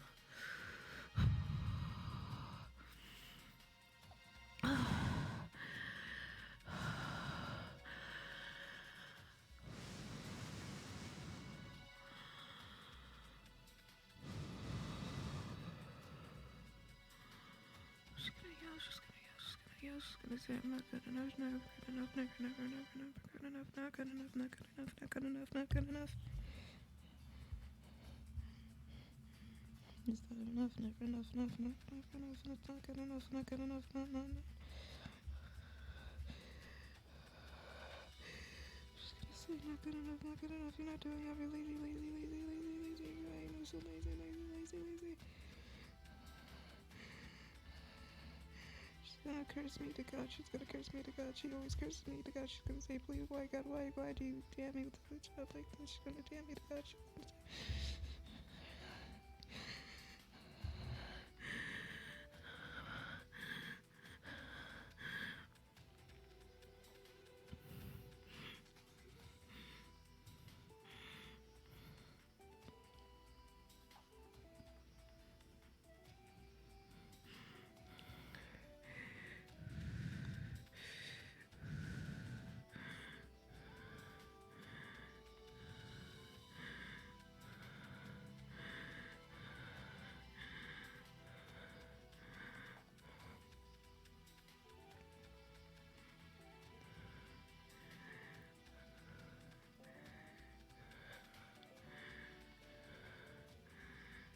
say, I'm gonna try to kill her. She's gonna send me to jail. She's gonna send me to jail. She's gonna throw my clothes on the street. She's gonna kick me out. She's gonna kick me out. She's gonna throw me out. Throw me out. She's gonna have nowhere left to go. Nowhere to go.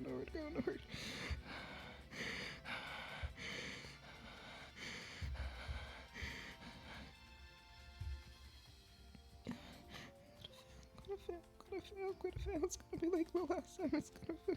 Nothing's changing. Nothing's gonna change. Nothing.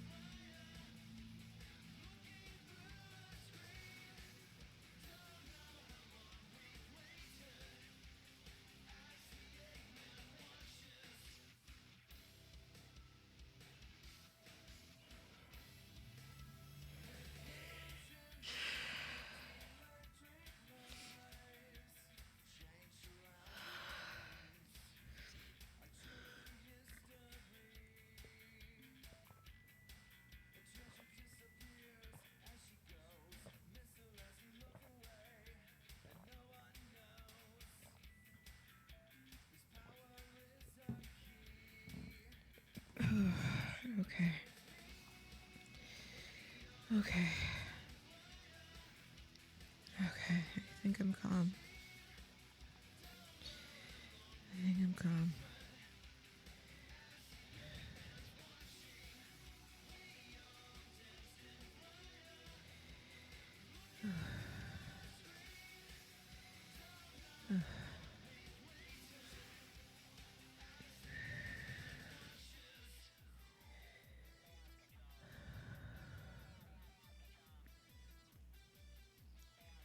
Okay. Okay.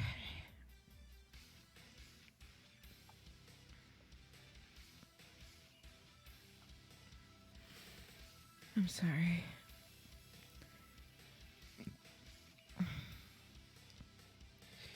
I'm really sorry. Nothing to be sorry for.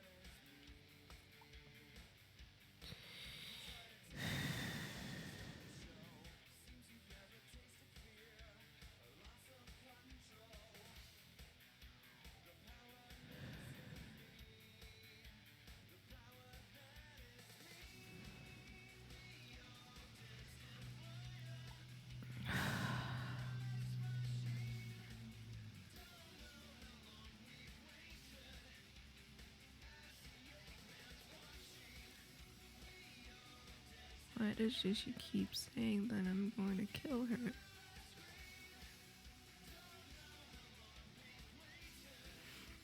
Why does she keep saying that?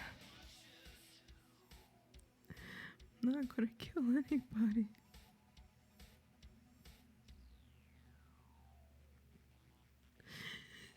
She keeps saying I'm gonna try to kill her.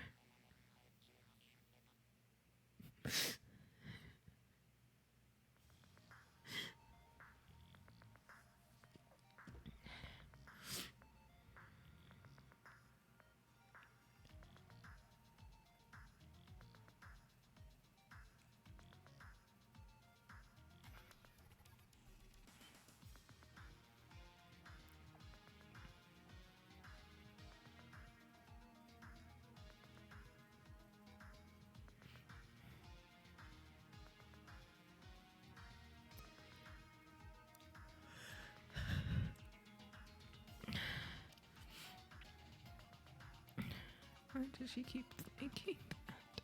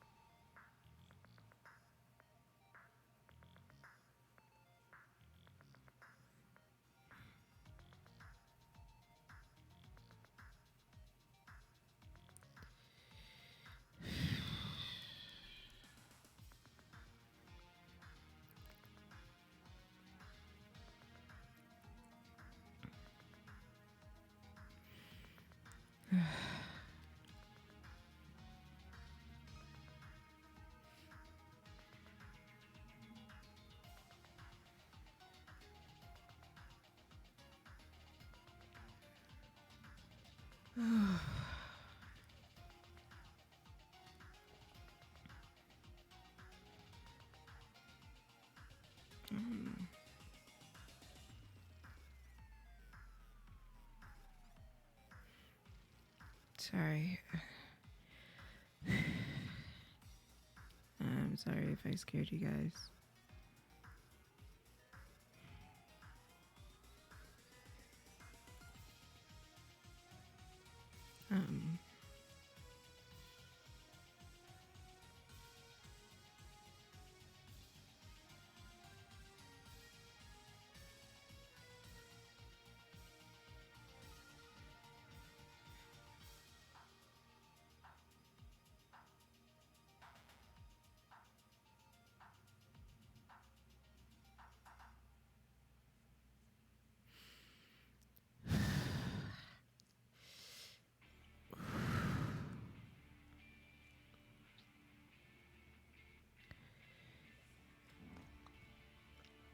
Um,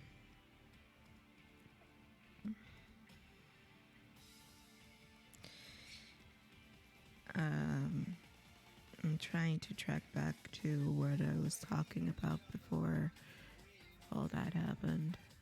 Um,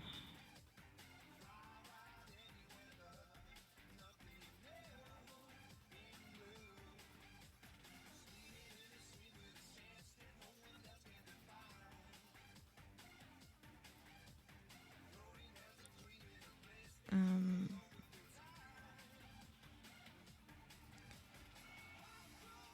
there was one time that happened actually a few weeks ago. I wore, I, I have braids in my hair, and I don't like tying it up in a ponytail because that 9 times out of 10 the hair tie breaks, so I keep it up in a bandana. And no one likes the bandana. So I don't know if I told this story or not. My mom asked me if I wanted to go out for lunch. I said, sure, why not? And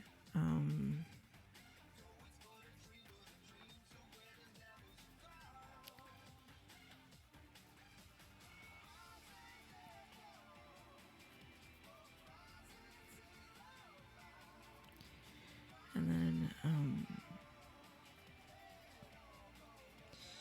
she came home and she had an argument with my dad.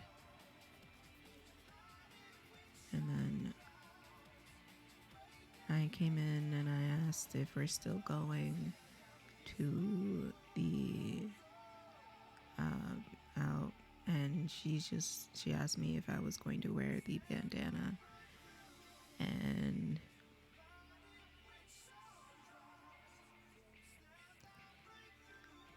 I said, yeah, I'm gonna wear the bandana. I told her I don't like wearing my hair in the ponytail. And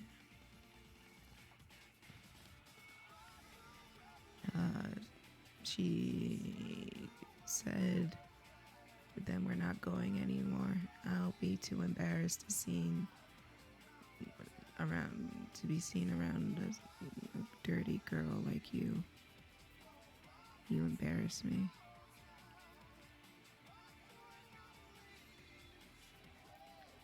And I just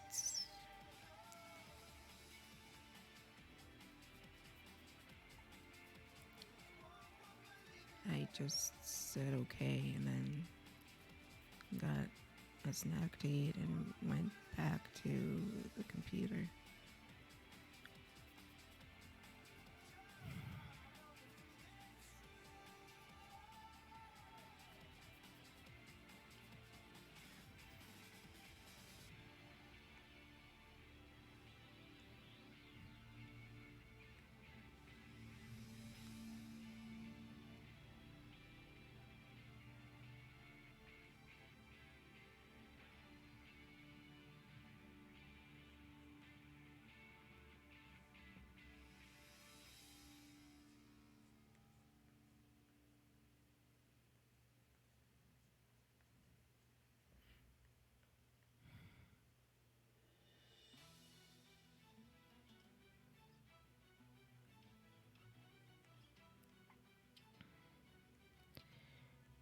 It's like that a lot. And then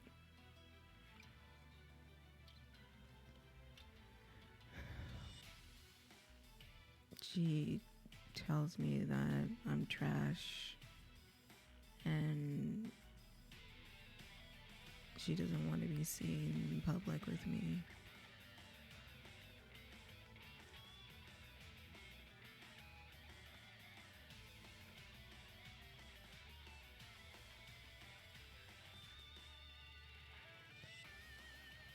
And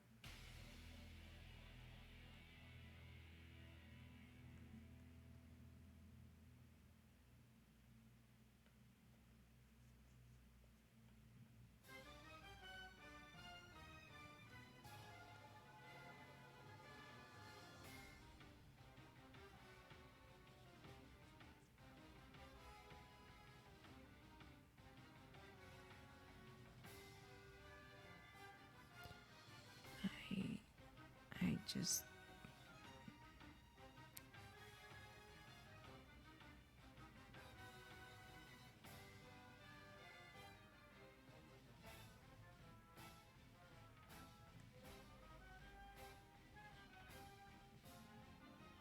and it happens all the time over something silly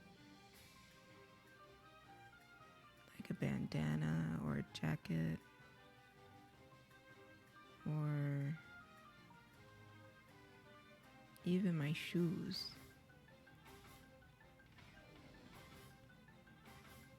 She got upset at me because I was wearing old sneakers when I went out to do errands. And she said,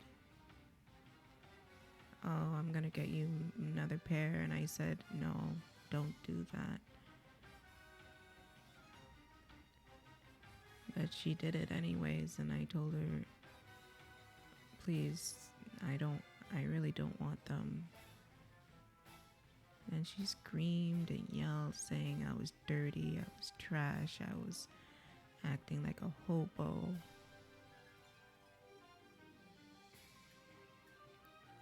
Saying just cruel things.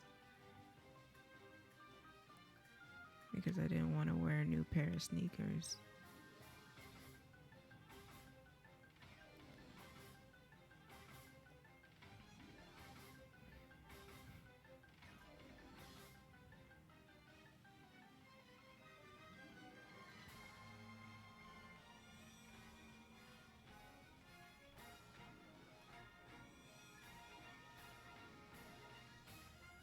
There was one time our fight got so bad, she thought I poisoned her food. I cooked for her one night and we got into an argument. And she took it so far. She threw the food that I made into the trash and said, "You probably poisoned my food. You probably want to kill me," or something like that.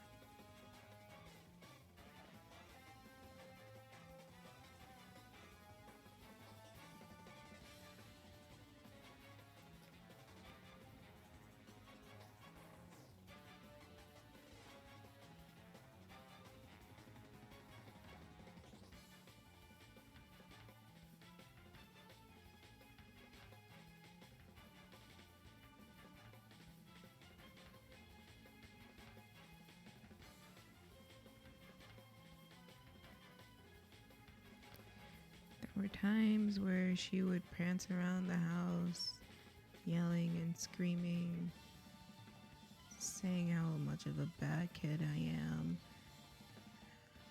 And she would pray to God that why did he forsake her for sending a child like me? And then she would go around mocking me and saying, "Oh, I'm gonna do this to myself. I'm gonna do this to myself. I'm gonna do this to myself." Mocking me when I say that, when I told her I wanted to do that.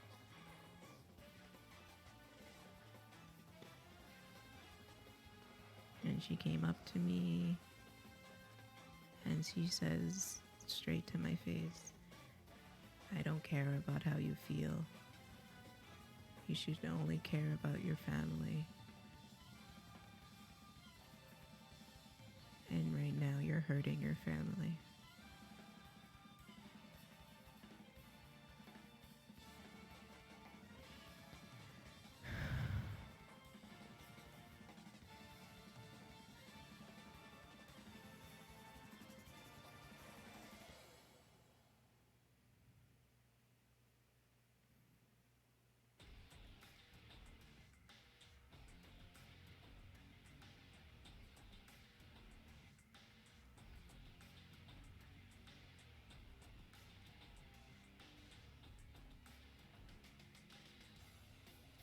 There's like this weird logic of you.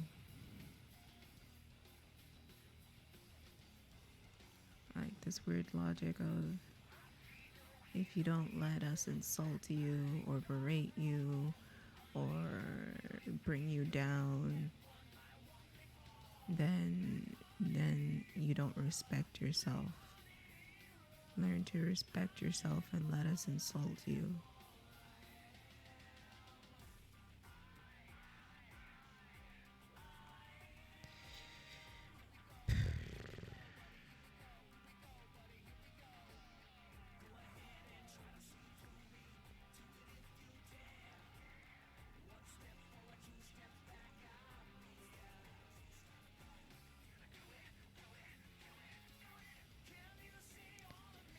I wish I knew why she thinks such bad things about me.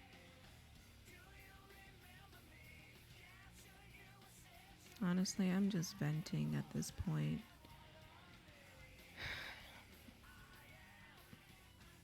There's just so much in my head.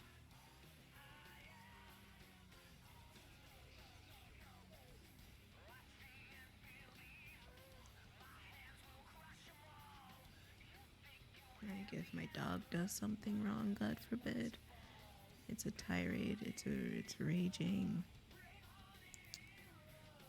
and she's threatening to kick me out, saying that she said that I abused my dog.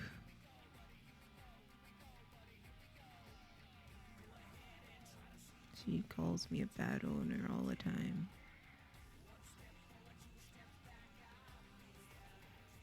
Because I don't take him out to the park.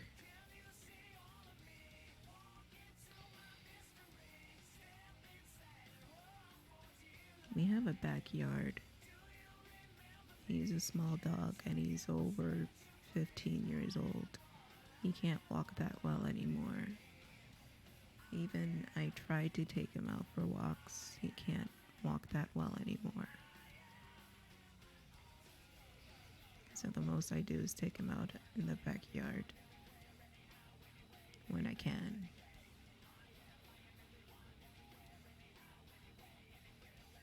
But apparently I'm a dog abuser because I'm not able to take him. He doesn't like. One, I am not able to take him to the park because I don't have that means of transportation. And two, he doesn't like the park.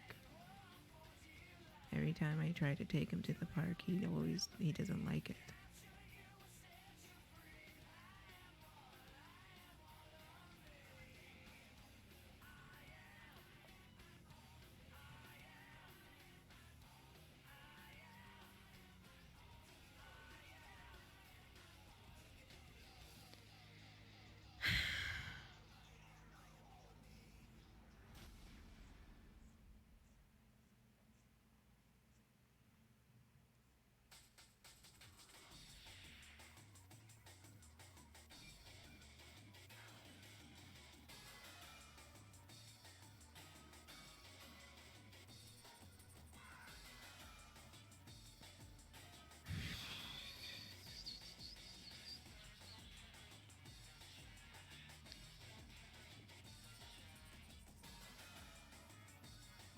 It's just horrible things. And being called all the time. And there's no one to stop her. And there's no one just to step in and say, you can't keep talking to her like this. It's hurting her. She's being hurt. Because she doesn't listen to me when I'm saying, when I say I'm hurt. She doesn't listen to, I'm basically screaming in silence. And suffering in silence and just crying in silence. Because she doesn't want to hear it.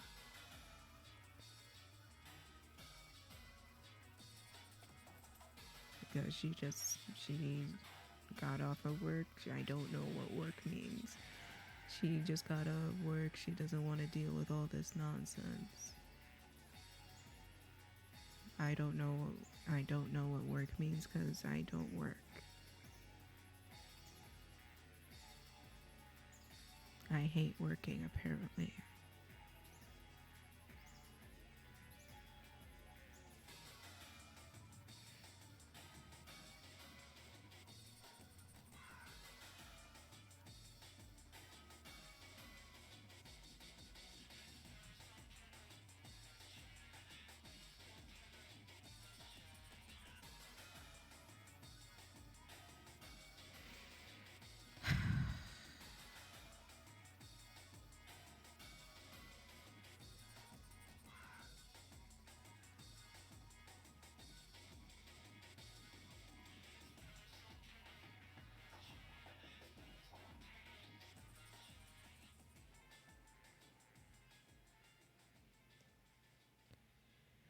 I'm sorry. I'm sorry. I'm trying to. I'm really trying. I'm really trying just to calm down and just carry on and everything. I'm really trying.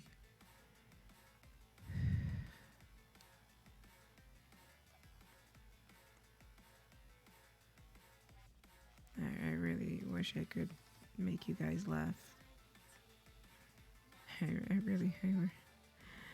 I really wish I could.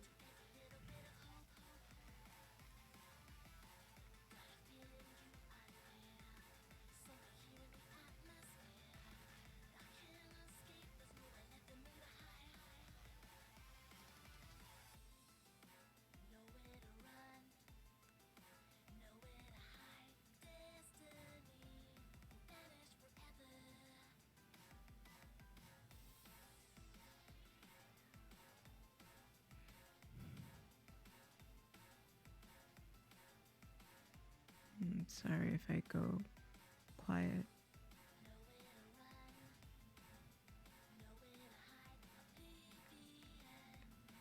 Don't worry about it.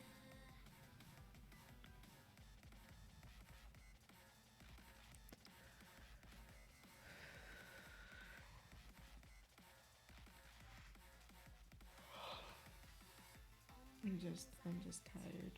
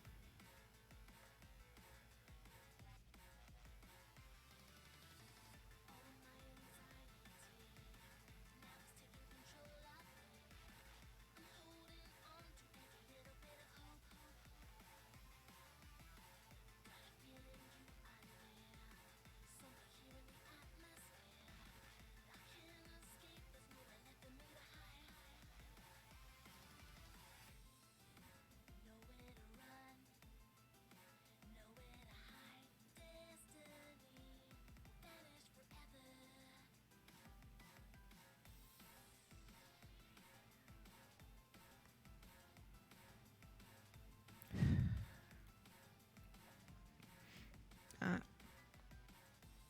uh, JP, I wanted to thank you for becoming a patron. I noticed that a while ago, and I am sorry I didn't say it before, but thank you. Thank you so much.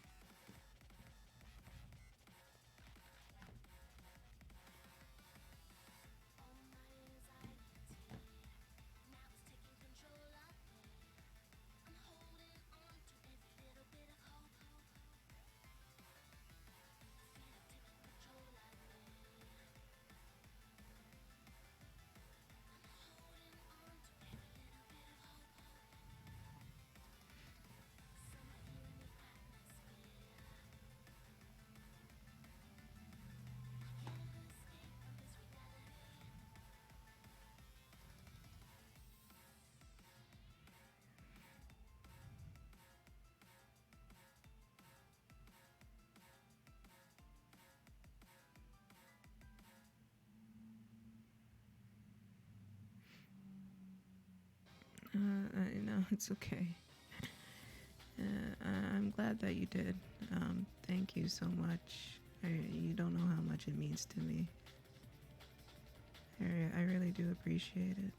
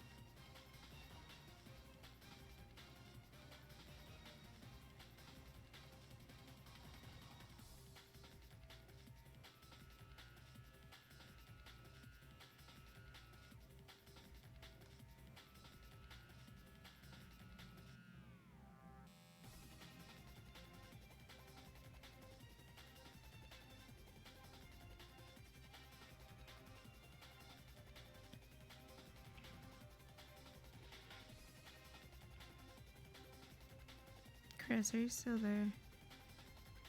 Yeah, I'm here. You can talk about whatever. Okay. I'm gonna keep quiet for a little bit. Do whatever you need to do, sis. I got this. I'll chime in once in a while. All right. So I guess I can give you guys a little sneak peek on what I'm working on currently for this week's episode. Because last week I did, what was my episode last week? I don't fucking remember.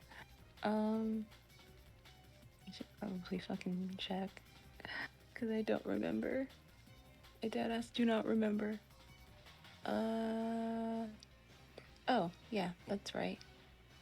So if you guys did not listen to last week's episode of Daiquiris and Death, totally should, because last week I talked about, because it's really hard coming up with topics. But last week I did the topic of young killers. I know I've recorded like so many episodes that I tend to forget what I talked about in previous episodes. So sometimes I have to go back and look at the episode or listen to the episode because I just forget that, because I have a short-term, like I said, I have a short-term memory. So yeah. But anyway, so I did an episode where I talked about young killers. And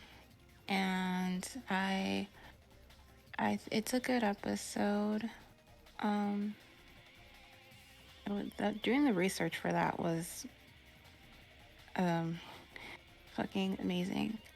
And this week's episode, I'm going back to my my roots and talking about one of the topics that is one of the main topics for the podcast. I'm not going to give the cases away, obviously, but one case that I am talking about inspired 2 movies.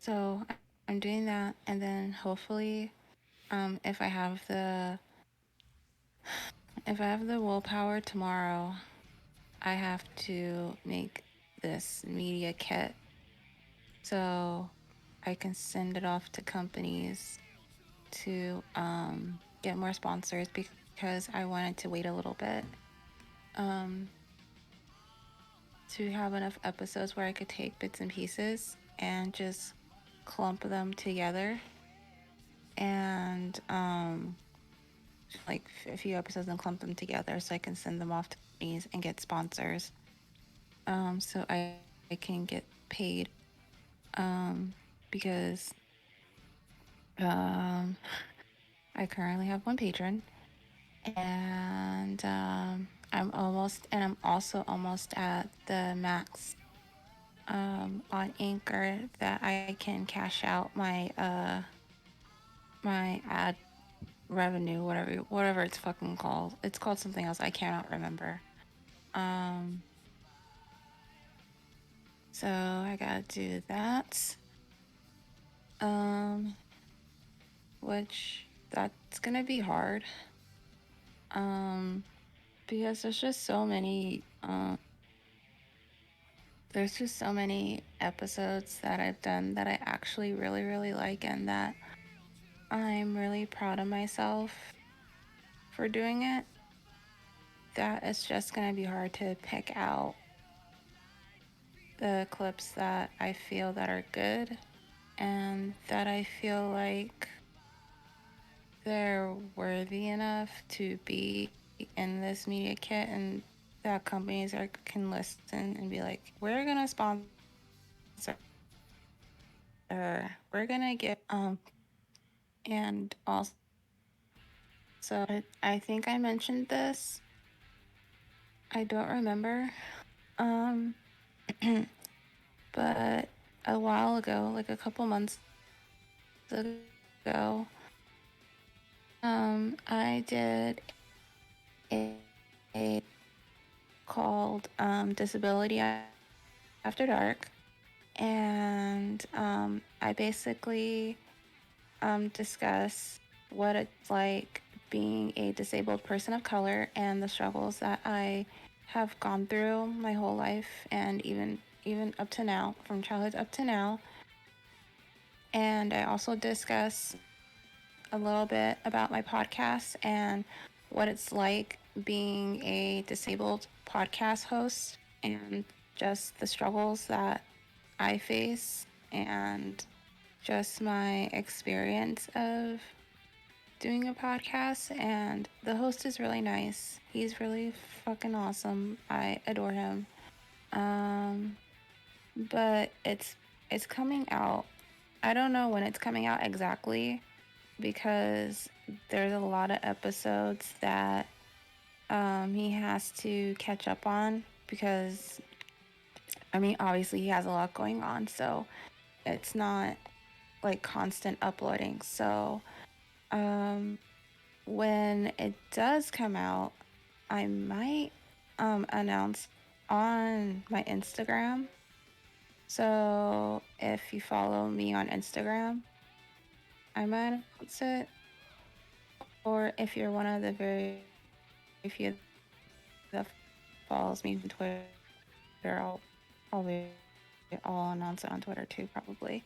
But I'm actually really looking forward to that because my story, like a lot of people can learn from it because I have dealt with um, I've dealt with a lot of obstacles and I I've I there was a lot that I had to overcome and a lot of trauma that was honestly it was very very very very hard. It was very hard and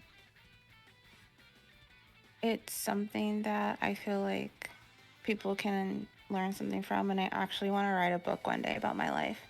Um because I have told a little bit of my story publicly. Um, but that was like years ago. I went to this self-esteem retreat. I think it was. I don't remember it. It was like a self-esteem retreat for like young women. And I did, and honestly, I did not want to fucking go. Like, I didn't want to go because I don't like big crowds, which is ironic because I love concerts, but I'm not a big fan of big crowds. Like, it makes me anxious. Um, so I went to this retreat, and because my dad and this girl he was seeing at the time thought it would be a good idea for me to fucking go, so they signed me up. Um, so I went, and I actually learned a lot, but there was a part where we were able to share some stuff, part of our lives, and I felt like, okay, maybe this is the moment I can like share a little bit about what happened to me. So I did, and after that, the person that was running the little seminar and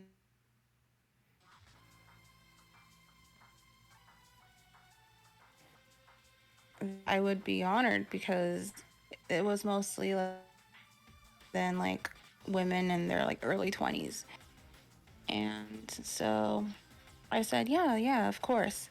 And so we went to lunch. And then after that, I went and I just basically shared my story. I talked about what it's like, you know, dealing with physical disabilities. I talked about the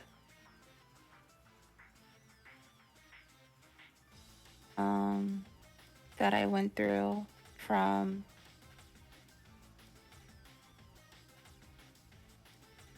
and like the stuff that I went through with one of my first loves. Um, and I just basically let it all out, and I said that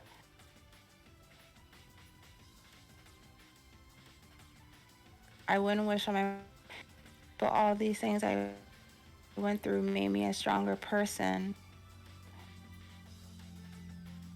And if you have gone through some personal traumas and some really bad shit, I didn't say shit because I don't want to curse in front of like a bunch of fucking adults and kids because like that's embarrassing. But a bunch of stuff. But it doesn't define me as a person as a whole. It's just part of me, but it doesn't define me.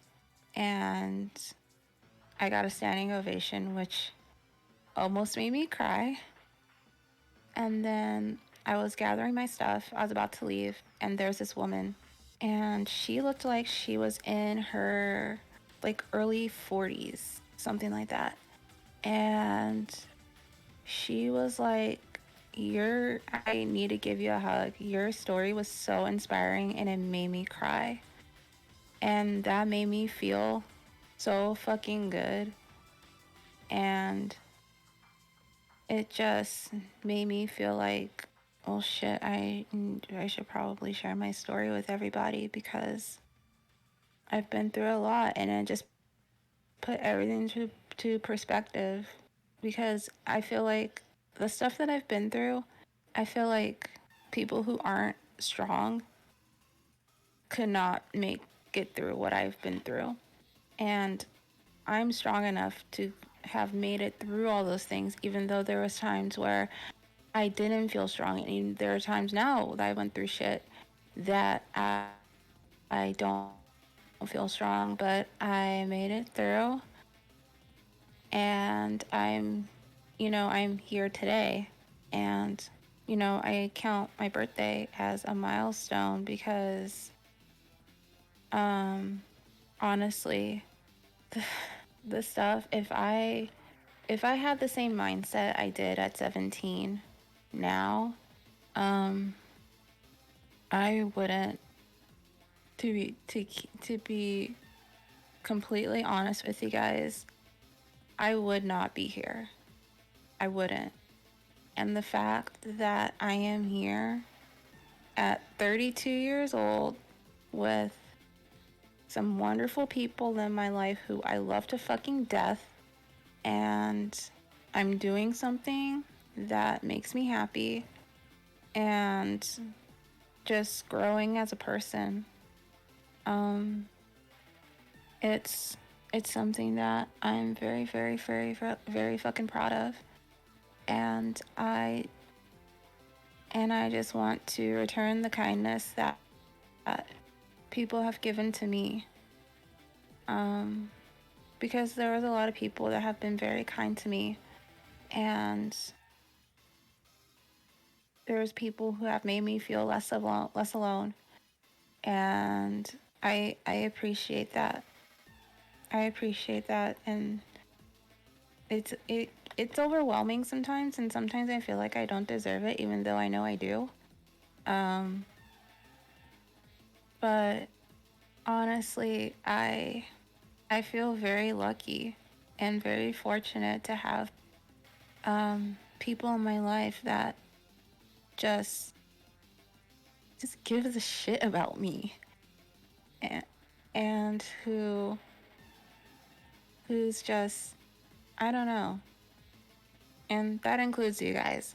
Like, you guys are really fucking awesome. And I'm very, very thankful that I got invited on here and I got to meet all of you.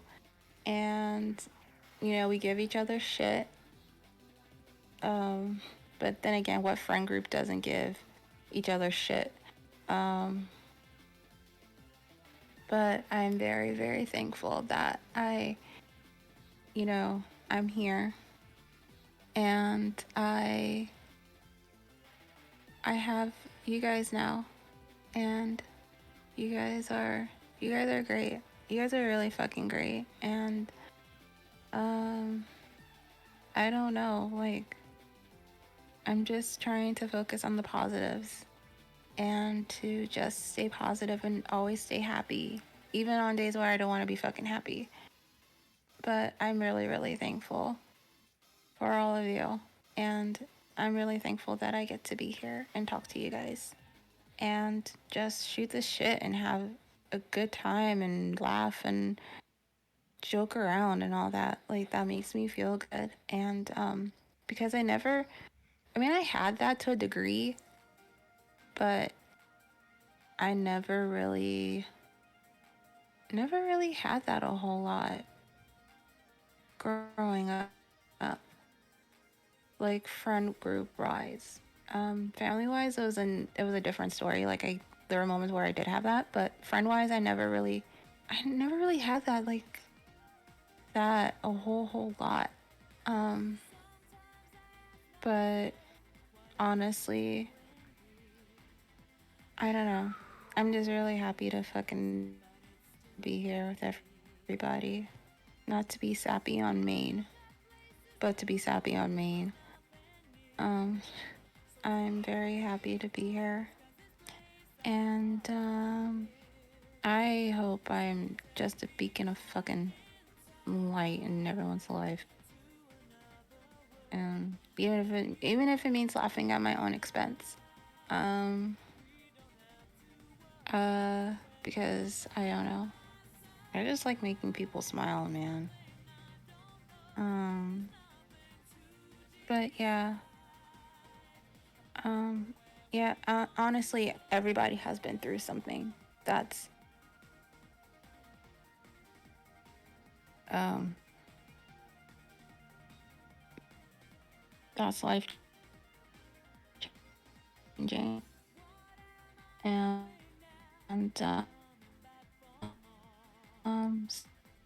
something that touches them as a person. I think that if you've been through, and I'm speaking to, if you've been through some really tough shit and you're here today, I'm fucking proud of you. If no one else said it, I'm fucking proud of you.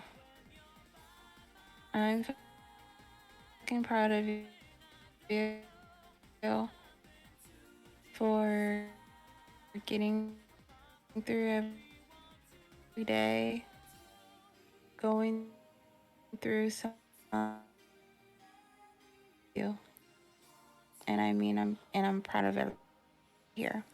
I really am. Um, and uh, uh, yeah, I'm just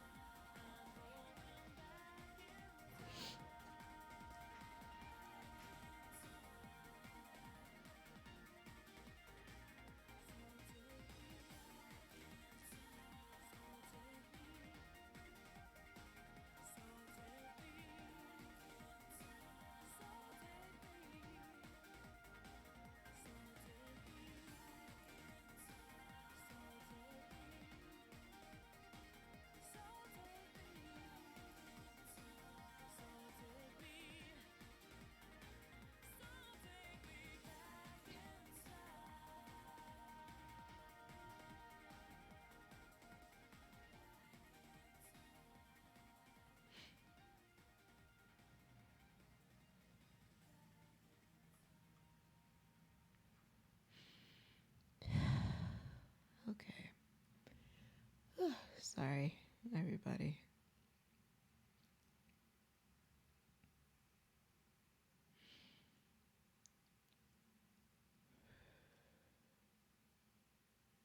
I'm slowly starting to feel a little bit better.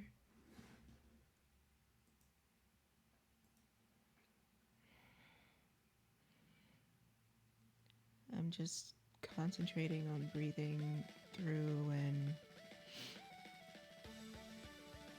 just relaxing.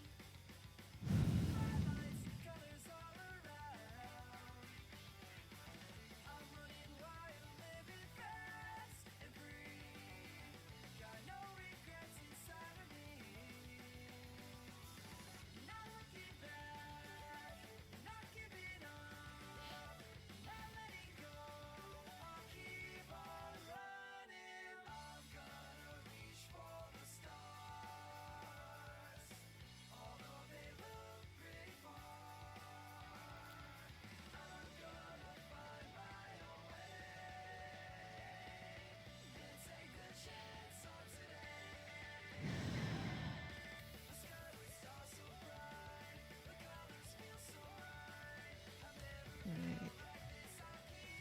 For the last hour I'm on here, I'm gonna try to talk about something else.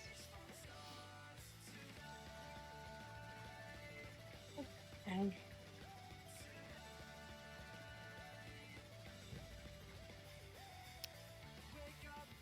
Yeah, so just how about sorry you about guys? that, everybody. How about you guys just ask me questions about the AU or the comic. You can ask me anything just to keep my mind off things.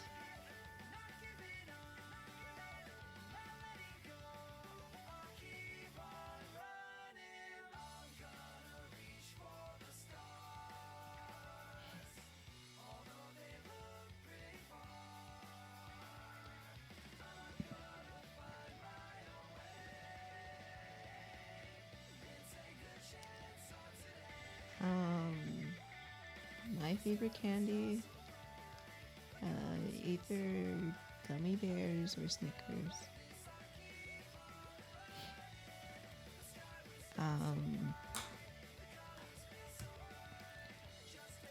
uh, what's the idea for having those uh, this design? Um, while I didn't want to differentiate too much from the shoes she had before,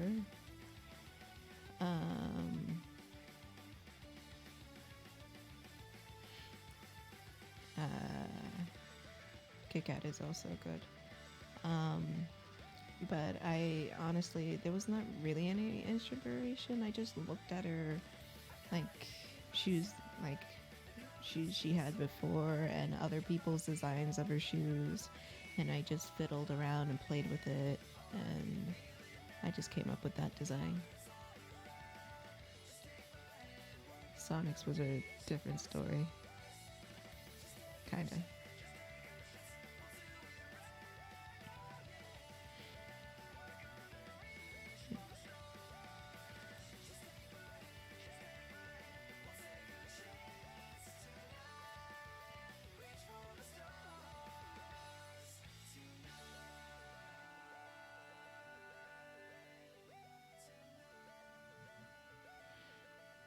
Welcome back, Master.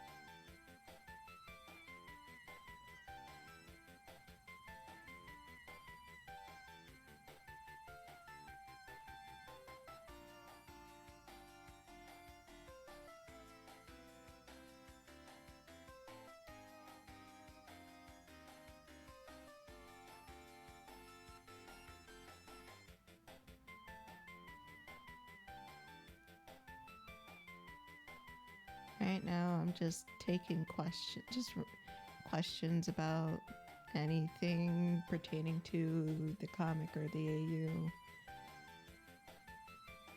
Like any questions people might have or curious about, or where I see people, like people at, or something of the sort. Just to keep my mind off of things.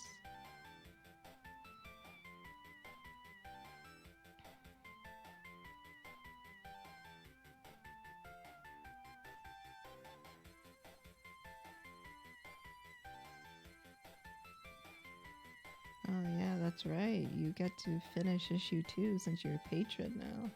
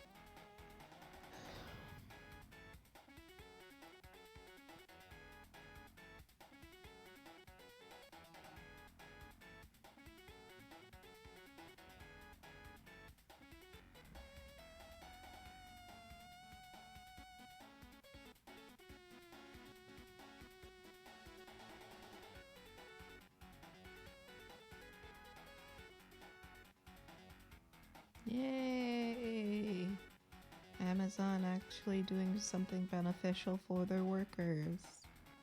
We love to see it.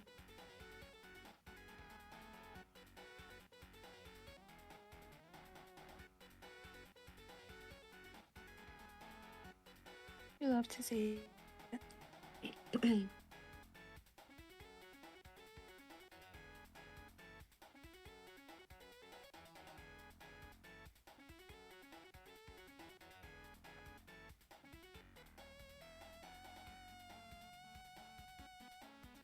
Okay, never mind then. Well, Never mind then. never mind. Never mind. They're still pieces of shit.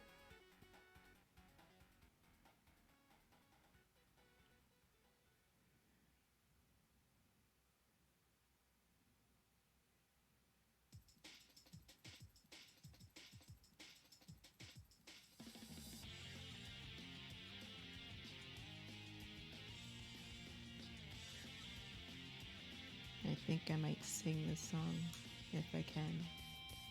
Wipe myself, must come down. Yeah, my face don't touch the ground. I'm falling upside down. Mighty friends without a sound. Everything is shit.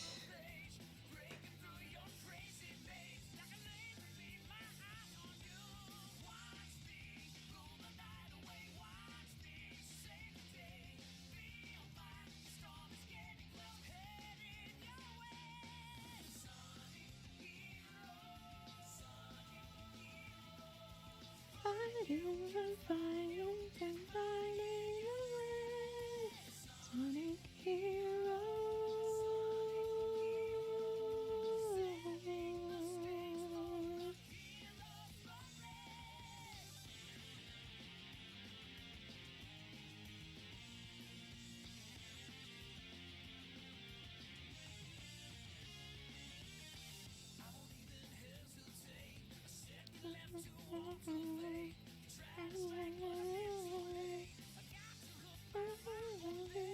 Watch me run night away, watch me save the day.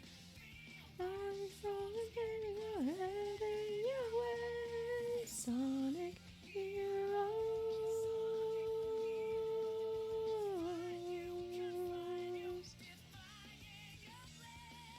Sonic hero.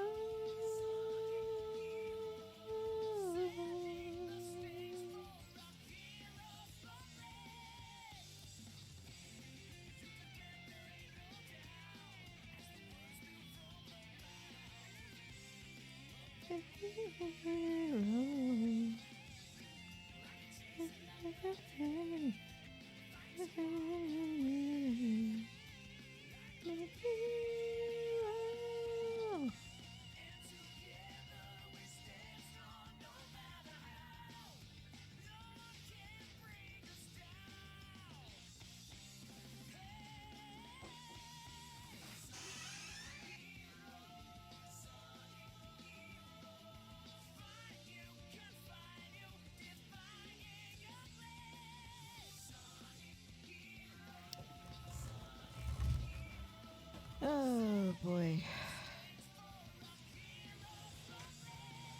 I'll take a look at those photos after. Does anybody else have any like questions they want to ask me? Now's the time while I'm pretty much sedated like this.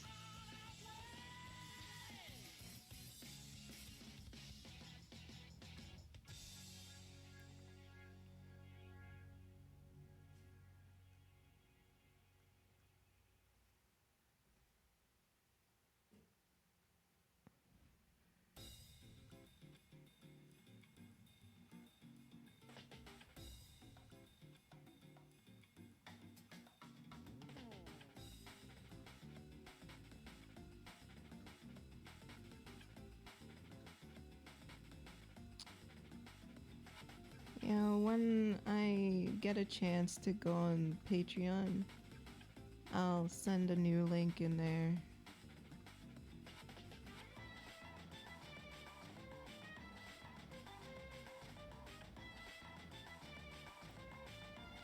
Favorite types of music.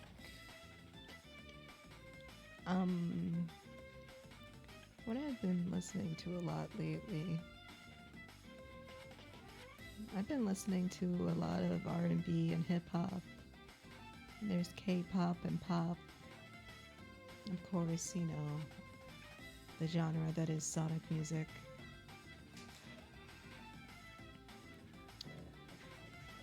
What gave you the inspiration to make Dr. DJ?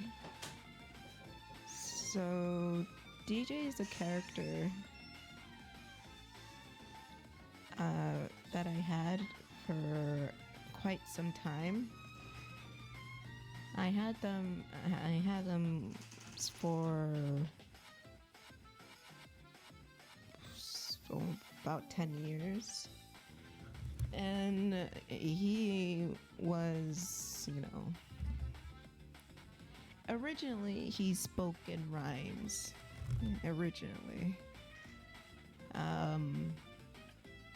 But he was, in all honesty, he was like a very strict and conservative. He used to be a strict and conservative character that would, you know, who turn people into puppets.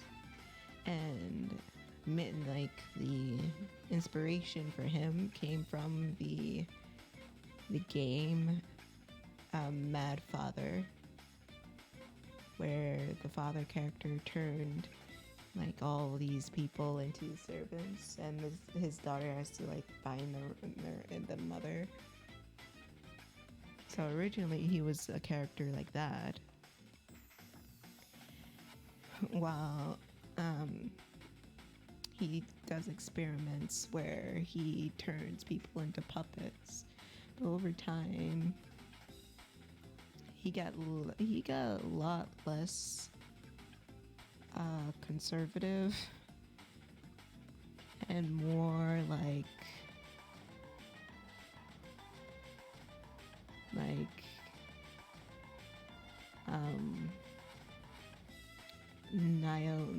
not nihilism, but like I'm an immortal being. I'm going to be living here forever. I can live multiple lives that I want to, and I'm going to live each and every life to the fullest. How did the dog open the door? How did this dog open the door? The door was closed. The dog just opened the door. How did this dog open the door? The door was literally closed, and he opened the door.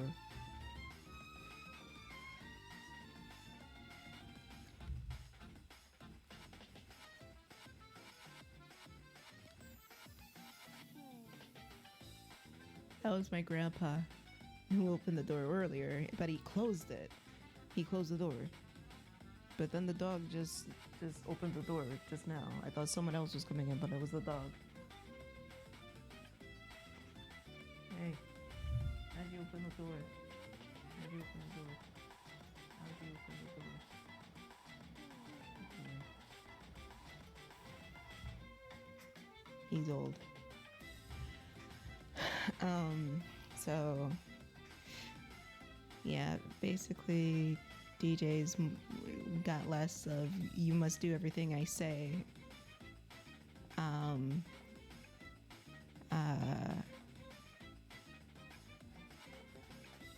And or like, hey, you can do whatever you want. I just know the consequences of everything. And he revels in the fact that he's lived so long and so many lives and practically knows each and every outcome there is because he's lived for so long.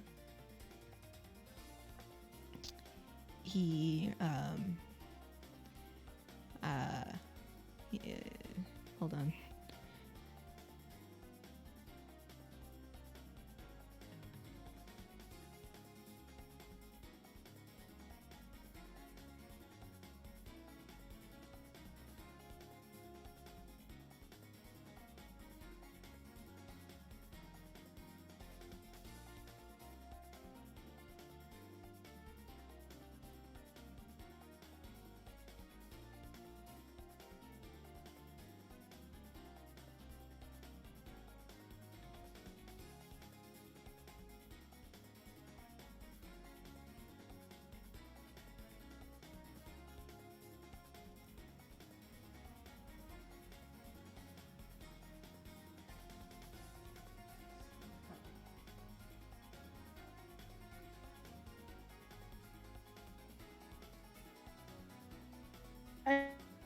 Hi, Jessica.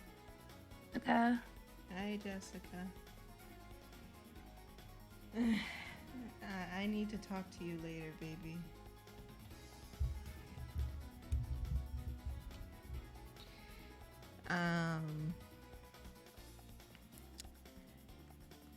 So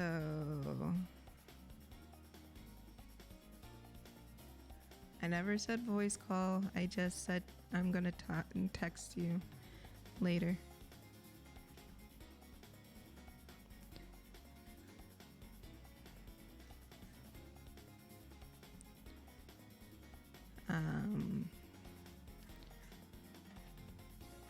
So right, DJ. Originally, he was going to be a weasel because what stayed consistent all throughout his iterations is he can never lie. While he has a silver tongue and can easily manipulate anybody he wants, he can't lie. So he can't trick you, tell you, oh, someone's in danger when they're really not in danger. He can't do that. He can lie by omission, but he can't say a blatant lie.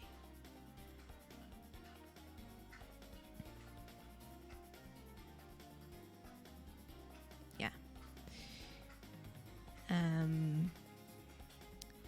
Also, what other inspirations that help with DJ's development at first, of course, there was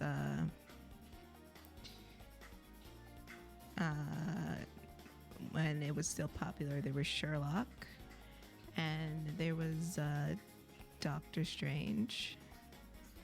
That heavily helped, and mostly the actor Benedict Cumberbatch, because I imagined him as human at first. He wasn't a Sagan character. All of my characters were actually human at one point in time. So he was like a posh British man, or like something Benedict Cumberbatch is like known to do, like a Sherlock character. But then, hi Penguin, it's been a while. What, are you gonna go open the door again? Okay.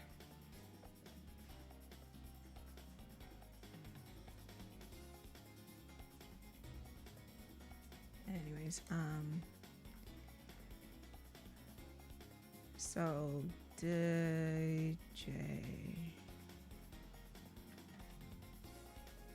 What was I saying? Right, originally all them characters, and I imagined him looking at, no, Penguin, you and I are in the same exact boat. I was doing the same goddamn thing. I even had a mental breakdown.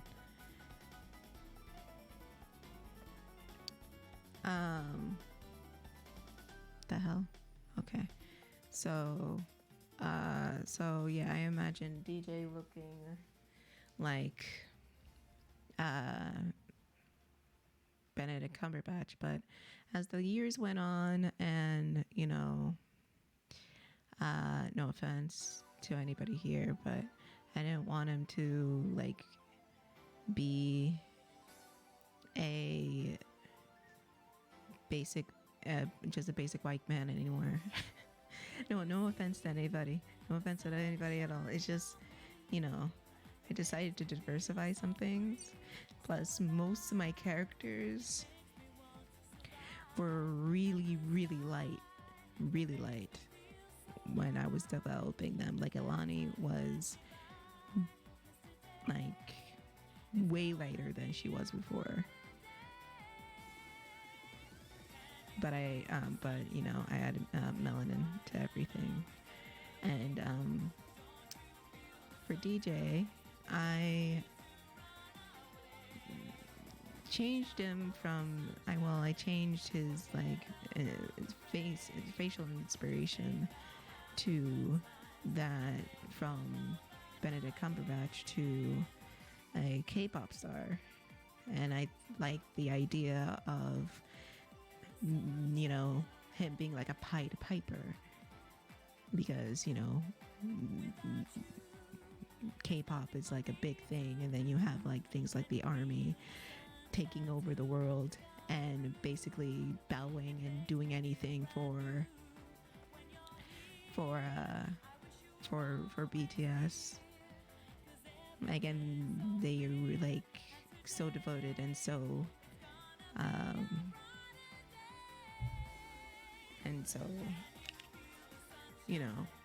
close, tight, and protective of them. Yeah. I thought it would make I was just like, oh, that would be a good aspect for DJ. So obviously he wasn't his, at least his new phase. It wasn't based on anybody from BTS. It was based on someone from Monsta X. Kris, you want to guess who it is? Because I know you told me. You did. Yes, I did. Was it? But I cannot remember. Was it?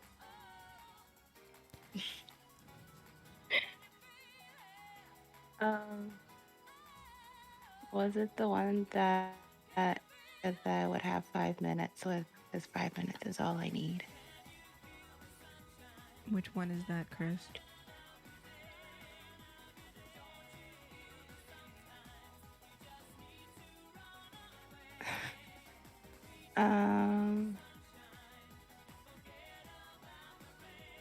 Was it Hyungwon?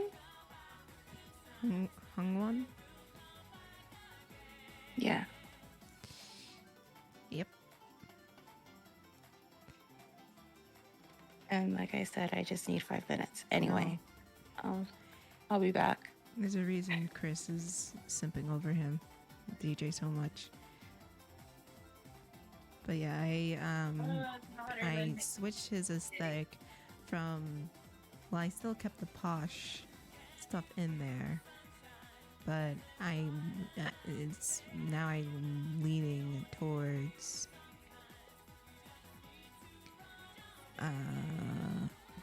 like a K-pop aesthetic, and made him, while he still is like a very powerful being, he likes to play it. He prefers to be like a Pied Piper type character. That's why he has his like little piccolo. And oh my god.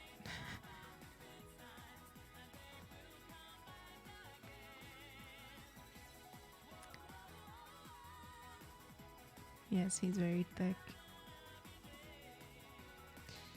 I will say this about DJ.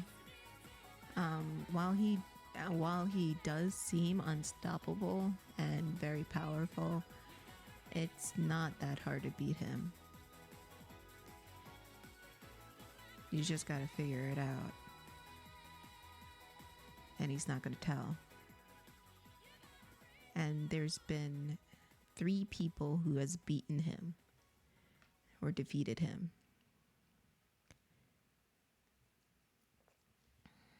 And I'm not going to say who it is.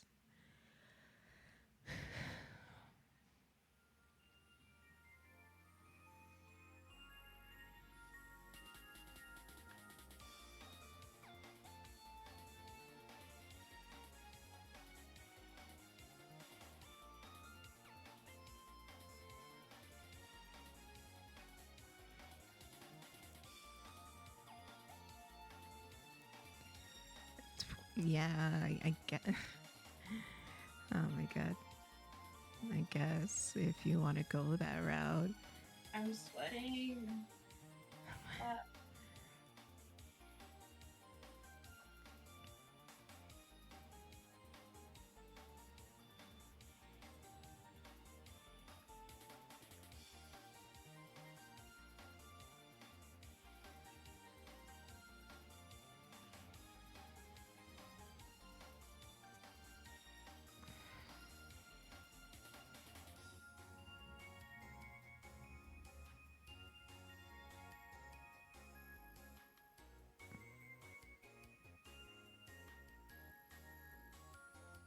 Was it Shadow? No, no, no, no. No, Shadow obviously got defeated by him. Shadow's not one of them. It is no one in the Sonic universe. It's someone from his own universe. Oh, you know. It's not.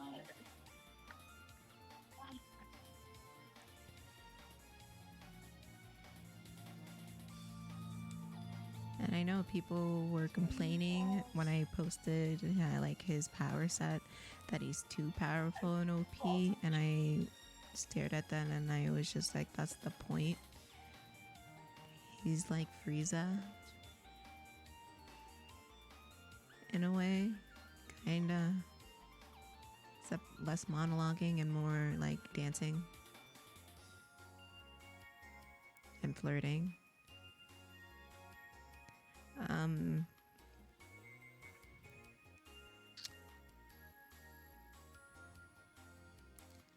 Wait, could they wear earplugs to block out his voice? No, it won't now.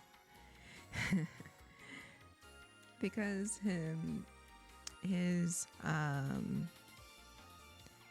music is basically magic. So if you're in the vicinity of him when he performs, you're pretty much screwed. There are ways to break the spell, and there are ways to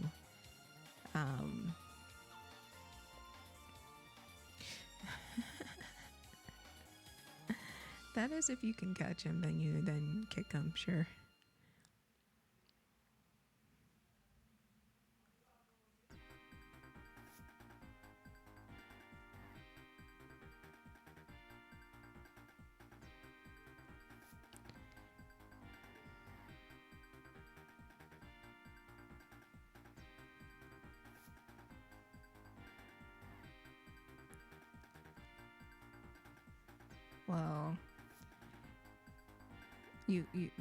Well, you guys, you said the plan out loud.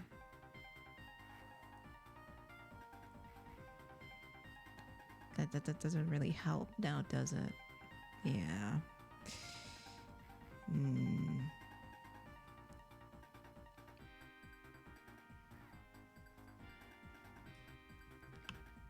Yeah.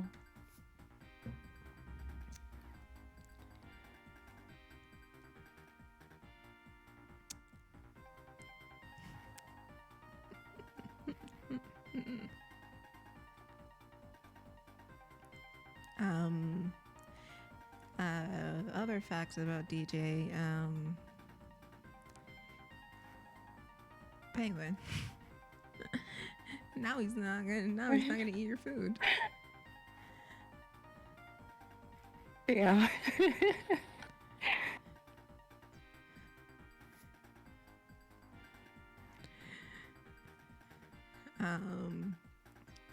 DJ's a fan of Starbucks. He loves like just going into Starbucks and just getting a frap. And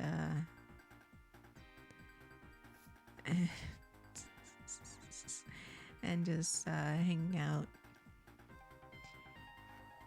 Plus, he loves children and taking care of things. He's not a hipster.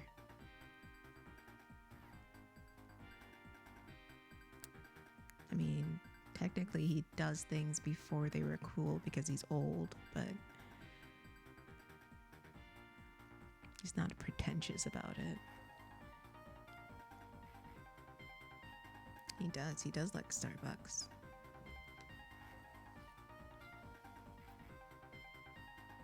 He likes a caramel drink with whipped cream.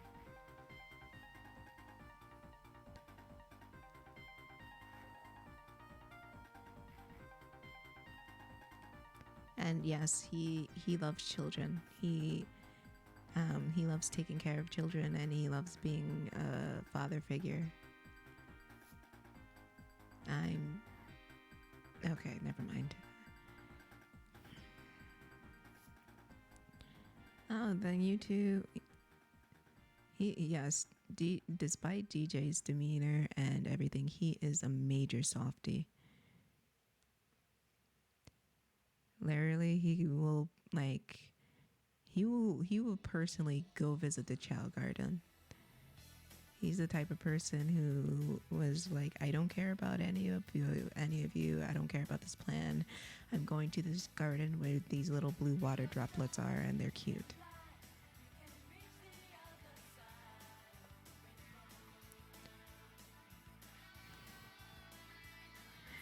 Of course, Kris is gonna punch you. So you can handle. Horse, I saw that. A horse. You're not slick. I look away for like a split second. I mean, you're absolutely correct, but I'm gonna tell you to shut the fuck up. Even though you're right, I'm gonna tell you to shut the fuck up.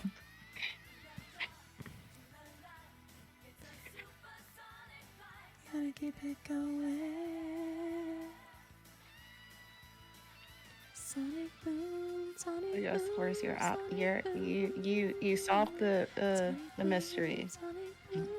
Oh God.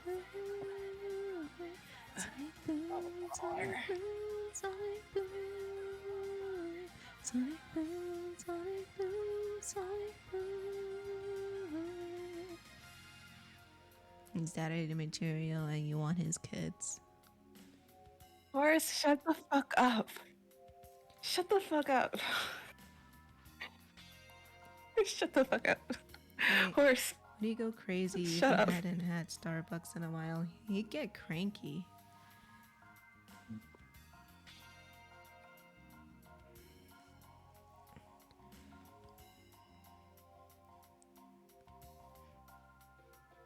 Then Horse, again, I'm gonna punt you. oh my god. And again, you gotta understand, DJ's very, very old. So if he's been trained to be very, very disciplined.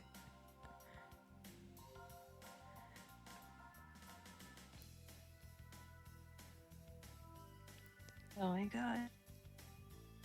Hence why he was able to be Sonic, Shadow, and Silver without breaking a sweat.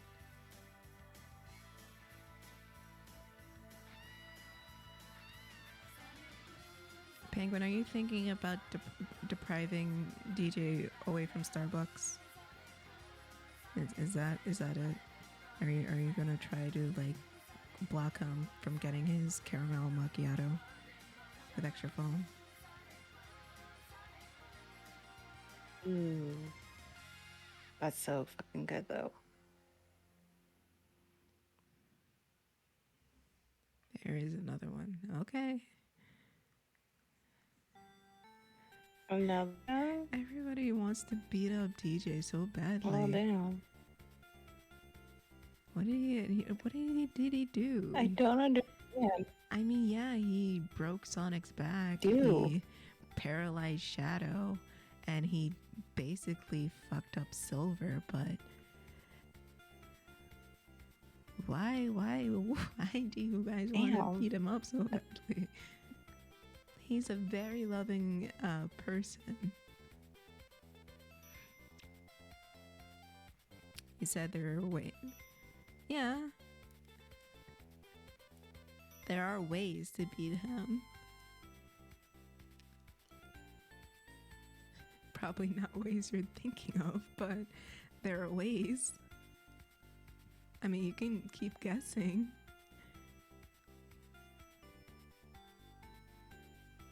Horse, shut the fuck up. Oh my god. I'm gonna punt you. I'm gonna punt you. The fucking parking lot. I fucking swear. You guys are going to the Waffle House. If you don't. You're going to the Waffle House, bitch. You're getting punted. You're not even gonna make it inside. You know, Horse, you're not even gonna make it inside.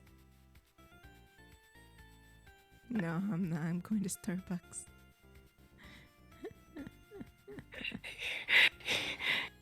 Yeah, I'll keep guessing from Right, Starbucks. master? From Starbucks. It could be a plan too. Oh god. I mean, okay. Horse,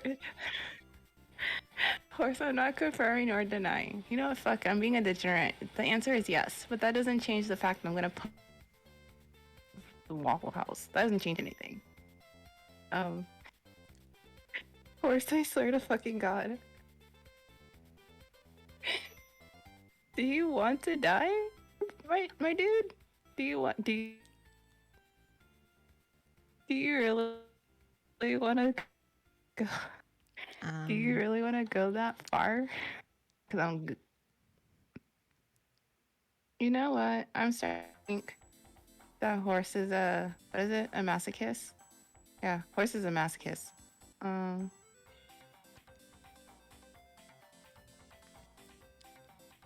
Be careful with traps because he can levitate and teleport.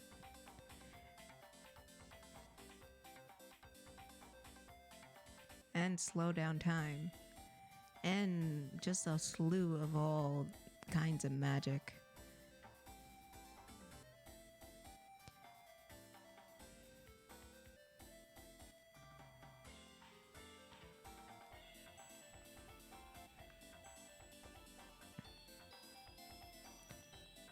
He's a toughie.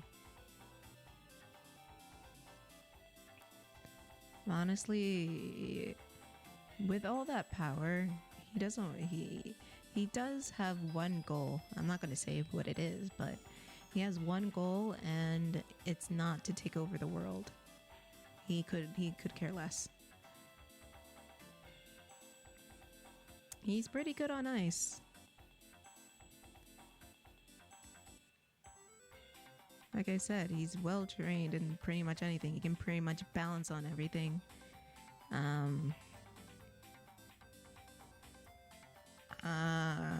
Pretty much balance on pretty much anything, really. So if you think he's a ninja, yeah, he is. He is a ninja.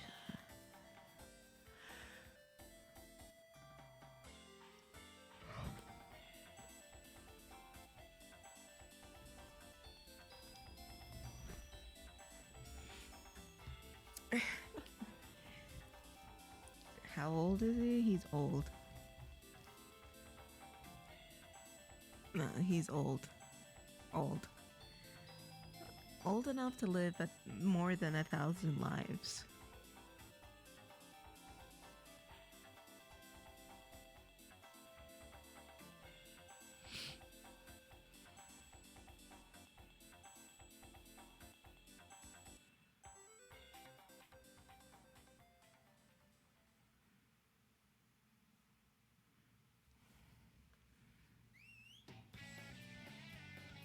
Can he play the piano? Yes.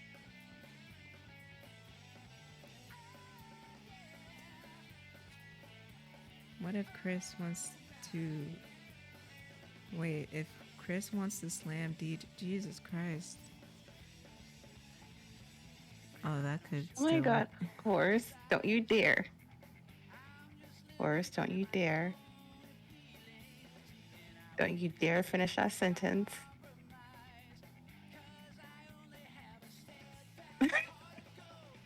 How would Kris be a DILF? Dude, how would Kris be the DILF? Finish that sentence. You want to check over that sentence?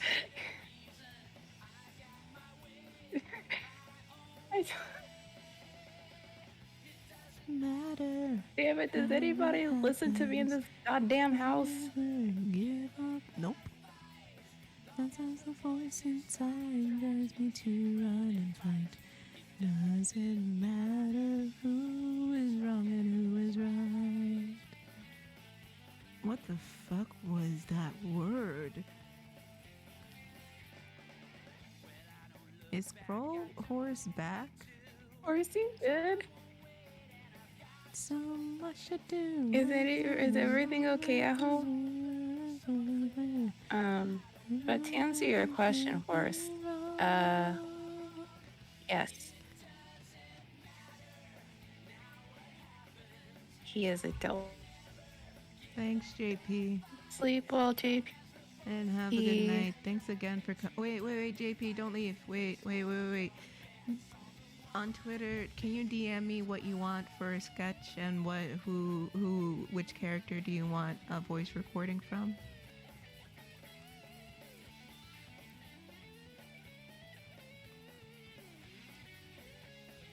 Because since you're a patron now, I have to fulfill your request.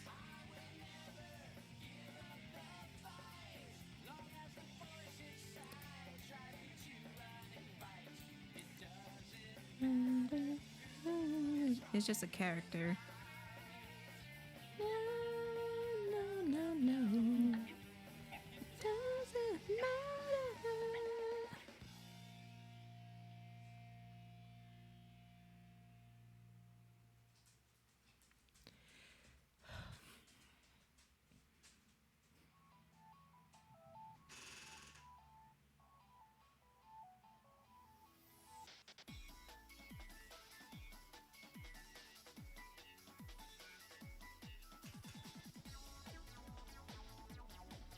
This dog is so weird. He's like pushing the door open and it creaks and he's concerned.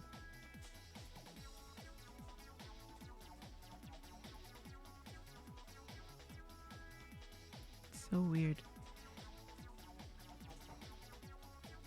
If he can't handle being dizzy, I need to get ribbons. I'm pretty sure he can handle it. Penguin is like determined to beat DJ.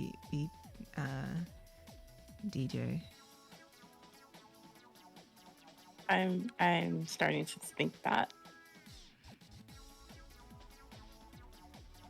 Penguin's plotting.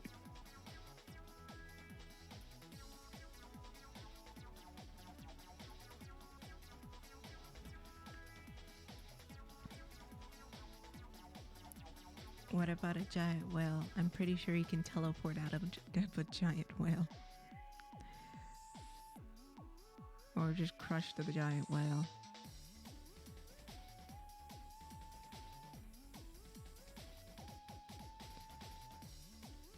Of course I will. Watch me. Another known fact about DJ, he's actually not the height I put on his rough sheet. Let me get it out. The height I put on his rough sheet is not his true height. If anything, he can tower over Kris easily.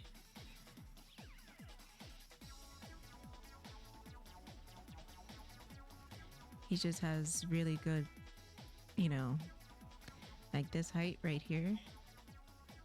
It's not his true height.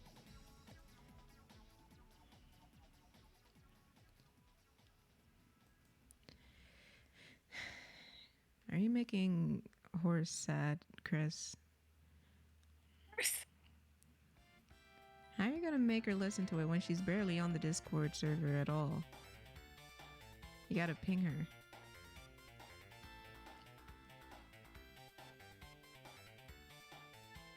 Yeah. Otherwise, I'm just gonna. Oh.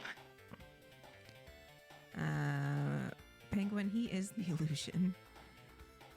So, no. You're getting some sick thrill. He's like, illusions are his specialty, so I'm pretty sure you can tell if he's an illusion or not.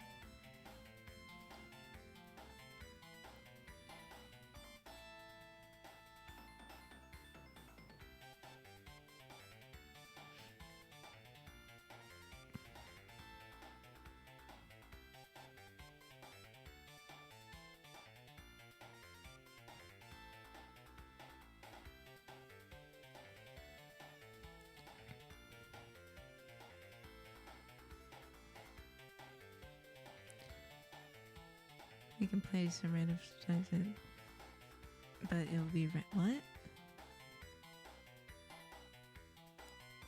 What? A random Starbucks Penguin. Anyway, I'm so okay.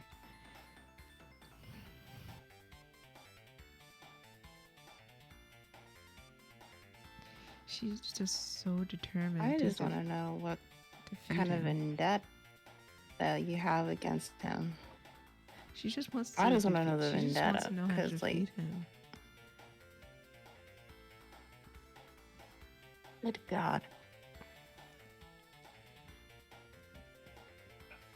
But it's Penguin. I'm pretty sure you can tell if it's a fake building or not. It wouldn't defeat him, but it would distract him, but annoy.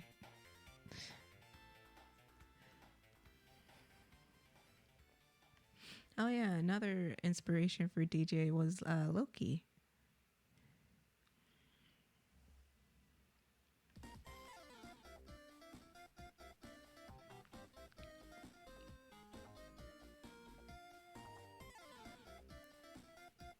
So he, if you couldn't tell already, DJ Loki was another great inspiration for DJ. And just distract him. And then what are you gonna do after you distract him, Penguin?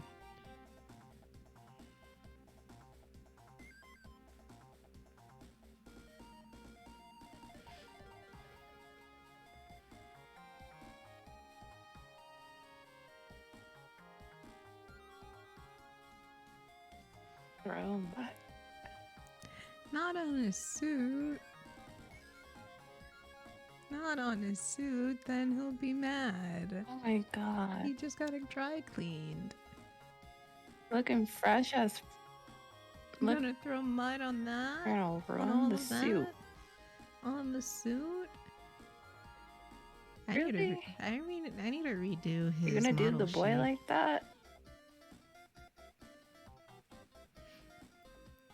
Chris? Gonna do the boy like that? Chris, I have something to Yeah. tell you. DJ has tattoos. What? Oh my God. I need a moment. Go on. Take your moment. Good for those of you who may not know, I'm a sucker for piercing guys with piercing tattoos. Horse, don't you fucking do it. Don't you fucking DM me a fucking song, I swear to fucking God. Well, as you can see here, he has 3 piercings. As Oh my well, God. he has a I almost choked. he has tattoos. Almost choked on water, Jesus Christ. Do you want to know where the tattoos are? I wanna know. You want to know? Are you sure?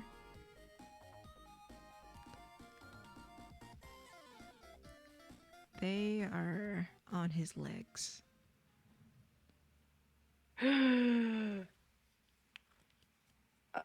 This is fine. Is This is fine. I mean, it's not fine, but it's fine. You don't seem fine. I'm not. I'm losing my fucking shit. Are you okay? Define okay. If you mean thirsty, yes, Oh boy. I am okay. Are you thirsty for a I man? mean, it's already hot. It's already hot in this fucking room. I Jesus fucking mean, Christ. you're thirsty for a man with leg tattoos?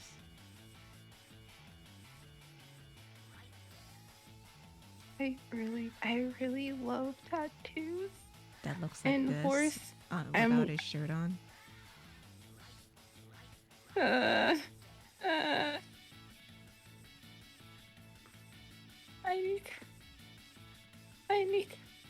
I can't even talk.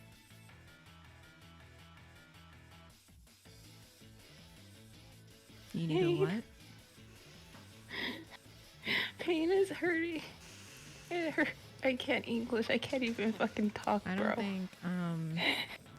don't think I don't think Kris needs to cry anymore, guys. I don't need. I already cried enough these past couple of days, and Horse, you're gonna make me cry even more? Are you kidding? mean, Actually, that's a lie. I cried this morning. I mean, look at what she has to deal with here. Look at it.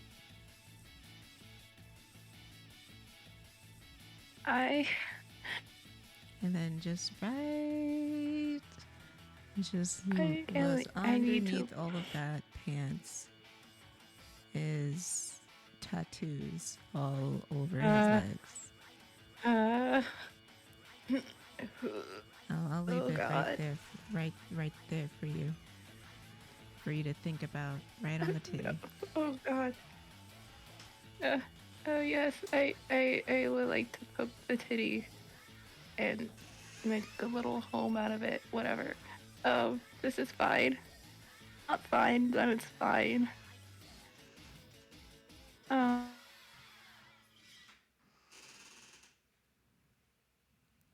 Was I put on this earth just to suffer and question my existence? No, of course I do music. I do not. Master.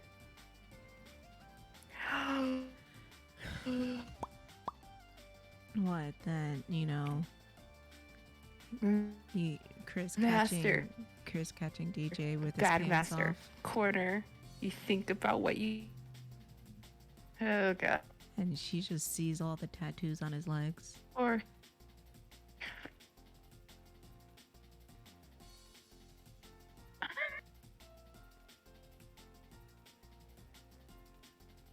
Master, not mine. But you need to go on the corner and think about what you did. Horse, why would you say that?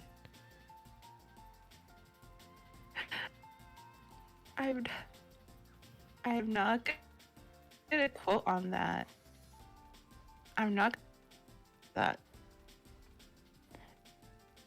Why would you say that, Horse? First, a second. Horse, bad Horse. Where's my newspaper? Where's my? Actually, you know, where's my?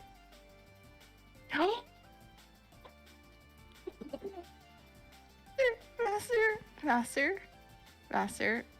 하지마. Horse. No. Oh. Just to suffer? Is this my life?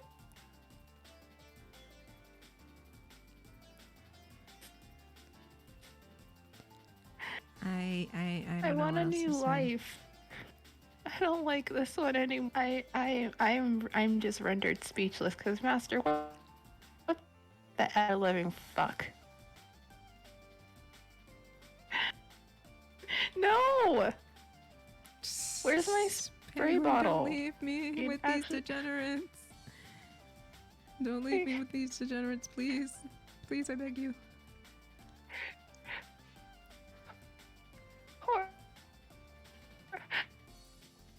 Don't penguin come back, please. I mean, I am a degenerate, but I don't want to be with these other degenerates. It's scary here. It's very scary, and I need a You need a nice pair of pink buff arms wrapped around you.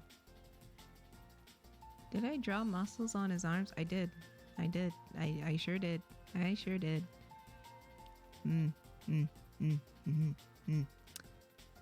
He is an Adonis, ain't he?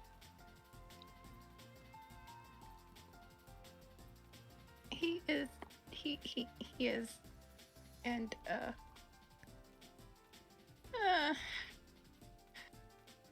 The fact that I'm okay. No, I'm not okay. I'm lying. I shouldn't lie. I'm not okay. Oh shit, I almost drank half of this water. Jesus Christ. Do what you guys made me do. You made me stay hydrated. Um.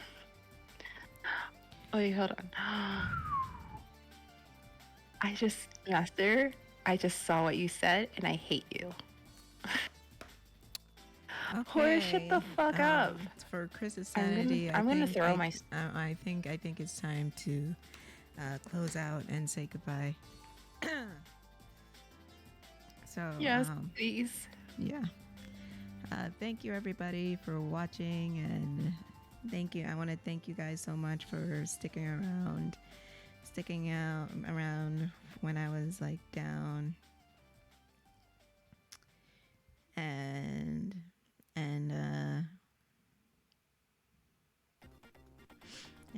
whatnot. And I really do appreciate it from you guys, and I can't thank you guys enough for that. And I really do appreciate each and every one of you. Let's get some hearts in the chat for Tiff. Let's put some hearts in the chat. Don't look at horse.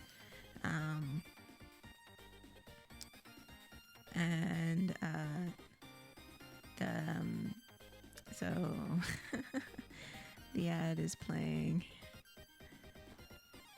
I'll wait until the ad's over and I'll say it again. Yeah. Christ.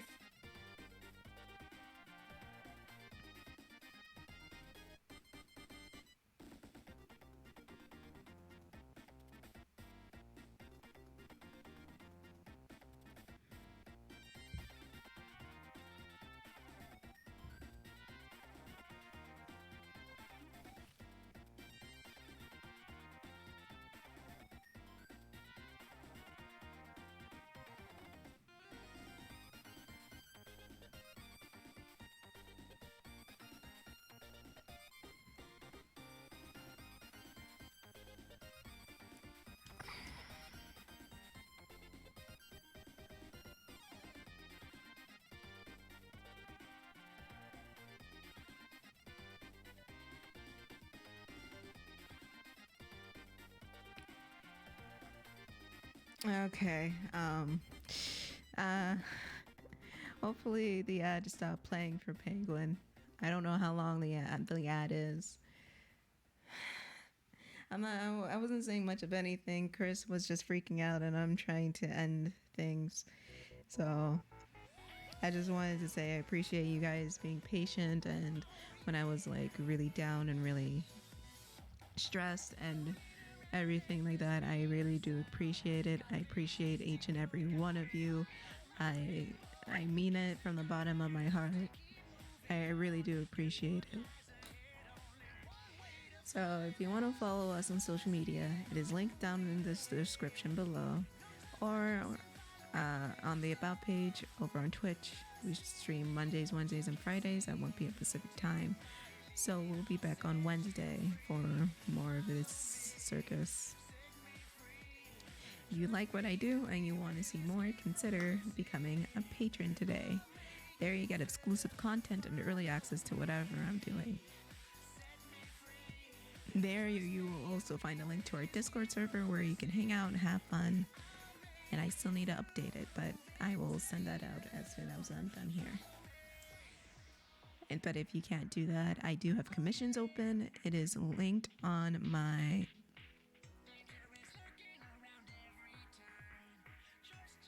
It is posted on my socials, Twitter, Tumblr, Instagram, and DeviantArt.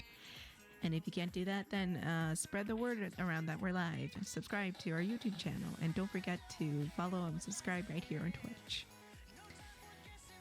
And I believe that's everything, yeah? Okay. And I think. You're just too busy looking at Titty. And in the words of my favorite cartoon character, good night, everybody. We'll see you next time. Same Kablam time, same Kablam channel. Say goodnight, Kris.